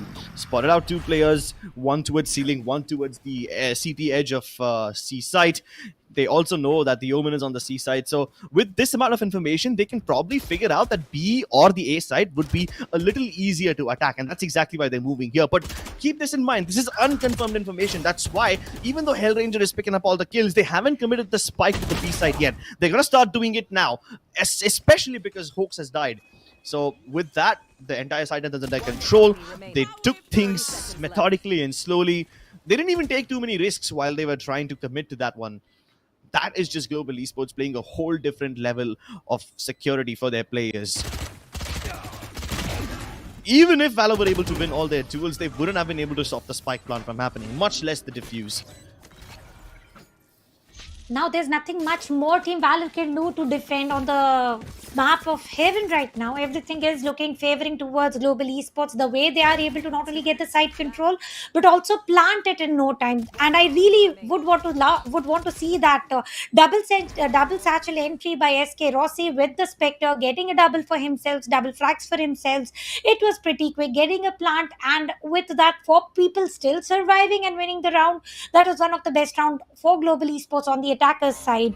And now this is going to be once again a massive push towards side A. This is going to be the very first side A play. Revelation from Hopes has already revealed all the players, and now this is the exact time where the site entry should be clear and loud, because they are trying to enter it from A long. Yeah, but even if they manage to get into this ace side, the backstab is going to be super quick. And Kappa cannot hold out against 3 players all by himself. Sure, he's going to get the first one, but Skills comes in to back him up just in time. And that's the adjustment that Global Esports required. Now they're safe, Potentially, maybe. I mean, they've already reached the site, so now they no longer require the smokes unless they actually want to fight this one. Kappa picks up the fight bravely, and sure, he does lose his life, but with that, he's at least figured out where Fox and Folks are. So Global Esports can continue doing what they do best: decimate their opponents. Wow, that was a quick one, right? I mean, we've reached map point already. Now this is absolutely extremely quick switch on the sides, and now the sides are going to put to shut down in no time. But this round is going to be the fight of equals in terms of weaponaries. The save round is gone, so I believe that few trades, few finishers shall be spotted. Now talking about JN, I believe he is still going to stick to the same play, A long operator play, and the players on the global esports side are also stacked up towards A side. Fox going for the concussion. The players are concussed, sure, but still there's no information. Now rest is done by Hawks. Few shock darts, no damage delivered through the smokes. The player is trying to push in. Hell Ranger is going to go for a flash and a frag moment, and I believe there's a slight delay there because the players are still pausing from global esports. They are not blind rushing.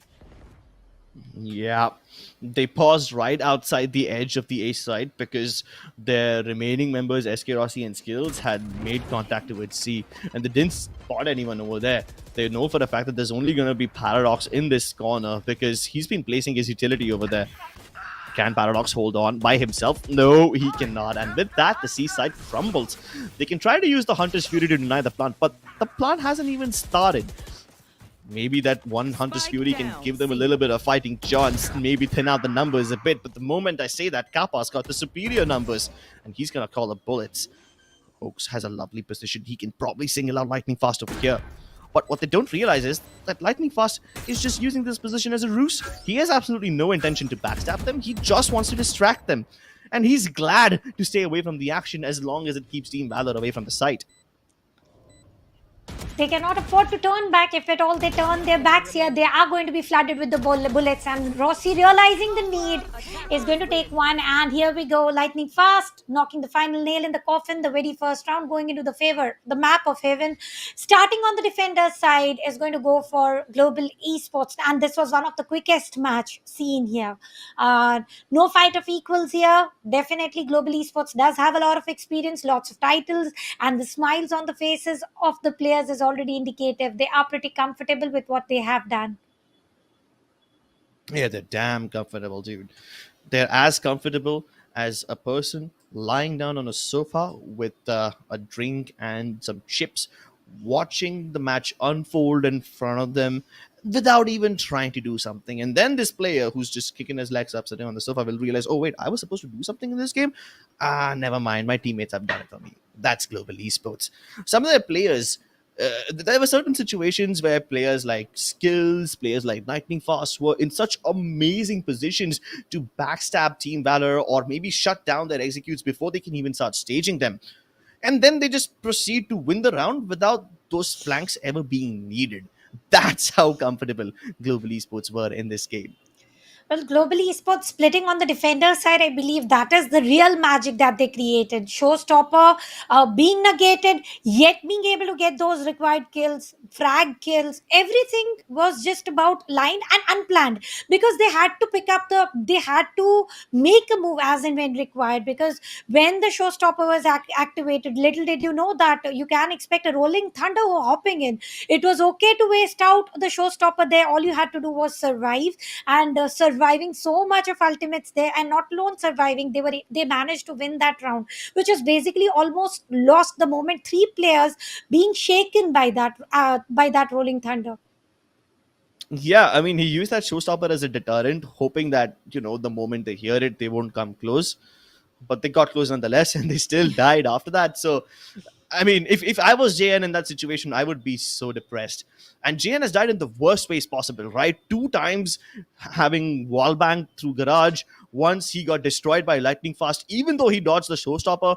So yeah, JN definitely was not feeling himself today. Maybe he can make a comeback in Ascent, a map in which he's much more comfortable. Absolutely, we can expect Ascent to be the game changer, but will Global Esports allow them? They are ready to switch the roles. And talking about the map of Ascent, all I'm thinking is Rossi, his operator, and the Jet. Let's see if that is going to be a case of scenario or no. But talking about the highlights of this map, every single time the retake was spotted here, and the players are trying to take down the. Though sometimes, yeah, we did spot some frags also happening with the showstopper, but not as destructive as a showstopper can be. I mean, the showstopper wasn't even needed, right? Hmm. That was just a deterrent. Enemy And remaining. this guy, lightning fast. The showstopper is the one run that we remember because that was the flashy play, quote unquote. But for the most part, lightning fast roles was limited to doing nothing but backstabbing them. And the one round where JN was able to actually make value out of his push is the round which Team Valor was able to win in the first half. Like, if that wasn't there, then Global Esports would have been able to win the rest of the rounds consecutively. That one triple kill from JN forced Global Esports into an eco, which gave Valor the little breathing space that they got. And then this clutch again. I mean, if you look at it, almost every single round that Valor have been able to win was on the basis of individual performance, right? Sometimes by JN, sometimes by this guy over here, by Hoax. So you can't keep on relying on individual performance too much. And if we talk on the global esports side, I believe Lightning Fast was pretty too aggressive, and Oh, he definitely. he was the one key player to watch out for to not only save the rounds but also get those aggressive early fights. And Hellranger, the solo flasher, was team was fairly enough to entirely flash the stack of three or two sometimes, and Lightning Fast switching his position sometimes for it on B, A, C, and the flashes coming in on time, pushing. I told you, right? The duelist and the flasher of the team just work exactly on time, and then the frags are executed. And once again, witnessing global esports doing the same run. Let's see how long this run is going to work, though, because next map is going to be the map of Ascent, where we can expect some changes happening in the line, in the frag. But right now, it was a switch, the pistol, the basic pistol round. In no time, they were not only able to get a control of the site, and this double satchel entry catched my eyes as well. Yeah, Lightning Fast was just on fire, whether he's on the backstab, whether he's spearheading the assault.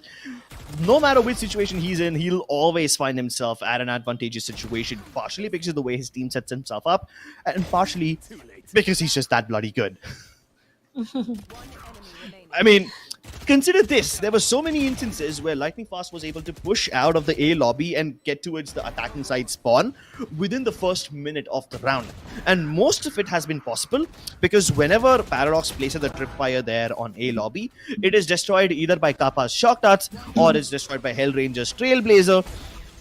No matter what you use, that tripwire is destroyed in the first 20 to 30 seconds of the round. So during the rest of the round, Team Valor have to just keep looking over their shoulders. They have to keep checking their backs because there is no trapfire remaining. It was destroyed right at the beginning. And Lightning Fast always pushes, towards the middle of the round. That's how good he was. And we've done it! We finally have a player who breached the 400 ACS mark. 3 KD, bro, what? 3 KD ratio? That is ridiculous, dude. That's the kind of stuff you do in matchmaking, not in a tournament, not in a big tournament like Skyesports Champions Series. This is too much. This is extreme. And on the other side, the MVP of the player of Team Valor is not exactly 50% of what Lightning Fast has already achieved. And I believe that is how the scoreline was 13-4, not even doubling, but it was multiples of three sometimes. And talking about Kappa, he is also nearing to the KD of 3. On the other side, not even a single player trying to reach ahead on the 1 KD point as well. Though one player did manage to reach the double digit club, which was Hoax, the initiator of the team.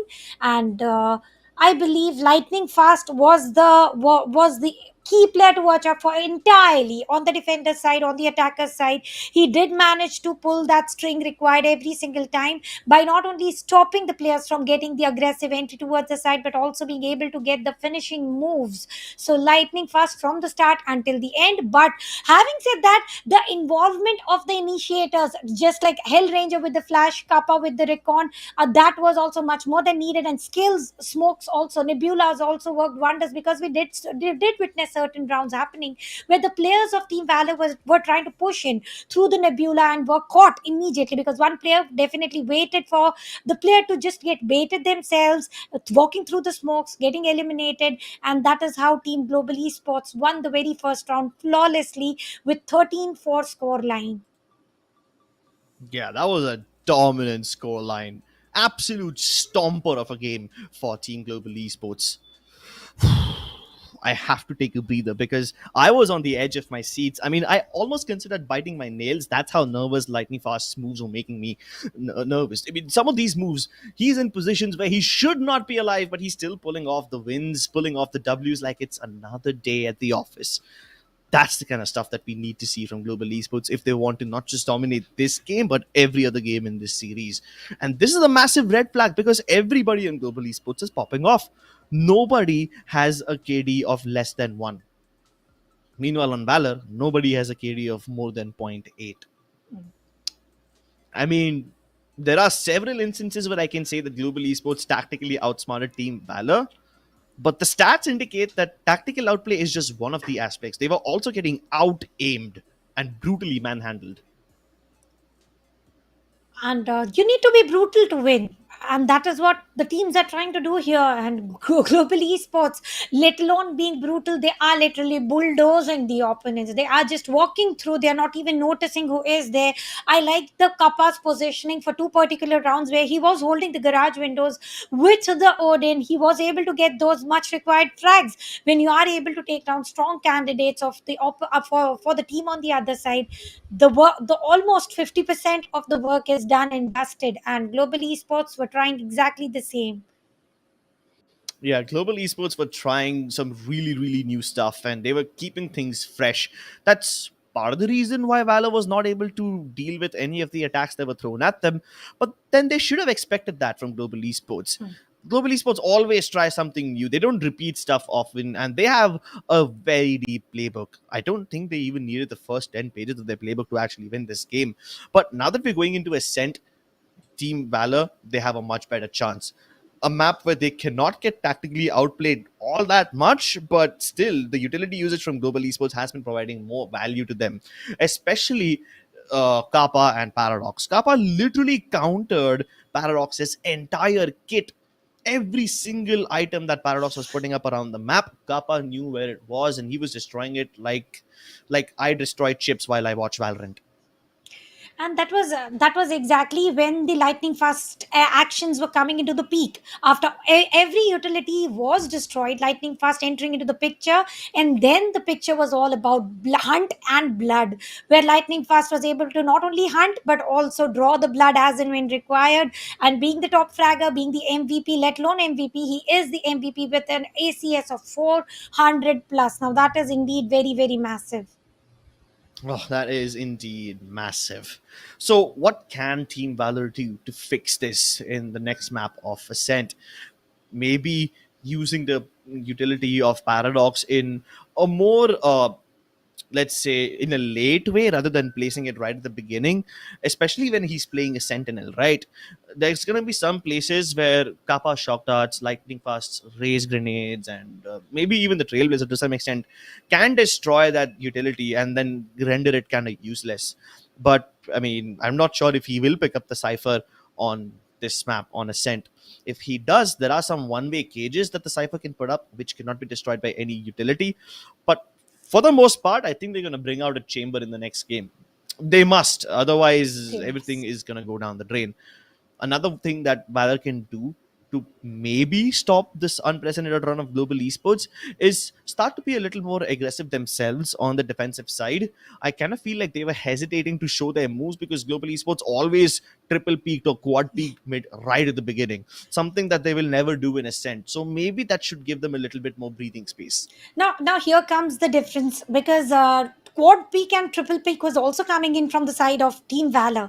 But the flash of Hell Ranger was so perfectly timed that Lightning Fast was able to go ahead, rush in, and get those required frags. Now, that was not constructive enough from the side of Team Valor, because both the teams were able to get that required double peak, triple peak. But then, considering it that there is going to be a multiple site entry happening, you need to have that flasher ready, and it was Breach. Now, Breach in Sky has got a very good flash in terms of on the map of Heaven itself. Now, that was not wisely utilized. That was the exact cause of concern while I was talking during the match as well. They were using fault line, they were using aftershock to entirely empty the garage side. But then, what about the window? The players were already waiting, and especially Hell Ranger was waiting for the players to stack it in. All he had to do was send the guiding light, and then the work was all done by other players. Yeah, he was setting up his teammates well, and he Yeah. always does that, right? That's probably why he's one of the best IGLs in the country. An IGL who is excellent at countering his opponents. And the one weak point that he had like a couple of years ago was coming up with stuff of his own, and now he's mastered that as well. So he's literally an expert on both the fronts, an expert in coming up with his own stuff and an expert in countering his opponents as well. And when you've got an IGL who can do both of those simultaneously while individually fragging, you've got a beast. You've got a god on your hands. Talking about Skyesports Champions Series Phase 2 for Valorant, presented by AMD Powered by Router. Here we are with the map veto, where the first map selected by Global is owned by Global. And that did not happen during Phase 1. The map picked by the team was won by other team, and Global very wisely, decisively picked this map. And on the defender side as well, they did not allow the lead to multiply, or maybe the lead to crazily go ahead. For a second, there was an equalizer happening, which was 4-4, and after that there was no comeback story to be written. There was no storyline that was to be created by Team Valor happening.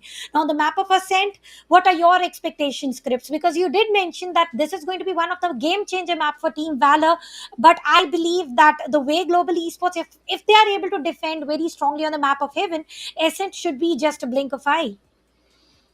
Yeah, Ascent should be over in the blink of an eye. I agree with that one. But I mean, how do I say this? Global Esports were tactically outsmarting Team Valor on Ascent on Haven, and that kind of stuff cannot happen on Ascent all that much. I mean, the map is pretty simple, right? It's not like three maps and multiple alleyways, multiple flanking corridors. It's a pretty straightforward map. But that wasn't the problem now, was it? They were getting out tamed also so frequently. And Valor is a team with amazing aim. All of their aimers are nutty aimers. I've never been able to win a 1v1 against any of them. But they can't do that against Global Esports now, can they? If firepower is something that Valor are relying on, then they need to bring it in abundance. And Global Esports already have truckloads of it. Mhm. Firepower can be competed, but the way utilities are being used, I believe now that is something that cannot be competed. Because talking about the shock darts being utilized from the side of Global Esports, they are exactly on the defender side. Let's talk on the defender side first, because Global Esports is going to initiate on that angle. So I believe that if at all, once again, those shock darts and those grenades, I believe on the map of Essen we are not going to witness any raids play happening. So Sova is again going to be part of it, and they are able to delay the entry, and let alone delay the entry, they are also able to call out the teams. One player is always sticking in on one side, and that is Rossi, a man who has got confidence enough to go for a double peak, go for a triple peak, and maybe he's going to get a frag and then be taken down, but still enough to pass on the information that now they have switched the sides. But on the defender side, do you think only Sova is going to be enough, or you are again thinking over the double initiator setup coming in? Because I would want to see KO in the picture. Um, I mean, the initiator doesn't matter all that much to me personally, because whether you pick a KO or a Breach or a Sova, all of them are damn good on Ascent. Every initiator can work wonders in a map like Ascent. Hell, we might even see double initiator setup. But the Sentinel is something I'm a little picky about. I kind of feel like the Chamber does much more justice to a map like Ascent, especially because the alarm bot is enough to cover an area all by itself.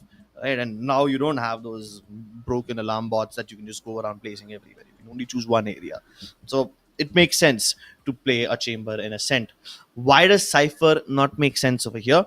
Because most of the Cypher tripwires are easily destroyed by attacking utility. You can't destroy the one-way smokes, the one-way cyber cages, and that's something that the Cypher can. That's one thing you cannot take away from the Cypher. But Mhm. that again, you can't rely on just those one ways, right? Because all you have to do is wait 4 seconds and then the cage will disappear again after that. You can continue after that. Oh, and the moment I say it, it is here. They have picked up their lineups. They have picked up their agents. Tanya, what do you think? Well, I am happy to see KO on either of the sides. So, and KO Whole combo is one of the strongest combo that I was expecting on the map of bro. Ascent. And now we can see Hellranger going in for the role of initiator once again, but being a breach here.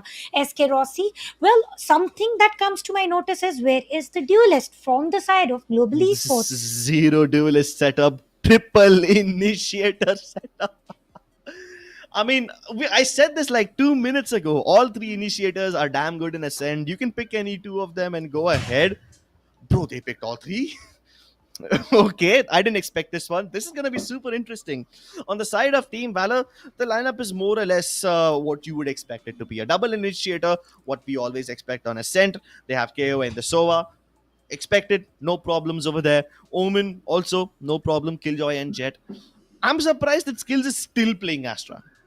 I mean, I thought in a maybe in a Pakish map like Ascent, he will pick up the Omen or something like that. Maybe even the Brimstone, but he's still sticking to Astra. So I guess what they have in mind is a very carpet bomby approach where Skills will place a couple of stuns and gravity wells are on the site.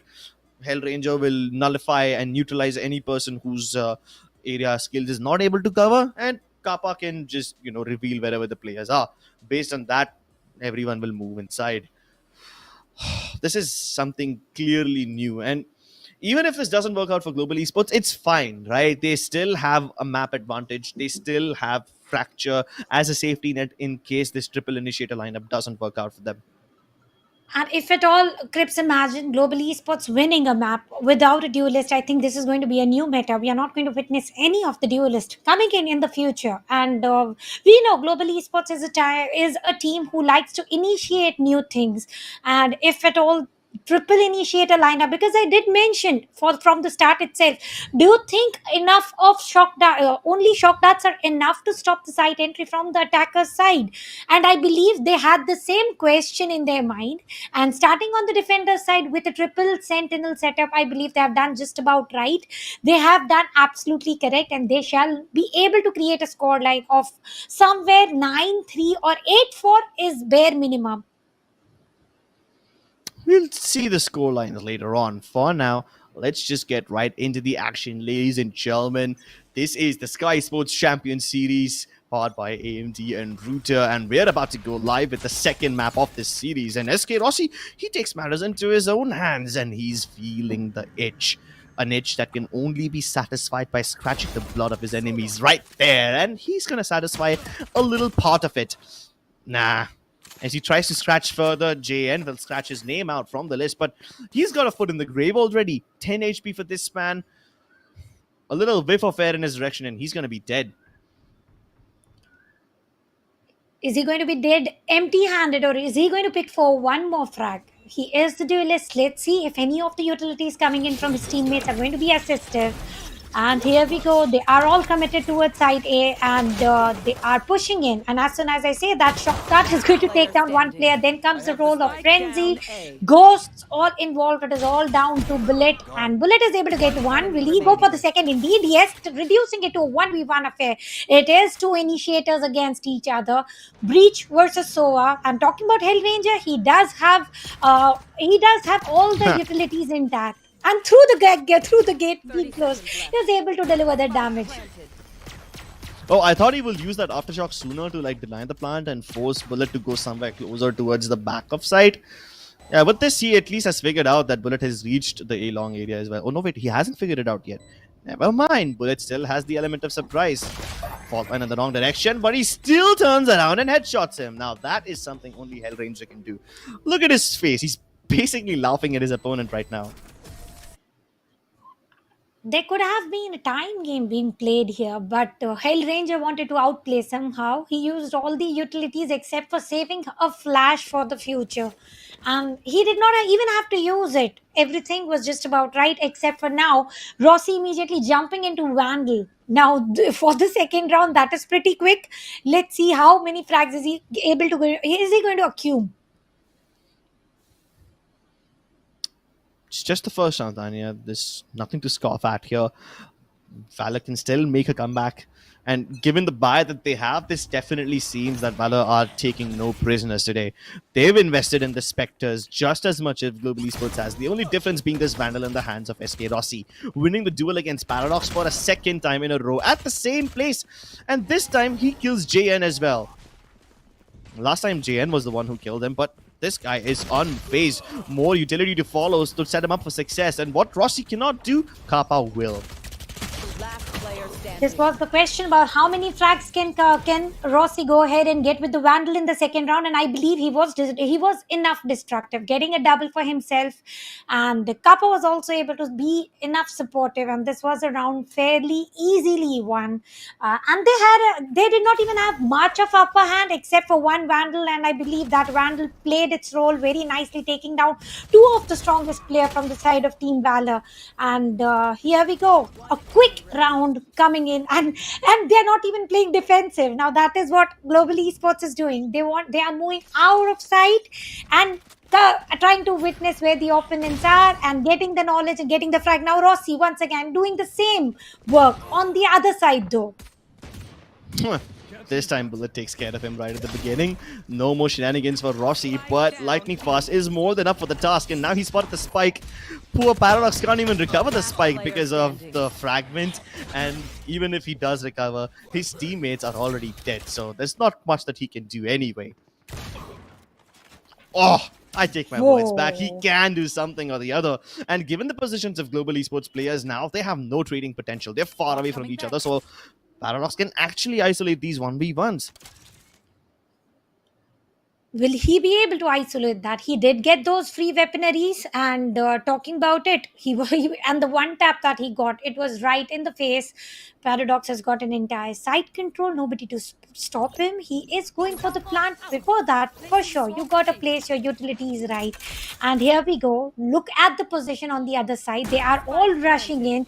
One through the main, and Turret might be able to reveal some positioning, but for how long will he be safe is the question. He's going to save himself from the recon. A push from Hellranger with the aftershock as well as the concussion. Paradox is going to save himself from everything, and now he's playing time. This is exactly what had to be done, but Hellranger isn't going to allow him this time and is going to go for the defusal. 3-0. 3-0, and that spells doom for Valor economy. They forced in the previous round, lost the third one, and in the fourth round now, finally, they will be able to muster up a purchase which can rival the firepower that Global Esports wields. But is that going to be enough? I mean, even if they do break Global Esports in this round, they wouldn't have broken their economy. Global Esports have money for days. Dare I say, maybe even the rest of the half with the amount of kills that they were able to get in the first 3 rounds without losing too many. Valor must strike back now, and they must strike hard. Hoax with the early flash to prevent any further pushes from Global Esports towards mid, but the suppression blade only detects the Sova over there. That's not too much information to go on, man. And Kappa always plays that position, so there's nothing new that they learn, but SK Rossi missing that shot is quite uncharacteristic of him. At least now Valor have figured out where the AWPer is, so maybe that should help. The knife only detects JN, so even Global Esports don't have all that much to go on. All they can hear is a bunch of footsteps over here, which indicate that there's more than one player present. But the moment Lightning Fast tries to confirm that information, he's going to be met with a bullet in the face. With the lockdown ready, they are trying to go hard push side B, because lockdown is definitely going to push the players away. And Hunter's Fury can do the wonders here if at all he has the information to deteriorate it. Let's see if that is going to be a case of scenario or no. But Rossi missing one was a mistake. He's not going to miss the second shot, and the player coming against his crosshair. Hawks pushing in on the side, and one player is already waiting on the side, and now it is going to be Hunter's Fury. But before Hunter's Fury could do its work, it is going to be players rushing it in very clearly, very easily, and it is a battle of 2 versus 4, and I believe they are trying to push it in. There's not much to save here. They have got enough economy to work out with. Imagine using a Hunter's Fury just to kill one guy at the back of Boathouse. I hope this ultimate pays its price, pays its dividends, because Valor need to win this round at any cost. They can't afford to give up such freebies to Kappa. Paradox, no. This should reveal Paradox's position, and he still goes for the peak. That's really brave of him. I mean, Kappa with the Spectre can't really do much at that range against the op anyway, but hey, I'm just glad Valor are able to fight back at least a little bit. Yet another round on the board for them, and this might just be the start of a beautiful comeback. Hopefully. Hope is the word indeed for Team Valor, where they are going to survive, where they are going to thrive to move ahead. And now Tour de Force has been activated from the side of Global Esports. With the operator itself, we did see how damaging Rossi was, and now it is going to be even more damaging. And this time he's not trespassing, he's not crossing out of his area. He's trying to hold on to the location. He very well knows how important his ultimate is to save, to get these frags after losing one round. They are going a little passive. Yeah, patience is the name of the game here. The only aggression that Global Esports has shown is having their KO push out of B main. But that too, he's not peeking because he doesn't want to get revealed by Paradox's turret, which is planted on top of the B house. SK Rossi holding a narrow angle. You know what I'm afraid? I'm afraid he's going to get double peeked. Oh, he still lives through that. Of course he can. He can teleport back. And this time he's in a much better position. Oh no, poor guy got suppressed by the blade. He doesn't have his tour de force anymore. But luckily, the members of Team Valor haven't pushed in, and by this time, SK Rossi should have his orb back in his hands. Even the big bad Odin is keeping them at bay. Team Valor have missed that opportunity. They don't have any more utility to commit to this push anymore. And Global Esports, just by simply being present, have averted this crisis. With 20 seconds left, Valor are attempting to go towards the B side. Will they even go towards B, or will they just circle back around Catwalk? Oh no, they're going from mid to B instead. Hawks continues to stay towards A main, hoping to sell the fake, but Global Esports have read this already, and SK Rossi's in prime position. Paradox, it takes a massive op shot to finally shut down this behemoth, but it's still not enough. And with that, Global Esports are going to send Valor packing back into eco territory. You don't want to find yourself over there too often. It's not a pleasant place to be. And we all heard the whisper. It is not a pleasant place to be. That's the point. And here we go ahead with Team Valor. We must appreciate the way how quick Rossi was all the way from B towards side A, realizing that the players have made a move and getting a double for himself with Tour de Force. And Kappa with Odin ready performance, though he could not get any frags, but he did enough to avoid the entry. The round is on. Rossi is going to be on side B, but the players are still not committed to any side. They are trying to push in through mid, and as soon as I say that with the Blade Storm, but Flash from Lightning Fast should do a lot of damage here, but no frag spotted here. No problem. He at least saw two people over there, and this blade will detect the rest of them as well. The jig is up. The position of every single player on Team Valor is now known to Global Esports, but still Lightning Fast peaks alone. Luckily, the Vandal hasn't been recovered yet. Hellranger will make sure that they can't take it back. And the moment the smoke dissipates, Hellranger will pop them out. That smoke was such a wonderful one. Skills places it for 1 second before he takes it back. And that 1 second window is enough for Hellranger to do what he needs to do. Spike down B. Kappa through the wall bank to no surprise. I don't know with what determination Kappa is here I want to see more of it happening. And once again, did I just see Rossi taking away the Odin, because that is going to be something unique.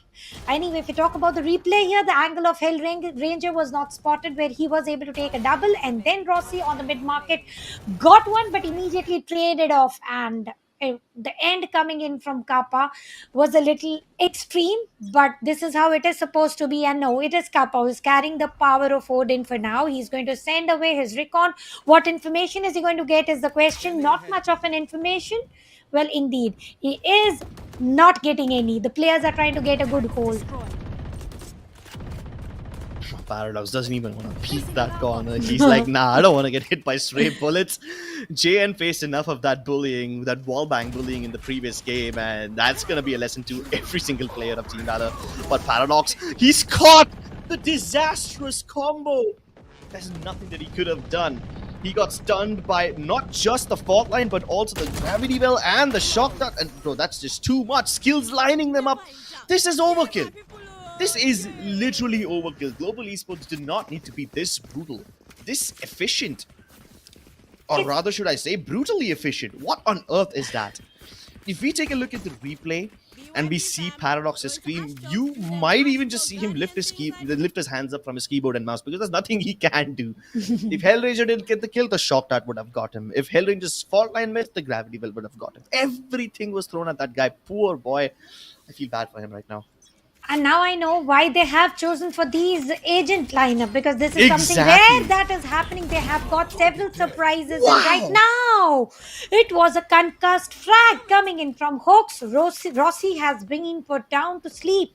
He's going to sleep through this round, lightning fast, overextending himself, trying to move out, and he is going to spot several opponents here. JN trying to enter towards the market area. Now, this can be a little risky, because Kappa is also nearing to exact location where the players are. His one spray should do all the deed. Yeah, but Kappa doesn't know how deep they are into mid. There was a chamber trap placed over there, but with SK Rossi dead, Kappa has no warning, and Hoax once again delivers. 2 1-taps in the same round, make it a triple. This man is on fire. He's taken it upon himself to personally destroy and put a bullet inside the heads of every single GE member. The timing, it's a little awkward. Skills is forced to give up that position towards heaven and come flying back towards the other side of the window where JN lies in wait. Fox can't land that 1-tap, but maybe we'll get to see another one of that from Hoax. Lightning fast in a 1v4. He can go for this. Why not? He's got all the money in the world. There's no reason for him to save. Let's see it. Let's see how many exit frags is he going to get. And as soon as I question it, it was a thrifty round victory coming in from Team Valor, and that triple with a sheriff, I believe. That was all that was done by Team Valor to do everything. Putting a shutdown to Rossi was one of the biggest initiative, and as soon as that was done, gradually the players starting to peak, and Hawks never stopping, going ahead frag by frag, pushing away clearing away the heaven side, and they got the room of opportunity to planting spike. And the player, if you have a good economy, you would want to go for those exit frags, and JN didn't allow any. Oh my god, SK Rossi. Now he's getting countered quite a lot, isn't he? I mean, it took Paradox 4 rounds to finally be in a position to take him down and win a duel against SK Rossi outside of B main, and an operator too. But when they lose players outside of B, they make up for it by pushing A main. And if they push deep enough, they're going to find that Omen on the attacking side spawn with the spike in his arms. Spike is a big responsibility, sure. He is holding it in his arms, but look at Fox holding a good angle, getting a 1. Is he going to go for a double? Skills versus Fox is going to be a duel to watch out for. But in the course, JN is going to take an entry. Skill has taken 1, and it is a second and a triple in no time. Hellranger also holding a good jumping kangaroo in the name of Paradox, where he's going to take him down. It is all up to Bullet, and he's going to take Bullet from Hellranger, and it is the score line of 7-3, and they have got multiple ultimates ready, 3 to be precise. I mean, if you saw Skill's face right there, you would have probably seen him say, "Bharosa rakh mere pe, I can do this one all by myself." And I mean, he always looks cocky. I don't know if that's his resting cocky face or he was just feeling confident in this round. But if I was in the lead like Global Esports are right now, I too would be feeling confident. And despite that, despite the momentum that they have, despite the lead that they have, Global Esports Eraser calls for a tactical timeout. The coach says, do not get overconfident. You never know when they're going to turn this thing around. And that's Eraser, by the way, right there. It's the first time I'm seeing his face. Seen it only in social media posts before this one, but not in, Do not you face to think, face as such. Crips, do you think there is any turning around happening with the form that Global Esports is moving ahead and with with the agent formation they are playing in? I believe they are not here to stop, or not let alone stop. We are not going to stop or see any full stop. Not even a comma by the way they are performing. But having said, we have seen Hawks going with the Sheriff, winning a thrifty round, and this round is going to be the equalizer in terms of weaponaries. But in terms of play, once again, Hellranger is going to be a top fragger here with the double digit club. Hawks is going to get concussed and it is going to push him a little away. SK Rossi still holding the mid, shall be able to get a frag, but indeed he's taking a lot of damage in JN. It was an operator versus a Vandal and a good effort seen from JN. Yeah, Rossi trying to peek out of the smoke kind of backfired on him. But hey, I think Global Esports can still recover this one. Lightning Fast is in prime position. He's going to stop the others from reaching over here as well. A flash to make sure Hoax is shown the KO diff. And Kappa, he can easily break the lockdown if he sprays in the right direction, but he's probably not going to do it. Just pulls out the Hunter's Fury. That's much more easier. Oh, but he can't pull out his gun back in time. He gets caught with a bow in hand. Hellranger now has to make good on what's been done before. The spike is dropped towards the stairs. He can't afford to let anyone recover it. Can they make it back in time? Paradox goes for the plant. Meanwhile, his teammate protects him, but the aftershock is going to force him to go elsewhere. The location is compromised already and the alarm bot is placed. I believe Hellranger is well aware about every placement. Okay, location is revealed. Shock darts will be sent. This round looks a little bit in favor of Team Valor until and unless Hellranger pulls a new trick out of his sleeve. And 1 versus 2 is a doable core. It's not like there's now something too unique that has to be done. And Paradox didn't allow that to happen. And the scoreline will be 7-3. Hunter's Fury will be retained here. So this is the change that we have spotted in Valor. Last time we mentioned that Valor will never really use mid as a staging area for their executes. They only use it to get a pick or maybe go for a flank or something along those lines. But this time they're actually utilizing mid much more than they were when they were facing Reckoning Esports last time. Of course, they have to use it against a team like Global Esports. It's not like they can give it up and it's still going to work for them. But once again, there were things that went wrong. The spike got dropped as it was crossing into the site. And if Global Esports were there on time, if the backup arrived, then Team Valor would have still lost that round. So while they were able to win it, it wasn't flawless. There were some mistakes. And once again, this time, the poor Hoax, he didn't even make any mistakes, but he was still destroyed. So many utility bunches being thrown at him. The aftershock, the fault line, the splash, nothing is spared. Even skills won't spare bullet as he gets the trade back. Now it's going to be up to JN to make contact over here. But does he know that SK Rossi is around the corner? Paradox has died towards the B side. And JN dies towards A short. Very discombobulated push by Valor as they try to approach different avenues off the map without any hope of backing each other up.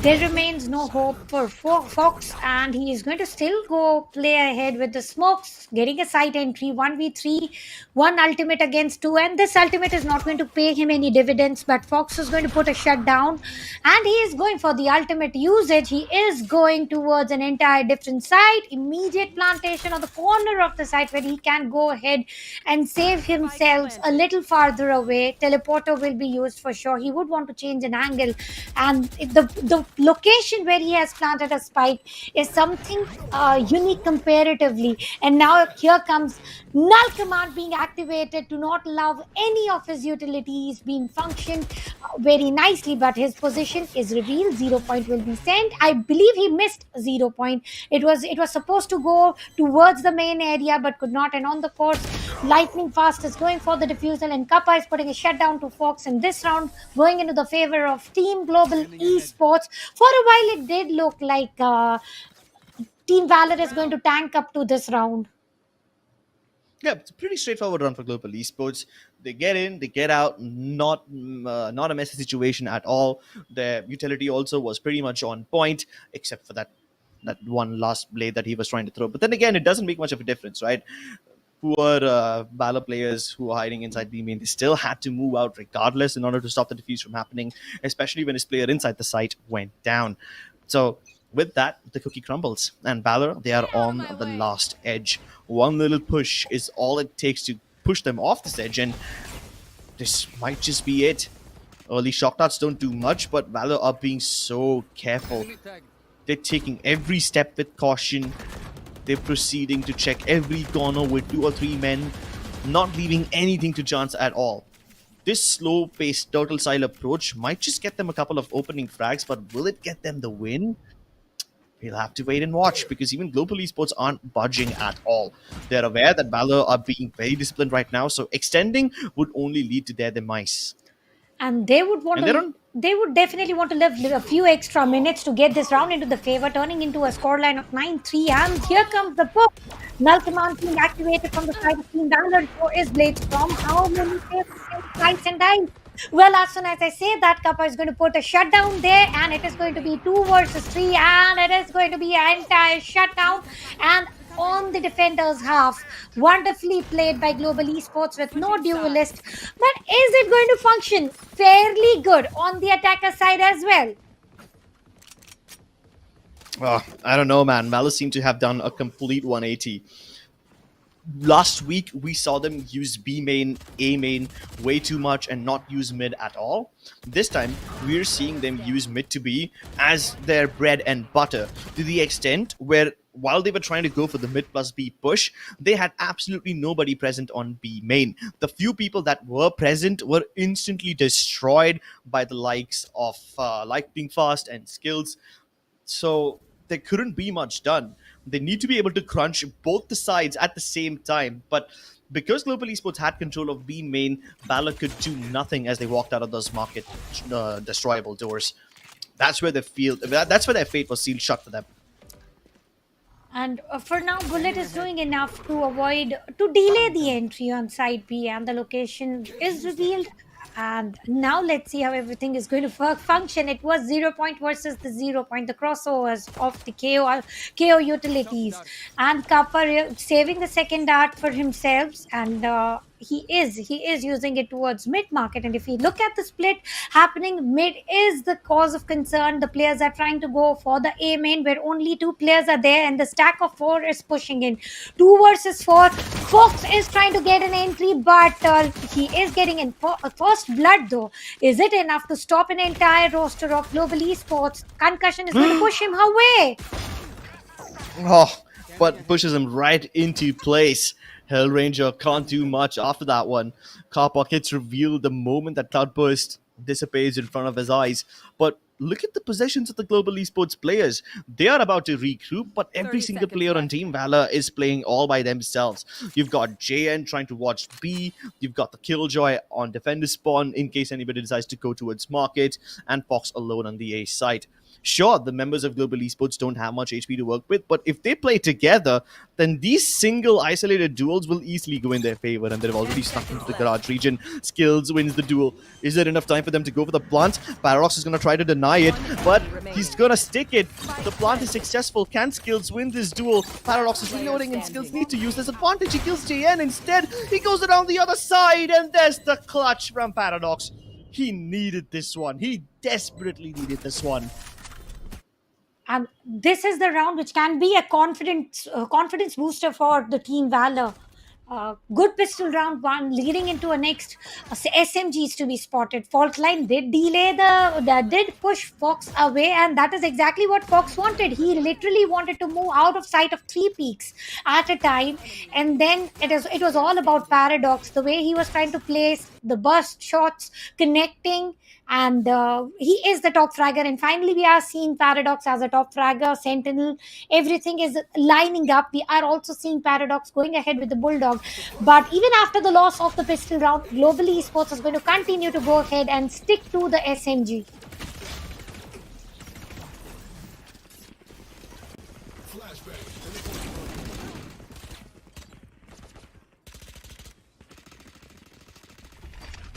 Flash out.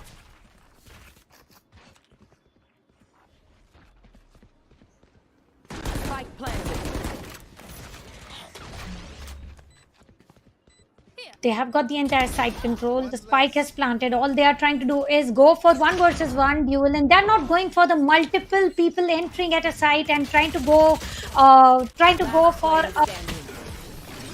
that would finish an entire team. But somehow Global Esports going something what the players don't usually do, and I believe they did it very wisely.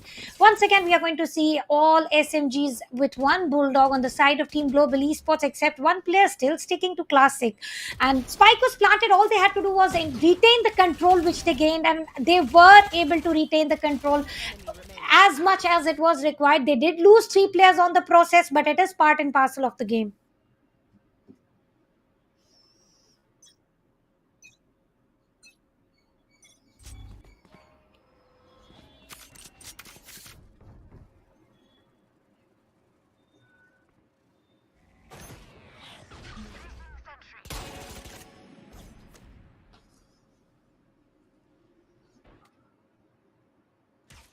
Right there.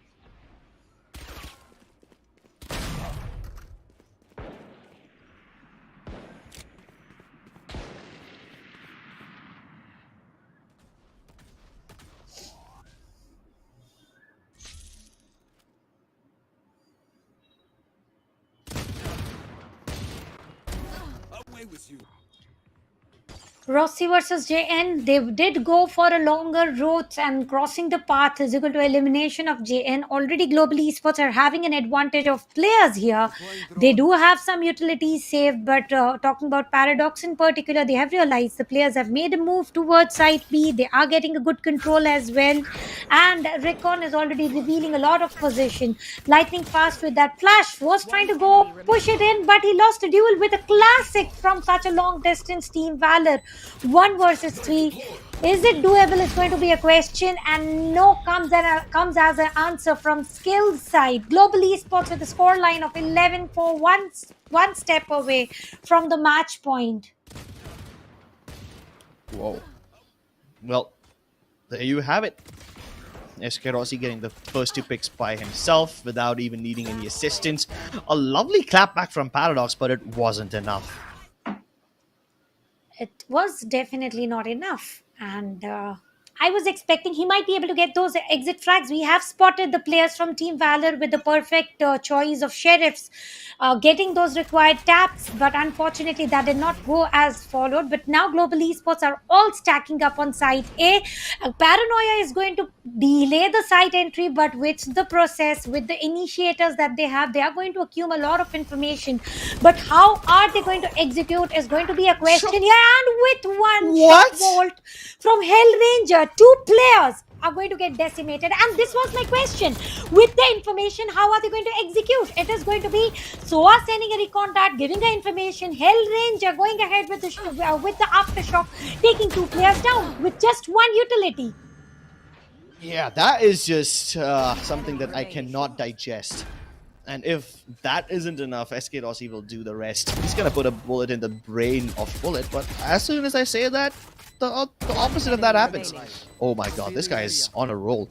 We've seen this before, haven't we? We've seen the Hellranger versus Bullet 1v1 before in the first half, but this time the roles are reversed. Hellranger is the one who's all by himself, and he's gonna bully the hell out of Bullet with that ultimate. Unnecessary for just one person, but if there's match point at stake, then he's surely gonna use it. He had to use it. The way triple initiator setup being used on the attacker side from Global Esports, something uniquely executed. And I believe this is going to be a new meta in future. Maybe not immediately the players are going to adapt it this way, but we can expect a Sova and a Breach combo running in this way, where the other initiator as well is going to waste out all the utilities with a 0 point, temporarily waste out. And talking about the match point here, the players are all rushing in on site B. Rossi taken down one player, followed by other, and he is going extremely aggressive, which Bullet is going to give a little Player pause. standing. Oh, this is not just a little bit of hope. This could be a hopeless situation. He's blind as a bat, and now he's going to be killed like a rat. Global Esports win this series without breaking a sweat. 2-0 as the overall score, and not letting their opponents win more than 6 rounds is just incredible. It was an incredible round, incredible, a surprising agent selection. Now that is something which I usually don't tend to prefer, but Global Esports proved that we can do it even without a duelist. And the way Hell Ranger has been performing in particular on either of the maps, particularly the same score line is going to follow 13-4.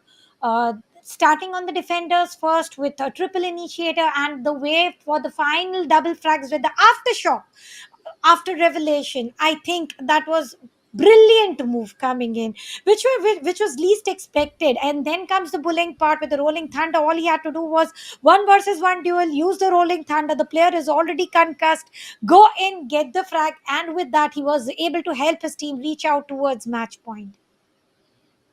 Exactly. I mean, the Rolling Thunder itself is not the part that surprises me. The part that surprises me is that the Aftershock Yeah, yeah. got 2 kills, and it's not even like they were being pulled inside by a gravity well or something, and they just happened to be there. They thought maybe, yeah, this is over. Maybe it won't damage them all that much. I don't know what was going on in their head.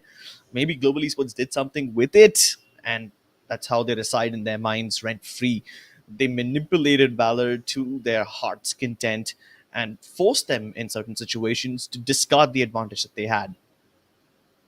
They forced them is the exact words. They manipulated them with the information that they had. And at that very point, I told there are 3 initiators, sure, and they have got enough information, sure, but how are they going to utilize it? And the moment I uttered these words, Hell Ranger going with that aftershock, getting a double for himself, and after that he was not only able to get a double, he was already saving a round as well with the rolling thunder. I believe triple initiator lineup also worked well against Team Valor, to be precise, because it is not supposed to work against each and every team. All they had to do in this particular map of Ascent was nothing but get on the defender side, get all the information required, and once you had that, rest is history. You have seen it yourself, viewers. Yeah, I mean, this is history in the making. This is Skyesports Championship Series presented by AMD, powered by Router. This is history in the making because one of these teams will go to the VCT APAC qualifiers, and at that point, you get a chance to represent your country internationally. And it's not just the Indian teams, it's anyone in South Asia, teams from Pakistan, Bangladesh, Sri Lanka, Maldives. All of these teams will be coming together over here and attempting to create a space for themselves in history so that sometime down the line, the gamers will remember their name. And this is the match that I'm going to remember quite a lot because Valor have never been defeated in such a dominant fashion before. They always put up a great fight. This time, Global Esports were something else. Global Esports, very aggressive on the side of defenders as well. They were able to create a score line of 3-0, and after that, did not allow a single round in their favor. This is exactly what they did on the map of Heaven as well. And talking about the ultimates, several ultimates were broken down, just like the lockdown, and several ultimates were wasted in the map of Heaven as well. But nothing is going to stop the way team Global Esports were playing. They were able to exactly execute. I don't know if this play set was executed as planned or if it was created about the situation. And whatever it was worth the watch. Oh yeah, it was worth the watch for all of you who are waiting for the next game. Trust me, it's going to be worth the wait as well. These highlights, man, they tell you exactly how dominant global esports were. There were some amazing clutch moments by Paradox, especially this one in the pistol round, where he was able to get a lifeline for his team. But after that, it all just went crumbling down. It was all down the lane gradually. 9-4 pistol round, definitely. Team Valor were able to get into their favor, but then what happened was Team Global Esports did not stop there. They went ahead, got themselves the Spectres against the Spectres, created the fight of the equals, and they won the round flawlessly there. And they literally clean sweep the entire site in every angle that they wanted to. And Hellranger with that aftershock finisher, it was a good play coming in from Bullet as well. Equalized it to a battle of one versus one, and then he was literally rolling into the thunder coming in, and he was taken down. Well, the Rolling Thunder, I think it was a bit of an overkill. Kind of like using a gun to kill an ant, but you can just use a boot and do a hoax. Like in the end, you can even see Skills pull out the knife momentarily because he was like, nah, that's all I want to use to kill him, because he saw him flashed and whatnot. And once again, it is not a single person on Valor above the point 0.1 KD. All of them have less than 1 KD, combat score of 218 max. Meanwhile, Hellranger over here almost touching 300. The stats speak for themselves. Both the games 13-4. Global Esports were not just a tactically superior team, but also individually and mechanically superior. That probably indicates that they're in damn good form, because Valor were never known to be a tactically superior team, but they were known to be a bunch of cracked, super accurate aimers with a lot of firepower in their reins. And if you can out aim a team which is based on just firepower, then you can do almost anything that you set your mind to.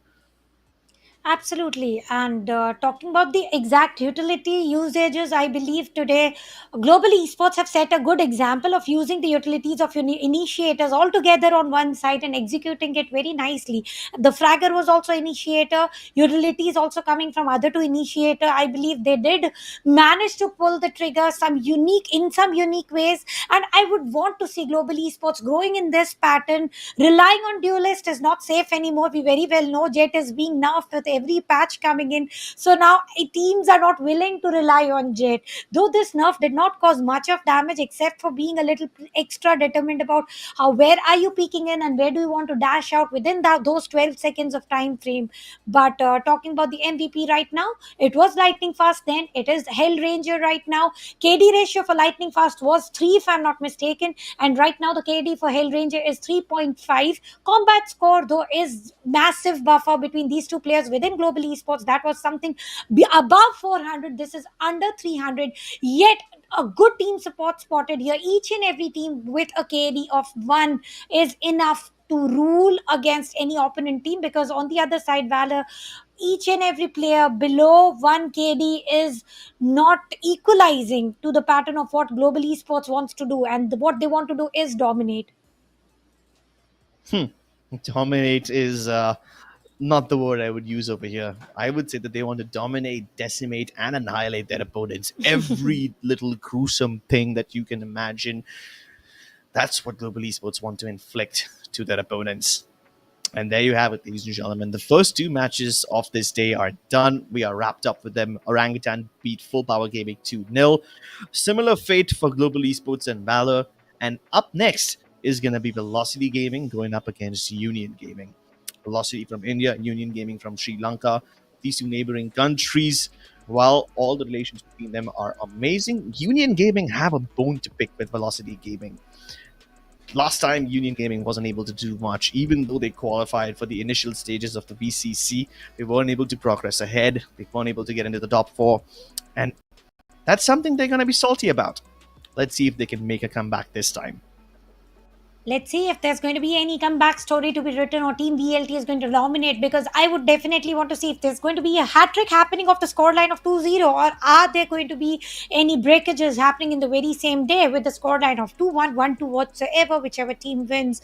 Good luck to all two teams, because there's going to be only one match remaining. It is once again best of three.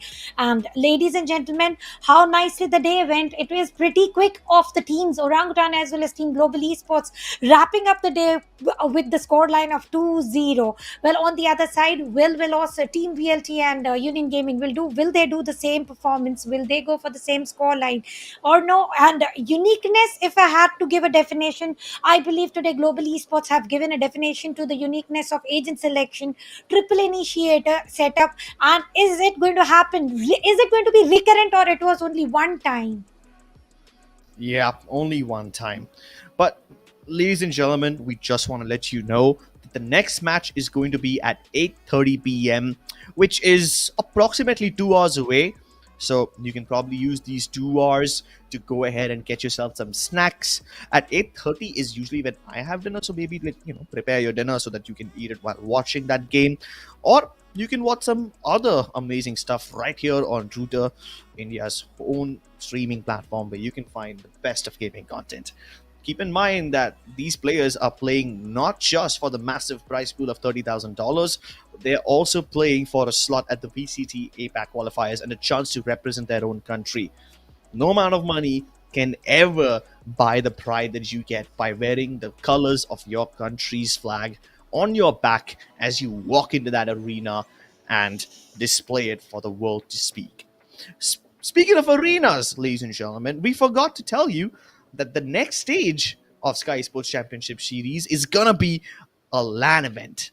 Yes, that's right. You heard it. It's gonna be a LAN event in Chennai. More details to follow soon, but you should stay tuned and probably book your tickets already. Absolutely. The LAN event is going to give that extreme energy, extreme atmosphere, ambience, everything, not only to the players but also to the viewers.